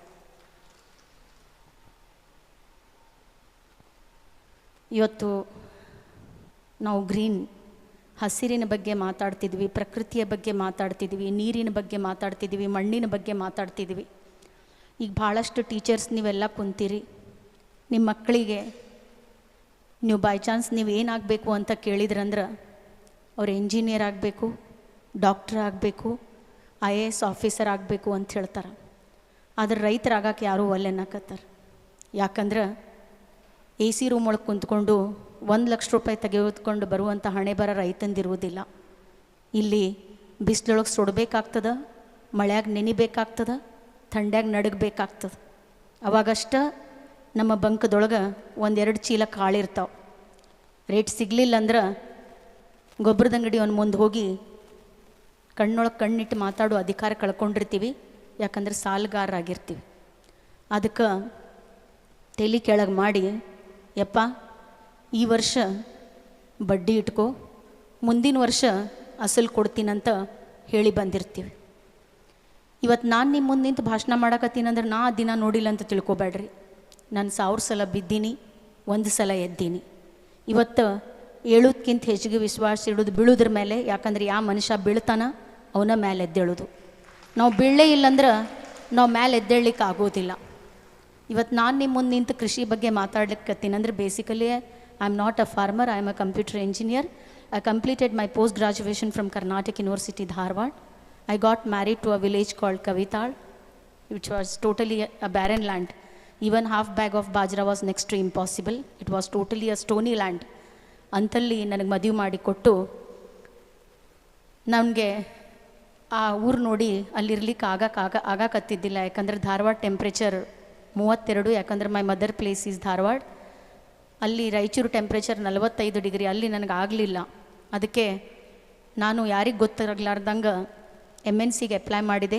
28 ವರ್ಷದ ಹಿಂದೆ my remuneration was 40,000 rupees because I use to write beautiful programs. Anything in C++, I used to write very beautifully. And 28 years back I had done my project work on transmission control protocols / internet protocol. I got 90 marks. Again the board, the evaluation team came. On what basis you have given to her? Again I evaluated the same project once again. I got 3 grace marks. My marks became 93. So don't clap. ಮುಂದಿನ ಕತೆ ಬೇರೆ ಐತಿ. ಯಾಕಂದ್ರೆ ನಾನು programming ಮಾಡಿದ್ದಕ್ಕೆ ನನಗೆ ಇಲ್ಲಿ ಕರೆದಿಲ್ಲ. ನಾನು ಪ್ರಾಜೆಕ್ಟ್ ಎಕ್ಸಿಕ್ಯೂಟ್ ಮಾಡಿದ್ದಕ್ಕೆ ನನಗೆ ಇಲ್ಲಿ ಕರೆದಿಲ್ಲ. The story is different.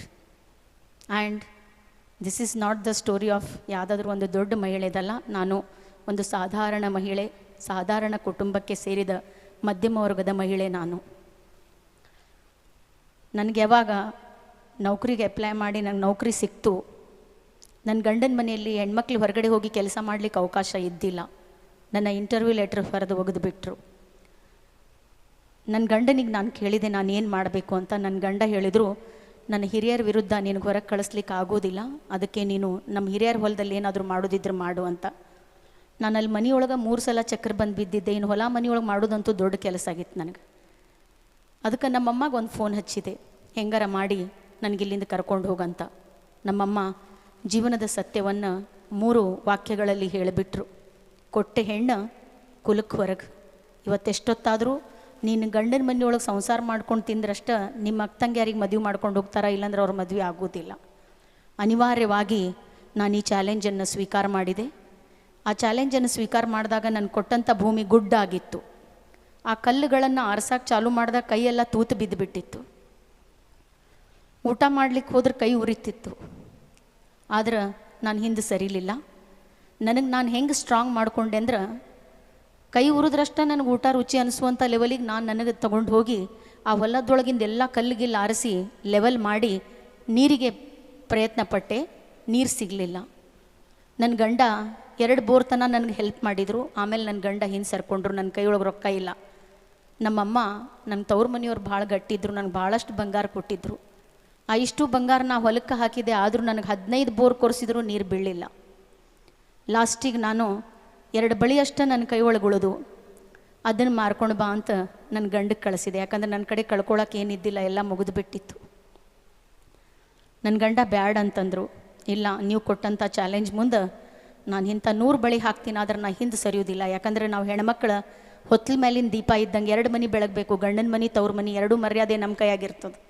ಅದಕ್ಕೋಸ್ಕರ ನನ್ನ ಗಂಡ ಮಾರ್ಕೊಂಡು ಬಂದಮೇಲೆ ಮುಂಜಾನೆ 6:30 ಬೋರ್ ಗಾಡಿ ಬಂತು. 9 ಗಂಟೆಗೆ ನಾನು ಅಳ್ಕೊಂತ ಕುಂತಿದ್ದೆ. ಯಾಕಂದರೆ ನಾನು ಭೂಮಿ ತಾಯಿ ಮುಂದೆ ಅಳಕತ್ತಿದ್ದೆ. ಮಣ್ಣನ್ನು ಗಟ್ಟಿ ಹಿಡ್ಕೊಂಡಿದ್ದೆ.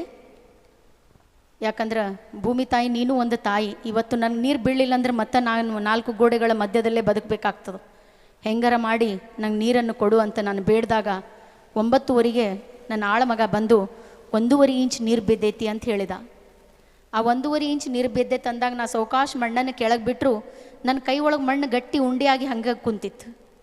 ಅದರಿಂದ ನನಗೆ ಗೊತ್ತಾಯಿತು, ಯಾರು ಕೈ ಹಿಡ್ಕೊತಾರೋ ಬಿಡ್ತಾರೋ ಗೊತ್ತಿಲ್ಲ, ಆ ಮಣ್ಣು ನನ್ನ ಕೈ ಬಿಡೋದಿಲ್ಲ ಅಂತ ನನ್ನ ಪ್ರಯತ್ನವನ್ನು ನಾನು ಮುಂದುವರಿಸ್ಕೊಂಡು ಹೋದೆ.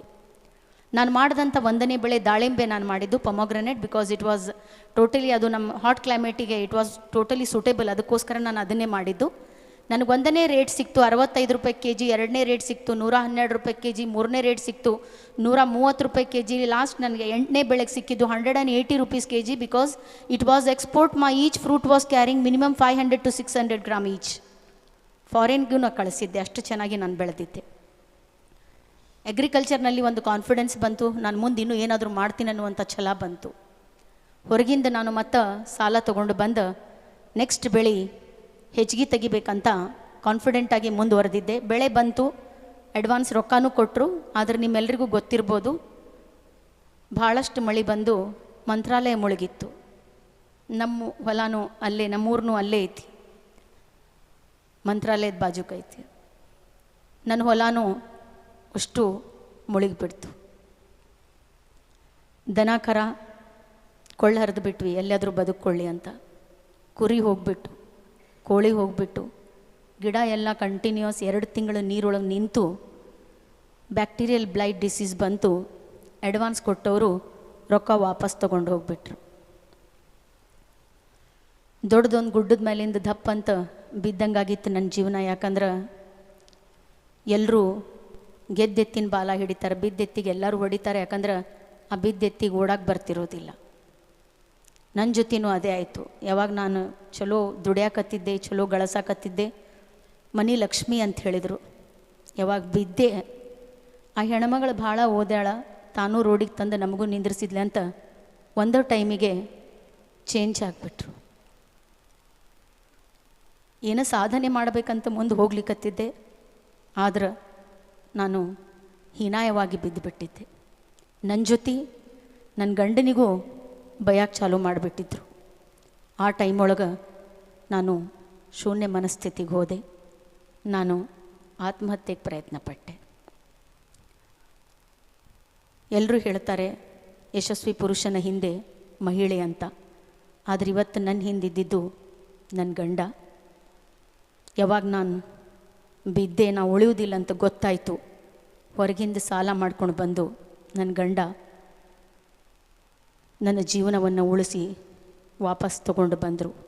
ನನ್ನ ತಾಯಿ ನನಗೆ ಜನ್ಮ ಕೊಟ್ಟಿದ್ದರು, ಆದರೆ ನನ್ನ ಗಂಡ ನನಗೆ ಮರು ಜನ್ಮ ಕೊಟ್ಟರು. ಇವತ್ತು today whatever I am, it's only because of my husband. If he would have been not there, I would have not reached these peaks where I am today. ಅದಕ್ಕೆ ಭಾಳಷ್ಟು ಮಂದಿ ಗಂಡ್ಮಕ್ಳು ಕುಂತೀರಿ, ಅವ್ರಿಗೆ ಒಂದು ಮಾತು ಹೇಳಲಿಕ್ಕೆ ಇಷ್ಟಪಡ್ತೀನಿ. ಒಂದು ಹೆಣ್ಮಗಳು ಗಟ್ಟಿ ಆಗೋದು 3 ಜನರಿಂದ. ಒಂದು ನಮಗೆ ಜನ್ಮ ಕೊಟ್ಟ ತಂದೆ ಶಿಕ್ಷಣವನ್ನುವಂಥ ಅಸ್ತ್ರ ಕೊಟ್ಟಾಗ, ಒಂದು ಕಟ್ಕೊಂಡಂಥ ಗಂಡೆ ಪ್ರೀತಿ ಅನ್ನುವಂಥ ಅಸ್ತ್ರ ಕೊಟ್ಟಾಗ, ಇನ್ನು ನಮ್ಮ ಗರ್ಭದಿಂದ ಜನಿಸಿದಂಥ ಮಗ ನಮಗೆ ಆಸರೆಯಾಗಿ ನಿಂತಾಗ, ಈ ಜಗತ್ತಿನೊಳಗೆ ಯಾವುದೇ ವೃದ್ಧಾಶ್ರಮ ಬೇಕಾಗಿಲ್ಲ, ಅನಾಥಾಶ್ರಮ ಬೇಕಾಗೋದಿಲ್ಲ, ಆಮೇಲೆ ಮಹಿಳಾ ಸಾಂತ್ವನ ಕೇಂದ್ರಗಳ ಅವಶ್ಯಕತೆ ಇರುವುದಿಲ್ಲ. ಅದಕ್ಕೋಸ್ಕರ ಇಲ್ಲಿರುವಂಥ ಎಲ್ಲ ಗಂಡ್ಮಕ್ಕಳಿಗೆ, ನಿಮ್ಮ ತಾಯಿ ಆಗಲಿ, ತಂಗಿ ಆಗಲಿ, ಮಗಳಾಗಲಿ, ಹೆಂಡತಿ ಆಗಲಿ, ನಮಗೆ ಬೇರೆ ಏನು ಕೊಡ್ತಿರೋ ಬಿಡ್ತಿರೋ ಗೊತ್ತಿಲ್ಲ, ಒಂದು ಪ್ರೀತಿ ಮತ್ತು ಗೌರವವನ್ನು ನೀವು ಕೊಡಲೇಬೇಕು ಅಂತ ನಾನು ತಲೆಬಾಗಿ ನಿಮ್ಮ ಎಲ್ರಿಗೂ ಕೇಳ್ಕೊತೀನಿ. ಅವಾಗ ನನಗನ್ಸಿದ್ದು, ನಾನು ಯಾಕೆ ಬಿದ್ದೆ ಅಂದ್ರೆ, ನಾನು ದಾಳಿಂಬೆ ಒಂದನ್ನೇ ಮಾಡಿದ್ದೆ, ಅದಕ್ಕೋಸ್ಕರ ಬಿದ್ದೆ. ಈ ಸಲ ಆ ತಪ್ಪು ಮಾಡಬಾರ್ದಂತ 8 ಎಕರೆ 10 ಗುಂಟೆಯಲ್ಲಿ ನಾನು ಮಾಡಿದಂಥ ಬೆಳೆಗಳ ವಿವರ, 1 ಇಂಚ್ ನೀರಿನಲ್ಲಿ 2,500 ಶ್ರೀಗಂಧ, 1,000 ಮಾವು, 600 ಪೇರಲ, 600 ಸೀತಾಫಲ, 100 ಬೆಟ್ಟದ ನೆಲ್ಲಿಕಾಯಿ, 100 ನೀರ್ಲಣ್ಣು, 100 ಹುಣಸೆಹಣ್ಣು, 100 ಕರಿಬೇವು, 100 ಮೋಸಂಬಿ, 100 ನಿಂಬೆ, 800 ಸಾಗವಾನಿ ಗಿಡ, 100 ತೆಂಗು. ಇದರ ಜೊತೆ ಕುರಿ ಸಾಕಾಣಿಕೆ, ಕೋಳಿ ಸಾಕಾಣಿಕೆ, ಜೇನು ಸಾಕಾಣಿಕೆ, ಹೈನುಗಾರಿಕೆಯನ್ನು ಭಾಳ ಸಮರ್ಪಕವಾಗಿ ನಾನು ನಿಭಾಯಿಸ್ತಿದ್ದೀನಿ. ಇಷ್ಟೊಂದು ಗಿಡಗಳನ್ನು ನಾನು ಯಾಕೆ ಮಾಡಿದ್ದೀನಿ ಅಂದರೆ, ಇವತ್ತು ನಾಳೆ ಹೊಲ ಮನೆ ಮಾಡ್ತಾನಂದ್ರೆ ಅವನು ಯಾರು ಹುಡುಗಿ ಕೊಡಕ್ಕೆ ಒಲ್ಲೆ ಅನ್ನಕತ್ತಾರೆ. ಯಾಕಂದ್ರೆ ತಿಂಗಳ ಪಗಾರ ಇರುವುದಿಲ್ಲ, ರಿಟೈರ್ಮೆಂಟ್ ಪೆನ್ಷನ್ ಇರುವುದಿಲ್ಲ. ಅದಕ್ಕೋಸ್ಕರ ನಾನು ಮಾಡಿದ್ದು ಋತು ಆಧಾರಿತ ಬೆಳೆ ಪದ್ಧತಿ. From every season a farmer must get income. It may be 10,000, it may be 1 lakh, it may be 50,000, because we don't have right to fix the prices for our product. Even society also have not given that right. At the same time government also have not given that right to the farmers. So my suggestion to the farmer, instead of going against along with the system, it is better move along with the system in a knacky way. ನಾನು ಅದನ್ನೇ ಮಾಡಿದಂಥ ಪ್ರಯತ್ನ ನನ್ನ ಹೊಲದಲ್ಲಿ. So I have selected sandalwood. It is pride of Karnataka, you know very well. According to the government rate of Karnataka, today's existing price of sandalwood lies between 10,000 to 26,000 rupees, 500 rupees per kg. For tonnage, it will be 1 crore. From each acre, a farmer may expect a minimum 5 to 6 crores. That means, ಒಂದು engineer ಕೋಟಿಯಲ್ಲಿ ಮಾತಾಡ್ಬೋದು, ಒಂದು doctor ಕೋಟಿಯಲ್ಲಿ ಮಾತಾಡ್ಬೋದು, ಆದರೆ ಹೆಬ್ಬಟ್ಟು ರೈತನು ಕೋಟಿಯಲ್ಲಿ ಮಾತಾಡಬೇಕು. ಜಗತ್ತು ಅವನ ಹೆಂಡತಿ ಮಕ್ಕಳಿಗೆ ಕೊಡುವಂಥ ಸ್ಥಾನಮಾನ ಬದಲಾಗಬೇಕು. ಯಾಕಂದ್ರೆ ನಾವು ಇವತ್ತಿಲ್ಲಿ ಹಸಿರಿನ ಬಗ್ಗೆ ಮಾತಾಡ್ಲಿಕ್ಕತ್ತೀವಿ. ಆ ಹಸಿರಿಗೆ ಅರ್ಥ ಬರೋದು ಆ ರೈತರು ಬೆಳೆದಂಥ ಬೆಳೆಗಳಿಗೆ ಬೆಲೆ ಬಂದಾಗ. ಯಾವಾಗ ಆ ಬೆಲೆ ಬಂದ್ರಂದ್ರೆ ಆಟೋಮೆಟಿಕ್ಲಿ ಎಲ್ಲರೂ ತನ್ನ ಹೊಲದಲ್ಲಿ ಆ ಬೆಳೆಗಳನ್ನು ಮಾಡ್ತಾರೆ. ಆ ಭೂಮಿ ತಾಯಿಗೆ ಒಂದು ಹಸಿರು ಸೀರೆಲೆ ಡೆಕೋರೇಟ್ ಮಾಡ್ತಾರೆ. ಆ ದಿನ ಬರಬೇಕು.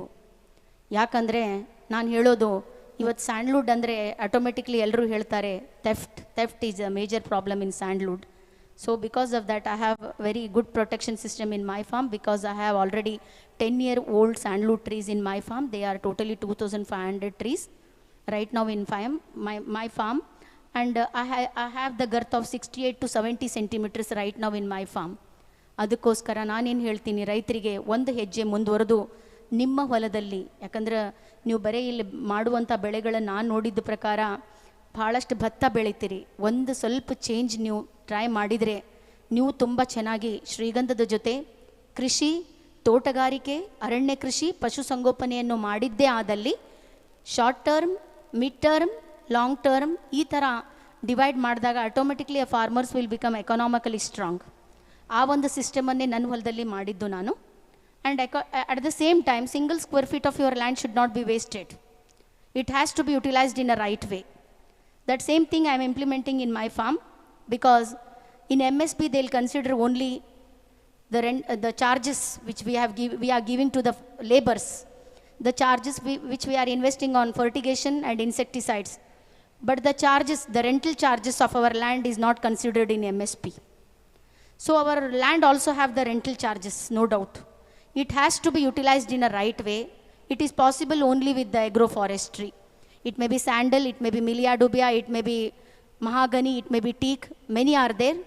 So my suggestion, my request, especially because all teachers, principals, all education related people are sitting here, ನಿಮ್ಮ ಮಕ್ಕಳಿಗೆ, ನಿಮ್ಮ ಸ್ಕೂಲ್ನಲ್ಲಿರುವಂಥ ನಿಮ್ಮ ವಿದ್ಯಾರ್ಥಿಗಳಿಗೆ ಭೂಮಿಯ ಬೆಲೆಯನ್ನು ತಿಳಿಸ್ರಿ, ಮಣ್ಣಿನ ಬೆಲೆಯನ್ನು ತಿಳಿಸ್ರಿ, ನೀರಿನ ಬೆಲೆಯನ್ನು ತಿಳಿಸ್ರಿ. ಯಾಕಂದ್ರೆ ಜಗತ್ತೊಳಗೆ 1 ಇಂಚ್ ಮಣ್ಣು ರೆಡಿ ಆಗಬೇಕಂದ್ರೆ 300 ವರ್ಷ ಬೇಕು. 300 ವರ್ಷ ಇರಲಿಲ್ಲ ಅಂದ್ರೆ 1 ಇಂಚ್ ಮಣ್ಣು ರೆಡಿ ಆಗೋದಿಲ್ಲ. ಅಂಥ ಮಣ್ಣನ್ನು ನಾವು ಅತಿಯಾದ ರಾಸಾಯನಿಕಗಳನ್ನು ಬಳಕೆ ಮಾಡಿ ಅದನ್ನೆಲ್ಲ ಹಾಳು ಮಾಡಿಕೊಂಡು ಹೊಂಟಿವಿ. ಅದಕ್ಕೋಸ್ಕರ ನನ್ನ ಹೊಲದಲ್ಲಿ ನಾನು ಮಾಡ್ತಿರೋದು ಆರ್ಗ್ಯಾನಿಕ್ ಫಾರ್ಮಿಂಗ್. ಅದರಲ್ಲಿ ಜೀವಾಮೃತ, ದಶಪರಣಿ, ಪಂಚಗವ್ಯ, ಸಪ್ತಧಾನ್ಯಗಳ ಬಳಕೆ ಮಾಡಿಕೊಂಡು ಭೂಮಿಯ ಆರೋಗ್ಯದ ಜೊತೆ ನಾನು ಶ್ರೀಗಂಧದ ನರ್ಸರಿಗಳನ್ನು ಮಾಡ್ತಿದ್ದೀನಿ. ಆಮೇಲೆ ಇದರ ಜೊತೆ ಮೊದಲು ನನ್ನ ಹ್ಯೂಮಸ್, ಆರ್ಗ್ಯಾನಿಕ್ ಕಾರ್ಬನ್ ಅಂತ ನಾವೇನು ಕರಿತೀವಿ, ಅದು ಭಾಳ ಕಡಿಮೆ ಇತ್ತು. ಇವತ್ತು ನಾನು 0.003ಗೆ ತೆಗೆದುಕೊಂಡು ಬಂದಿದ್ದೀನಿ. ಅದಕ್ಕೆ ಕಾರಣ ಏನಂದರೆ, ನಾನು ಮಾಡುವಂಥ ಆರ್ಗ್ಯಾನಿಕ್ ಫಾರ್ಮಿಂಗ್, ನ್ಯಾಚುರಲ್ ಫಾರ್ಮಿಂಗ್ ನಾನೇನು ಅಡ್ಯಾಪ್ಟ್ ಮಾಡ್ತಿದ್ದೀನಿ, ಅದು ಒಳ್ಳೆ ರಿಸಲ್ಟನ್ನು ಕೊಟ್ಟಿದೆ. ಇದರ ಜೊತೆ ನಾನು ಮುಂದುವರಿಬೇಕಾದ್ರೆ ನನ್ನ ಮಗಳು ಬಂದು ನನಗೊಂದು ಮಾತು ಹೇಳಿದ್ಲು. ಏನು ಮಮ್ಮಿ, ಪಪ್ಪ ನೌಕರಿ ಬೇಡ ಅಂದ್ರೆ ನೀನು ಯಾಕೆ ಬಿಟ್ಟು? ನಿಮ್ಮ ಅಕ್ಕ ತಂಗಿ ಬೆಂಗಳೂರೊಳಗೆ ತನ್ನ ಮಕ್ಕಳಿಗೆ ಎಷ್ಟು ಒಳ್ಳೆ ಜೀವನ ಕೊಟ್ಟಾರ, ನೀ ನಮಗೇನು ಕೊಟ್ಟು? ಯಾವಾಗ ನೋಡಿದವಾಗ ಲೇಬರ್ ಓಡೋದಂದು, ಮಳೆ ಬರಲಿಲ್ಲ ಅಂದು, ಮಳೆ ಹೆಚ್ಚಿಗೆ ಬಂತಂದು, ರೇಟ್ ಸಿಗಲಿಲ್ಲ ಅಂದು. ಇದನ್ನು ಕೊಡಲಿಕ್ಕೆ, ಇಂಥ ಜೀವನ ಕೊಡ್ಲಿಕ್ಕೆ ನಮ್ಗೆ ಜನ್ಮ ಯಾಕೆ ಕೊಟ್ಟು ಅಂತ ನನ್ನ ಮಗಳು ನನಗೊಂದು ಪ್ರಶ್ನೆ ಮಾಡಿದ್ಲು. ಆಕಿನ ಮಾತು ನನಗೆ ನಿದ್ದೆ ಮಾಡಲಿಕ್ಕೆ ಕೊಡಲಿಲ್ಲ. ಅದಕ್ಕಿಂತ ಮೊದಲು ನಾನು ಕೃಷಿಯನ್ನು ಒಂದು ಉದ್ಯೋಗವನ್ನಾಗಿ ತಗೊಂಡಿದ್ದೆ, ಅಂದರೆ ನನ್ನ ಕಸಬನ್ನಾಗಿ ತಗೊಂಡಿದ್ದೆ. My daughter forced me to accept agriculture is a best business rather than the occupation. ಅದಕ್ಕೋಸ್ಕರ ನಾನು ನನ್ನಲ್ಲಿರುವಂಥ ಶ್ರೀಗಂಧದ ನರ್ಸರಿಗಳನ್ನು ಯಾಕೆ ರೆಡಿ ಮಾಡಬಾರ್ದಂತ IWST, ಭಾರತೀಯ ಮರವಿಜ್ಞಾನ ಸಂಸ್ಥೆಯಿಂದ ಟ್ರೈನಿಂಗ್ಗಳನ್ನು ತೆಗೆದುಕೊಂಡು ಬಂದು ಉತ್ಕೃಷ್ಟ ದರ್ಜೆಯ ಶ್ರೀಗಂಧದ ನರ್ಸರಿಗಳನ್ನು ರೆಡಿ ಮಾಡಿ ಕರ್ನಾಟಕ ಅಷ್ಟೇ ಅಲ್ಲ, ಮುಜಫರ್ಪುರ್ ಬಿಹಾರ್, ಛತ್ತೀಸ್ಗಢ, ರಾಯ್ಪುರ್, ಮೈಸಾನ ಗುಜರಾತ್, ಆಂಧ್ರ ಪ್ರದೇಶ್, ತೆಲಂಗಾಣ, ತಮಿಳುನಾಡು, ಕೇರಳ, ಭಾರತದ ಎಲ್ಲ ರಾಜ್ಯಗಳಿಗೆ ನನ್ನ ಶ್ರೀಗಂಧದ ನರ್ಸರಿಗಳನ್ನು ನಾನು ಕೊಡ್ತಿದ್ದೀನಿ. Today I feel very proud to say that along with the farm woman, I am a woman entrepreneur in agriculture, because that motherland has given me that ಸೌಭಾಗ್ಯ ಕೊಟ್ಟಳು ನನ್ನ ತಾಯಿ ನನಗೆ ಆ ಲೆವೆಲಲ್ಲಿ ನಾನು ಬೆಳಿಲಿಕ್ಕೆ. ಅದಕ್ಕೋಸ್ಕರ ಇವತ್ತು ಸಿದ್ಧಿವಿನಾಯಕ ಸ್ಕೂಲ್ನವರು ಕರೆದಿದ್ದು ಕವಿತಾ ಮಿಶ್ರಾನಿಗೆ ಕರೆದಿಲ್ಲ. ಅವರು ಇದು ಕೊಟ್ಟಂಥ ಪ್ಲ್ಯಾಟ್ಫಾರ್ಮ್ ಕರ್ನಾಟಕದ ಎಲ್ಲ ರೈತರಿಗೆ ಕೊಟ್ಟಂಥ ಪ್ಲ್ಯಾಟ್ಫಾರ್ಮ್ ಇದು. ಆಮೇಲೆ ಕರ್ನಾಟಕದ ಮಣ್ಣಿಗೆ ಕೊಟ್ಟಂಥ ಪ್ಲ್ಯಾಟ್ಫಾರ್ಮ್ ಅಂತ ಭಾಳ ಹೆಮ್ಮೆಯಿಂದ ನಾನು ಹೇಳಲಿಕ್ಕೆ ಇಷ್ಟಪಡ್ತೀನಿ. ಅದಕ್ಕೋಸ್ಕರ ಆ ಕರ್ನಾಟಕದ ಮಣ್ಣು, ಆ ಭೂಮಿ ತಾಯಿ ಈ ವಿದ್ಯಾಸಂಸ್ಥೆಗೆ ಸುಖ, ಶಾಂತಿ, ಸಮಾಧಾನ, ಸಮೃದ್ಧಿ, ನೆಮ್ಮದಿಯನ್ನು ಕೊಟ್ಟು ಭಾಳಷ್ಟು ಹುಡುಗರು ಇಲ್ಲಿ ಓದಿ ಕೃಷಿಕರಾಗಬೇಕು ಅಂತ ನಾನು ಆಸೆ ಪಡ್ತೀನಿ. ಯಾಕಂದರೆ ಕರೋನಾ ಬಂದು ಎಲ್ಲರ ಟೈರ್ ಪಂಚರ್ ಆಗಿತ್ತು. ಎಲ್ಲರೂ ಊಟ ಬಟ್ಟಿ ಮೇಲೆ ಮನೆಗೆ ಹೋಗ್ಯಾರ. ದೊಡ್ಡ ದೊಡ್ಡ ಸಾಫ್ಟ್ವೇರ್ ಇಂಜಿನಿಯರ್ಸ್ ಎಲ್ಲರೂ ಊಟ ಬಟ್ಟಿ ಮೇಲೆ ಮನೆಗೆ ಹೋಗ್ಯಾರ. ಆದರೆ ಎಲ್ಲರ ಮನೆಯೊಳಗೆ 3 ಹೊತ್ತಿಂದ ಅನ್ನ ಕೊಟ್ಟಿದ್ದು ರೈತ, 3 ಹೊತ್ತಿನ ಕಾಯಿಪಲ್ಯ ಕೊಟ್ಟಿದ್ದು ರೈತ, 3 ಹೊತ್ತಿನ ಹಣ್ಣು ಹಂಪಲು ಕೊಟ್ಟಿದ್ದು ರೈತ, 3 ಹೊತ್ತಿನ ಹಾಲು ಮೊಸರು ತುಪ್ಪ ಕೊಟ್ಟಿದ್ದು ರೈತ. ಈ ಜಗತ್ತೊಳಗೆ ನಿಮ್ಮ ಮುಂದೆ ಎಲ್ಲ ತಂದಿಡ್ತೀನಿ, ನಾ 10 ತೊಲಿ ಬಂಗಾರ ತಂದ್ರು ನೀವು ಬೇಕಂತೀರಿ, 1 ಕೋಟಿ ರೂಪಾಯಿ ಕೊಡ್ತೀವಿ ಅಂದ್ರೂ ಬೇಕಂತೀರಿ. ಸಾಕನ್ನೋದು ಅನ್ನ ಸಾರು ಮಾತ್ರ ಸಾಕಂತೀರಿ. ಯಾವ್ದು ಸಾಕಂತೀರಿ ಅದು ಉಳಿತದ, ಯಾವ್ದು ಬೇಕಂತೀರಿ ಅದು ಅಳಿತದ. ಈ ಜಗತ್ತೊಳಗೆ ಎಲ್ಲ ಅಳಿಬೋದು, ಅಗ್ರಿಕಲ್ಚರ್ ಅಳಿಯೋದಿಲ್ಲ, ಅನ್ನ ಅಳಿಯೋದಿಲ್ಲ. ಯಾಕಂದರೆ we are feeding the Nations. Farmers are the back bone of India. ಅದಕ್ಕೋಸ್ಕರ ನಾನೇನು ಹೇಳ್ತೀನಿ, ಒಕ್ಕಲಿಲ್ಲದ ಊರು, ಮಕ್ಕಳಿಲ್ಲದ ಮನೆ, ಲೆಕ್ಕವಿಲ್ಲದ ಬೇಹಾರ, ಈ 3 ದುಃಖ ಕಾಣೆಂದ ಸರ್ವಜ್ಞ. ಯಾವ ಊರೊಳಗೆ ಒಕ್ಕಲಿಗನಿಲ್ಲ, ಯಾವ ಊರೊಳಗೆ ರೈತನಿಲ್ಲ, ಅದಕ್ಕೆ ಅರ್ಥನೇ ಇಲ್ಲ. ಅಲ್ಲಿ ಲಕ್ಷ್ಮೀನೂ ಇರುವುದಿಲ್ಲ, ಸರಸ್ವತಿನೂ ಇರುವುದಿಲ್ಲ, ಏನೂ ಇರುವುದಿಲ್ಲ. ನೇಗಿಲ ಕುಲದೊಳಗಡಗಿದೆ ಕರ್ಮ, ನೇಗಿಲ ಮೇಲೆ ನಿಂತಿದೆ ಧರ್ಮ. ಧರ್ಮ ಮತ್ತು ಕರ್ಮ ಎರಡೂ ರೈತರ ಮೇಲೆ ನಿಂತಾವು. ಯಾಕಂದ್ರೆ ಒಂದು ಇಂಜಿನಿಯರ್ ಸ್ಟ್ರೈಕ್ ಮಾಡಿದ್ರು ಜಗತ್ತು ನಡೀತದ, ಒಂದು ಡಾಕ್ಟರ್ ಸ್ಟ್ರೈಕ್ ಮಾಡಿದ್ರು ಜಗತ್ತು ನಡೀತದ. ಆದ್ರೆ ಅನ್ನದಾತ ಹಿಂಗಾರಿ ಮುಂಗಾರಿ ಒಂದ ಬೆಳಿಲಿಲ್ಲ ಅಂದ್ರೆ ಜಗತ್ತು ಅಳ್ಳಾಡಿ ಹೋಗ್ತದೆ. ಅದಕ್ಕೆ ನಾನು ಹೇಳೋದು, ಇವತ್ತು ನೀವಿಲ್ಲಿ ಏನು ಗ್ರೀನ್ ಅಂತ ಸೆಲೆಬ್ರೇಟ್ ಮಾಡ್ತಿದ್ದೀರಿ, ಅದು ಮಣ್ಣಿನೊಡನೆ ನಮ್ಮ ರೈತರಿಗಿರುವಂಥ ನೇರ ಒಡನಾಟ, ನೇರ ಸಂಬಂಧ. ಯಾಕಂದರೆ ನಮ್ಮ ಭೂಮಿ, ನಮ್ಮ ಹೊಲನೂ ಒಂದು ಮಲ್ಟಿನ್ಯಾಷನಲ್ ಕಂಪ್ನಿ. ಒಂದು ಬೀಜದಿಂದ ನಾವು ಕೋಟಿ ಬೀಜ ರೆಡಿ ಮಾಡ್ತೀವಿ. So we are the reason for our input, we are the reason for our put, because our land is our multinational company, it is our organisation. So we have to think in that way. ಆ ರೀತಿ treat ಮಾಡಿದಾಗ automatically ನಾವೆಲ್ಲರೂ ಪ್ರಕೃತಿಯ ಬಗ್ಗೆ, ಭೂಮಿಯ ಬಗ್ಗೆ, ನಮ್ಮ ವಾತಾವರಣದ ಬಗ್ಗೆ, ನಮ್ಮ ಕ್ಲೈಮೇಟ್ ಬಗ್ಗೆ ಒಂದು ಅವೇರ್ನೆಸ್ ಬರಬೇಕು. ಗಿಡಗಳನ್ನು ಬೆಳಿಬೇಕು. ಕೇವಲ ವನಮಹೋತ್ಸವದಿಂದ ದಿನದಿಂದ ಒಂದು ಗಿಡ ಹಚ್ಚಿ ಸೆಲ್ಫಿ ತಕ್ಕೊಂಡು ಅದನ್ನು ಸ್ಟೇಟಸ್ ಒಳಗೆ ಹಾಕಿದ್ರೆ ಅದು ಫಾರ್ಮಿಂಗ್ ಅಲ್ಲ, ಅದು ಗ್ರೀನ್ ಅಲ್ಲ. ನನ್ನ ಪ್ರಕಾರ ಒಂದು ಗಿಡವನ್ನು ಹಚ್ಚಿ ಅದನ್ನು 10 ರಿಂದ 15 ವರ್ಷ ಸಾಕಿ ಸಲುವಿ ಮಕ್ಕಳಗತೆ ಬೆಳೆಸಿದ್ರೆ ಮಾತ್ರ ಆ ಗಿಡಕ್ಕೆ ಒಂದು ಅರ್ಥ ಇರ್ತದ, ನೀವು ಹಚ್ಚಿದ್ದಕ್ಕೂ ಒಂದು ಅರ್ಥ ಇರ್ತದ. ಅಂಥ ಒಂದು ಪ್ರಯತ್ನ ನೀವೆಲ್ಲರೂ ಮಾಡಬೇಕು ಅಂತ ನಾನು ನಿಮ್ಗೆ ಕೇಳ್ಕೊತೀನಿ. ಒಂದು ಬಸವಣ್ಣನ ವಚನದೊಂದಿಗೆ ನನ್ನ ಮಾತನ್ನು ಮುಗಿಸ್ತೀನಿ. ಇವನಾರವ ಇವನಾರವ ಇವನಾರವ ಎಂದೆನಿಸದಿರಯ್ಯ, ಇವ ನಮ್ಮವ ಇವ ನಮ್ಮವ ನಮ್ಮ ಮನೆ ಮಗನೆಂದೆನಿಸಯ್ಯ, ಕೂಡಲ ಸಂಗಮ ದೇವ. ನಾನು ರಾಯಚೂರು ಜಿಲ್ಲೆಗೆ ಆದರೂ ಇವನಾರವ ಅಂತ ನೀವು ನನಗೆ ಹೇಳಲಿಲ್ಲ, ಇವ ನಮ್ಮವ ಅಂತ ನಿಮ್ಮ ಜಿಲ್ಲೆಗೆ ನನಗೆ ಕರೆದು ನನಗೊಂದು ಗೌರವ ಸನ್ಮಾನ ಕೊಟ್ಟು ಆ ಬಸವಣ್ಣನ ವಚನಕ್ಕೆ ಅರ್ಥವನ್ನು ತಂದು ಕೊಟ್ಟಿದ್ದಕ್ಕೆ ನಿಮ್ಮೆಲ್ಲರಿಗೂ ನನ್ನ ಮನದಾಳದ ದೊಡ್ಡ ನಮಸ್ಕಾರಗಳನ್ನು ಹೇಳ್ತಾ, ಇವತ್ತು ಏನು ಪ್ರಕೃತಿಯ ಬಗ್ಗೆ ಶರಣ್ ಸರ್ ಅವರು ಏನು ಒಂದು ಇನಿಷಿಯೇಟಿವ್ ತಗೊಂಡು ಇಂಥ ಒಂದು ಒಳ್ಳೆಯ ಅದ್ಭುತ ಕಾರ್ಯಕ್ರಮವನ್ನು ಮಾಡಿದ್ದಾರೆ. ನಾನು ನಿಜವಾಗ್ಲೂ ಹೇಳ್ತೀನಿ, ಇದು ನಿಜವಾಗ್ಲೂ ಒಂದು ಅರ್ಥಪೂರ್ಣವಾದಂಥ ಕಾರ್ಯಕ್ರಮ. ಯಾಕಂದರೆ ಎಲ್ಲರೂ ಬೇರೆ ಬೇರೆ ಕಾರ್ಯಕ್ರಮಗಳನ್ನು ಮಾಡ್ತಾರೆ, ಆದರೆ ಹೀ ಸೆಲೆಬ್ರೇಟಿಂಗ್ ದ ನೇಚರ್, ಪ್ರಕೃತಿಯನ್ನು ಸೆಲೆಬ್ರೇಟ್ ಮಾಡ್ತಿದ್ದಾರೆ. It is really very big thing and really it is a need of the day. ಇವತ್ತು ಅದು ಅನಿವಾರ್ಯವಾಗಿದೆ, ಅದನ್ನು ನಾವು ಮಾಡಲೇಬೇಕು. ನೀರಿನ ಸಂರಕ್ಷಣೆ ಮಾಡಬೇಕು, ಭೂಮಿಯ ಸಂರಕ್ಷಣೆ ಮಾಡಬೇಕು, ಗಿಡಗಳ ಸಂರಕ್ಷಣೆ ಮಾಡಬೇಕು. ನಮ್ಮ ಪ್ರಕೃತಿಯ ಸಂರಕ್ಷಣೆ ಮಾಡಿ ನಾವು ಬಯೋಡೈವರ್ಸಿಟಿ ಮತ್ತು ಗ್ಲೋಬಲ್ ವಾರ್ಮಿಂಗ್ ಬಗ್ಗೆ ಒಂದು ಇನಿಷಿಯೇಟಿವ್ ತೆಗೆದುಕೊಂಡು ಈ ಅಭಿಯಾನವನ್ನು ಇನ್ನೂ ಮುಂದೆ ತೆಗೆದುಕೊಂಡು ಹೋದರೆ, ಎಲ್ಲ ಶಿಕ್ಷಣ ಸಂಸ್ಥೆಗಳು ಇಂಥ ಒಂದು ಕಾರ್ಯಕ್ರಮವನ್ನು ಮಾಡಿದ್ದೇ ಆದಲ್ಲಿ ನಾನು ನಿಜವಾಗ್ಲೂ ಹೇಳ್ತೀನಿ, 100 ಹುಡುಗರಲ್ಲಿ 5 ಹುಡುಗರಾದರೂ ಅಗ್ರಿಕಲ್ಚರಿಸ್ಟ್ ಆಗೇ ಆಗ್ತಾರೆ. ಅವಾಗೇ ಈ ಒಂದು ಅಭಿಯಾನಕ್ಕೆ ಒಂದು ಅರ್ಥ ಬರ್ತದಂತ ಭಾಳ ಹೆಮ್ಮೆಯಿಂದ ಹೇಳ್ಕೊತ, ಭಾಳಷ್ಟು ಮಂದಿ ಹೆಣ್ಮಕ್ಳದಿರಿ, ಅವ್ರಿಗೊಂದು ಮಾತು ಹೇಳ್ತೀನಿ. ನನ್ನ ಮಗಳು ನನಗೆ ಚುಚ್ಚಿ ಮಾತಾಡಿದ್ಲು, ನಿಂದಕರಿರಬೇಕು ನಿಂದಕರು. ದಾಸರು ಹೇಳ್ತಾರೆ, if somebody is speaking about you, feel proud that you are special, so only they are speaking about you. God has created you to do the wonders and miracles.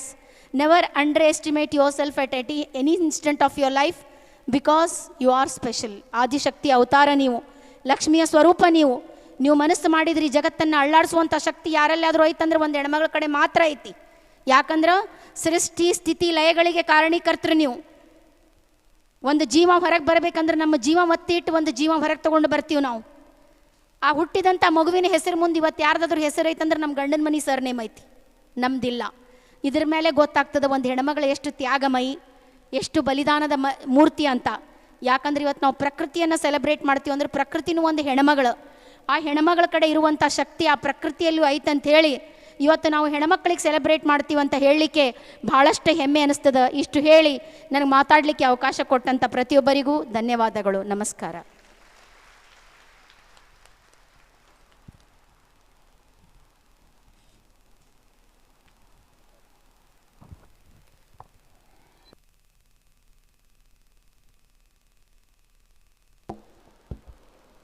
Remember, as Mahatma Gandhi once said, be the change you want to see in the world. Good people inspire themselves, but great people inspire others. Thank you, Madam, for delivering the valedictory address on this auspicious occasion. The time has come for us to pay close attention to the significant announcement to be made by our conference host, Mr. Sharanakumara, Principal of Sri Siddhivinayaka Residential School, Hattiyangadi.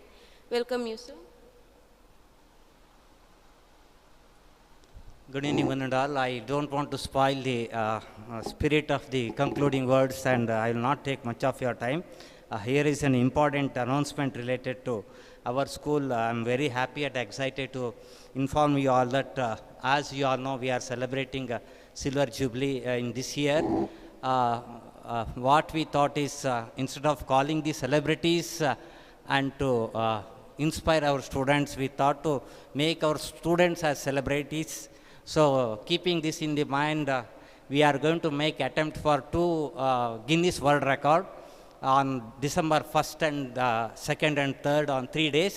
Our entire school students are trained in Rubik's cubes, and you could see the posters in our corridors, young achievers. And our intention was to motivate our students to make us heroes. So keeping this in mind, and it is an attempt from our school. From last 1 year, we are working on this, and all our students are trained in Rubik's Cube. And on December 1st and 2nd, 3rd, on 3 days, there will be attempt to break 2 Guinness records. It is one is most contribution to Rubik's Cube mosaic. Means we are students are going to involve in making the portrait using the Rubik's Cube. Present record is by London with the 308 people contributed to make a portrait using Rubik's Cube. They are taken 1 week. We are going to break that record by involving 1,000 students. We are trying to break that record within 2 days. That is one attempt. And second attempt, largest dual-sided Rubik's Cube mosaic. Means both the sides, the portrait will be there. That we are going to make using Rubik's Cube. So far the record is 5,100 Rubik's Cubes are used. We are going to use around 5,600 Rubik's Cubes. Using that, we are going to make the mosaic. And it is recently done in the month of September in Kazakhstan. So we are trying to break that record. You are all most welcome for this mega event, and even you can bring your students, and your students can get inspired by that. So on behalf of Sri Siddhivinayaka Residential School, I extend a cordial welcome to all of you for that mega event. Thank you.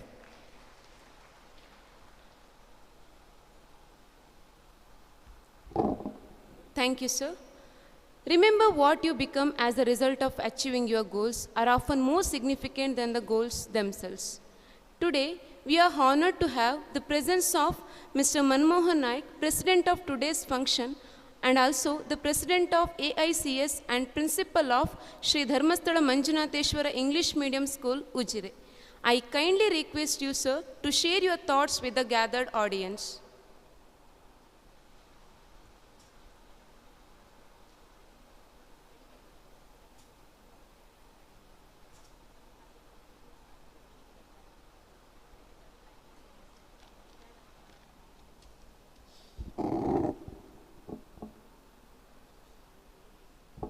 Most respected Shetty sir, most powerful orator, inspirer, ನಿಮಗಿದೆ ಅಮ್ಮ ಅವರೇ. ನಮಗೆ ತುಂಬ ಧನ್ಯವಾದ ಹೇಳ್ತೇನೆ. ನಮ್ಮನ್ನೆಲ್ಲ ಸೇರಿಸಿ ಒಂದು ರೀತಿ ವಿಸ್ಮಯರಾಗಿ ಮಾಡಿದ್ದೀವಿ. ನಿಮ್ಮ ಮಾತುಗಳನ್ನು ಕೇಳಿದ ಮೇಲೆ ನಮಗಾಯಿತು ನಾವೆಲ್ಲ ಏನು ಮಾಡಬೇಕೀಗ ಅಂತ. ತುಂಬ thanks madam. Mostly we heard her achievements.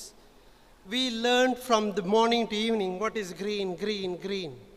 Now we got the result for what is green and what is the result of it. The morning, the Kama sir said that how his atmosphere was, how his childhood was, how it was when he was going to school, because that time he never thought environment at all. Next, Siddhappa sir said that how he made a barren land into green and he has given to the next generation. Next, coming all, what I can say that resource person said that how we can make our school green, how we can make our surrounding green, how we can make thinking green, everything, everything. So what, now I am also started thinking it. Now I got the answer through madam from you. What is green? Just now, Shetty sir said that, why it is green? Why it should be only the environment should be green like that way? That's what I was thinking that. First let us make our heart green, mind green. Then only we can make our surrounding green. So what is green, sir said us? I feel that, if you type the dictionary, it gives so many meanings. According to me, based on her experience, wherever the green is there, their water is there. Wherever the green is there, the good atmosphere is there. Therefore, we feel that green means prosperity. Green means shantate. Alva? So this, therefore, hence we say that we want green. The green means not the color, the environment, tree, living being, everything. Hence, from morning onwards, the resource persons have presented a lot of ideas how to make our children's mind, the forthcoming generation, how to think in a positive way. Because I know that just now in the morning, I was talking with some other principal, we said that, ನಿಮ್ಮ class ರೂಮನ್ನು ಯಾರು ಗುಡಿಸೋದು? ಮಕ್ಕಳು. ನಮ್ಮಲ್ಲಿ immediately police notice ಬರುತ್ತೆ ಮಕ್ಕಳದ್ದು ಗುಡಿಸಿದ್ರೆ, ಕಸ ತೆಗೆದ್ರೆ. See how the thinking is changed. We never allow the child to pick up something is fallen down. Dignity of labor start ಮಾಡಿದ್ದೇವೆ ಅಲ್ವಾ? We never told them how to live in a truthful, because when we are child, we had real life experiences. We used to walk, or through bicycle we used to go to school and catch. Now I can see that kids are coming in a vehicle, they're asking where is the door to put them inside. Next they're asking evening, where shall I stand? My parcel is inside, to load him and take him home. So this is what is happening. Therefore, ನಿಜವಾಗಿ ಮಾಡಬೇಕಾದದ್ದು ನಮ್ಮ ಮನಸ್ಸು green. We have to make we have to aware that we have to give the record of madam to our parents. We have to show the live video of madam, what she has said, what he has achieved, then they will think it.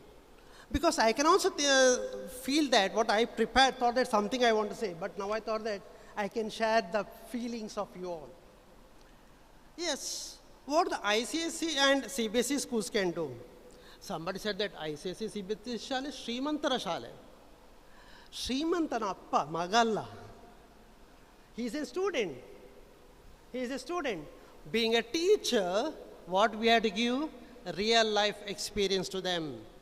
We have to inform to the parents that you admitted your child in the school to get education. My duty is to give education. Hence, what is my curriculum is there, I'll give to him, I'll make him to feel that proud, say that he can become a successful citizen of this country for future. ಅಪ್ಪ ಅಮ್ಮಂದ್ರಿನ ಎಷ್ಟು ಸಂಪಾದನೆ ಮಾಡ್ತೇನೆ ಮುಂದೆ ಅಂತ ನಂತರ ಗೊತ್ತುಂಟಲ್ಲ, ಅವರು foreign ಕಳಿಸ್ತಾರೆ, ಮತ್ತು ಸಾಯುವಾಗ ಸಹ ಮಕ್ಕಳೇ ಬರೋದಿಲ್ಲ ನೋಡಲಿಕ್ಕೆ, ಹಾಗೆ ಆಗ್ತದೆ. This is what is happening. Therefore what is required along with the greenery is the values. The value of what? The dignity of labor first. Whenever the dignity of labor is there, everything comes. Therefore, we, from today evening, when we go home, everyone, we take some good points from you all. we will try to implement in our school. We'll inform to our parents. We'll ask our teachers to implement this one. Haga ಮಾಡಿದಾಗ ನೀವು ಕಂಡ ಕನಸು ಈಡೇರ್ತದೆ. Now I got a doubt.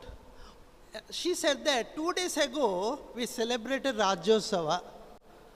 ನಾವು ಮಣ್ಣಿನ ಮಗ ಎಂಥ fight ಮಾಡಿದ್ದೇವೆ, ಎಂಥ ಜಾತ ಕೊಂಡಿದ್ದೀವಿ, ಆದರೆ ನಿಮ್ಮನ್ನು ಕಾಣಲೇ ಇಲ್ಲ ರಾಜಭವನದಲ್ಲಿ ಅಲ್ವಾ? ಯಾಕೆ? ನಮ್ಮ political system is become like that way. But I want to congratulate Sharan sir for inviting him to identifying you and bringing in front of us and presenting. ಇದೇ ನಾವು ಕೊಡುವ ಕನ್ನಡ ಜನತೆ ಕೊಡುವ ನಿಮಗೆ ಒಂದು ಗೌರವ. Next about our association. Ours is an ICSE and CBSE schools association. Nearly 90 schools are there. So we have got one thing that we work for the upliftment of the schools, students, both educational, sports, as well as academic. This is the one part, what we are doing is empowering the teachers also. So hence today, Sharan sir and his team has done very good job. Hence on behalf of AICS, I wish to congratulate Sharan sir as well as your full team. Please accept our congratulations. Next one. I want to tell you is it only that this is to end? No. Still so many programs are there. We should become the model for the government. Our association is empowering with the, what kind of physical training or spiritual training as well as other kind of international exposures. In this regard, sir has put some ideas, some clues to us. I'll discuss with our executive committee. We'll think over it. We'll inform to you, sir. So, not only that, I wish to say that today's program the whole program is very successful one, very meaningful one, and in future also, we will do this kind of program, and we are committed for this. So with this, I conclude my words. Thank you very much. Thank you, everyone. All the best.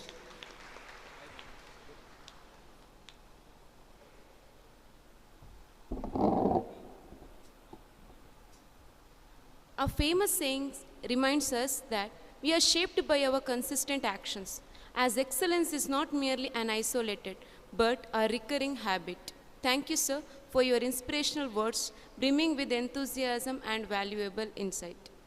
Now, it's a great moment. On behalf of Green Mentors, Mr. Virendra Rawat, founder of Green Mentor, to honor today's chief guest, Mrs. Kavita Umashankar Mishra and Dr. K. Siddappa. I request the chief guest to come and collect the honor.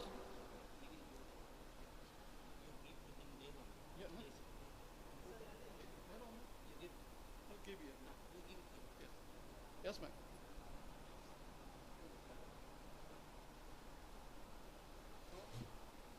As they are icon of India, so I am just presenting the emblem of India to these two dignitaries. They are making India proud.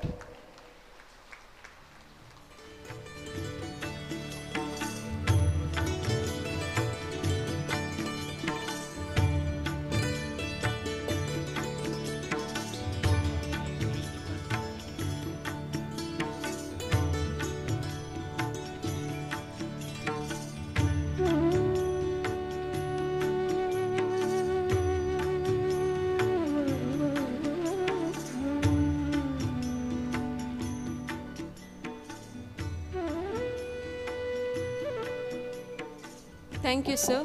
Thank you, ma'am. Now is the moment to express our appreciation for our distinguished chief guests as a token of gratitude for their presence at this event. I kindly request Dr. N.P. Narayan Shetty to present token of appreciation to Mrs. Kavita Umashankar Mishra.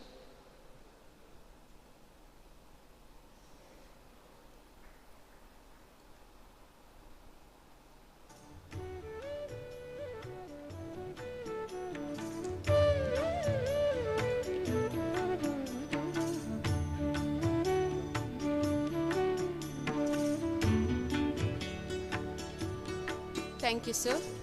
Additionally, I invite Mr. Sharanakumara, the principal of Sri Siddhivinayaka Residential School, Hattiyangadi, to confer token of gratitude to all the dignitaries.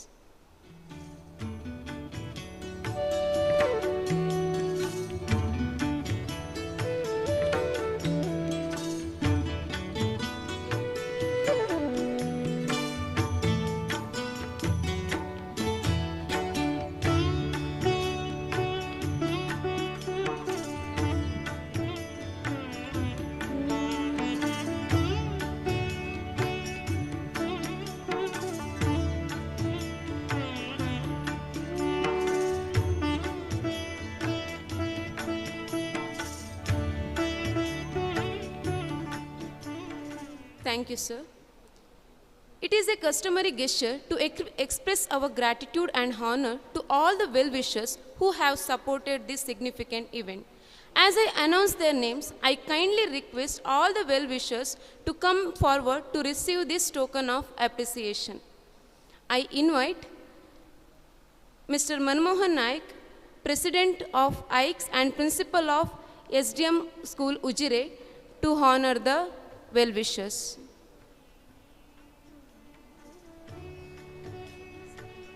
Mr. Vishnu Sharma, Apavani Environmental Solutions Private Limited. Mr. Roshin Mangalore, New Textile Center, Kodialbai, Mangalore. Mr. Subramanya, Apsaram Solar Power Grid.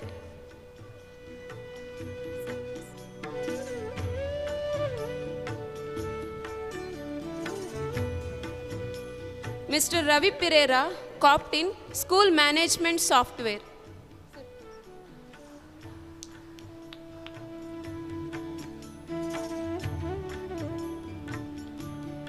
Mr. Satyamurthy Hebbar, Mathematics Laboratory and Deepa Book House.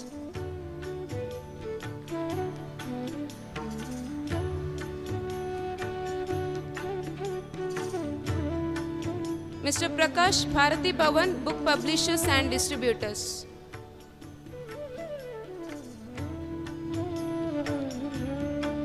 Mrs. Prasanna Prasad Bhatt, Udupi Sanjeevani, Supermarket Items.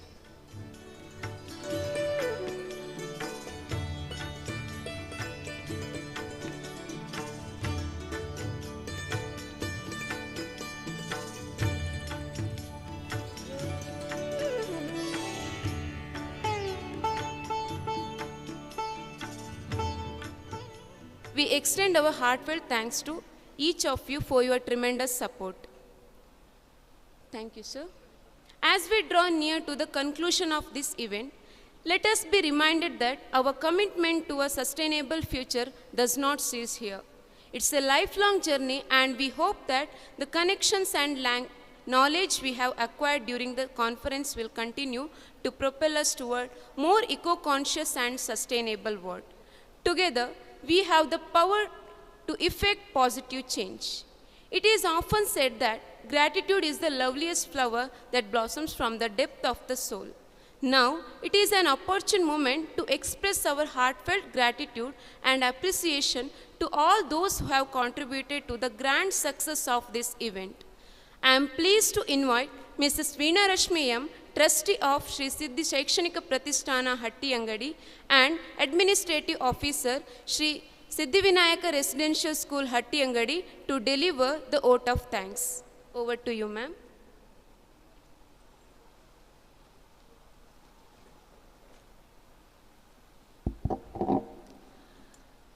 I am reminded of a beautiful thought by Mahatma Gandhi. You must be the change you want to see in the world. Through this wonderful journey of Haridwarna Green Conference, we have taken a step closer to being that change, to creating a more sustainable and greener future. Pleasant good evening to all the wonderful people present here. I, Veena Rashmi, stand before you with a heart full of gratitude as we gather here at the valedictory program of Haridwarna Green School Conference. It has been an incredible journey filled with insights, knowledge sharing, and a shared commitment to a greener and more sustainable future. First and foremost, I would like to express our sincere gratitude to Mr. Manmohan Nayak, the President of AICS and the Principal of SDM English Medium School Ujire and the President of today's conference. Your vision and leadership have been instrumental in making this conference a reality. We truly thankful for your unwavering commitment to the cause of education. Thank you very much, sir. Next, I extend our heartfelt thanks to Mrs. Kavita Umashankar Mishra, the progressive farmer from Rayachur. Your insightful insights and perspective on sustainable farming have enlightened us all and inspired us to be more environmentally conscious. In the words of William Yeats, education is not the filling up of a pile, but the lighting of a fire. You have ignited the flames of knowledge, and we are grateful for your presence. Thank you for gracing this occasion, madam.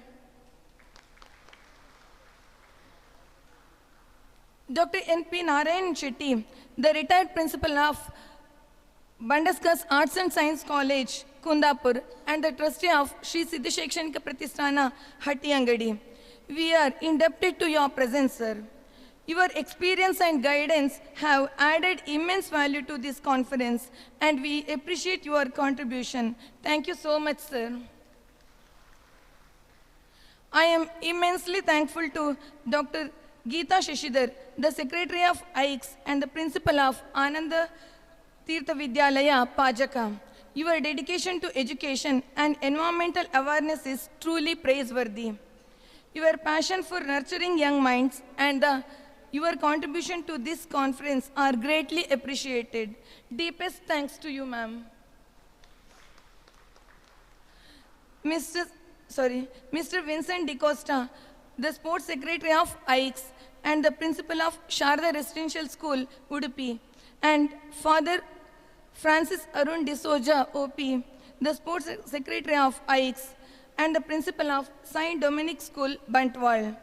Your dedication to promoting sports and extracurricular activities in schools is truly admirable. Your commitment to education and the environment is truly inspiring us. Your presence here has made this event more significant. Thank you very much, sir.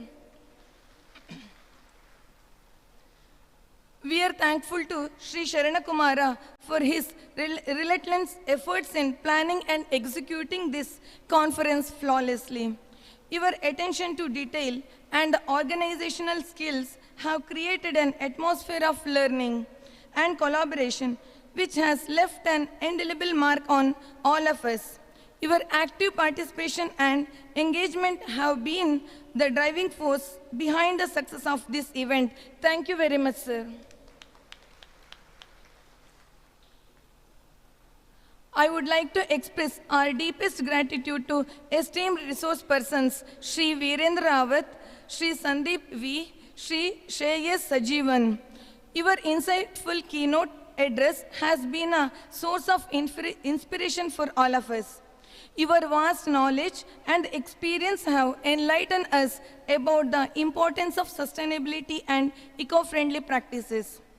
Your words have ignited the sense of responsibility in our hearts, urging us to make a positive impact on the environment and world at large. Wholehearted thanks to all, sir.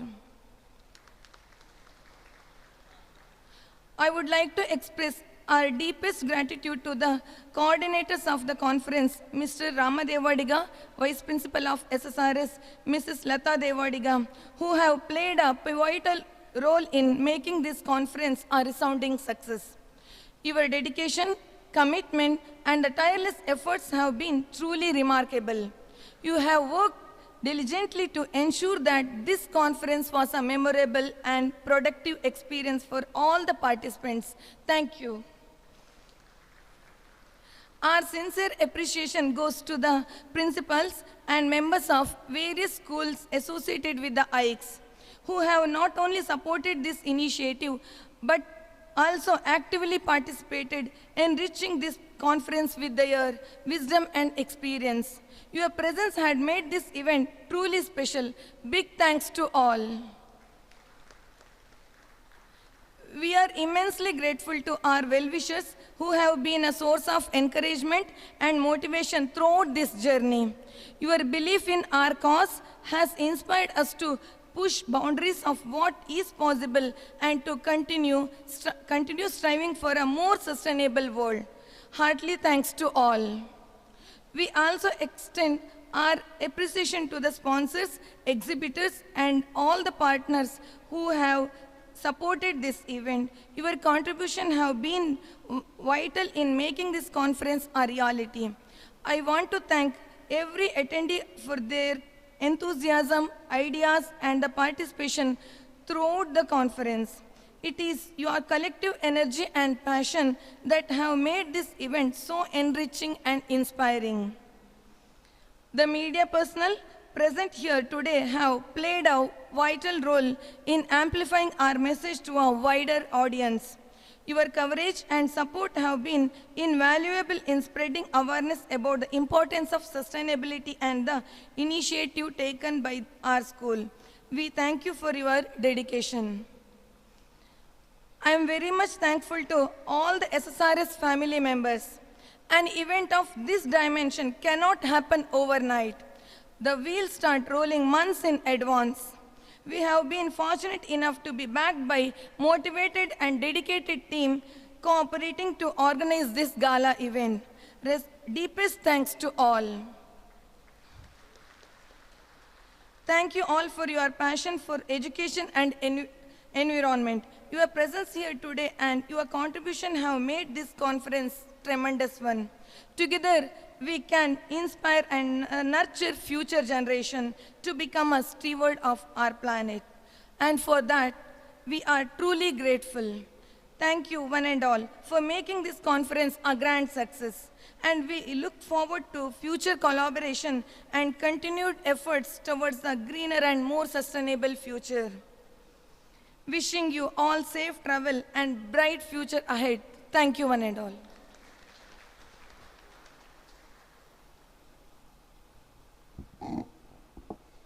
I kindly request all the dignitaries and delegates to proceed to the food court where snacks have been arranged for your enjoyment. To our registered delegates, please make sure to collect your participation certificate from the designated counter. I request all the delegates to share your opinion regarding the conference in the opinion point arranged in the several areas like in front of the stage, near the stall and dining hall. Thank you, one and all.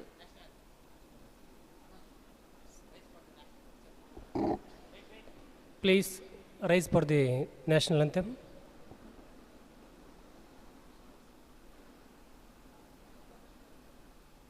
National anthem begin.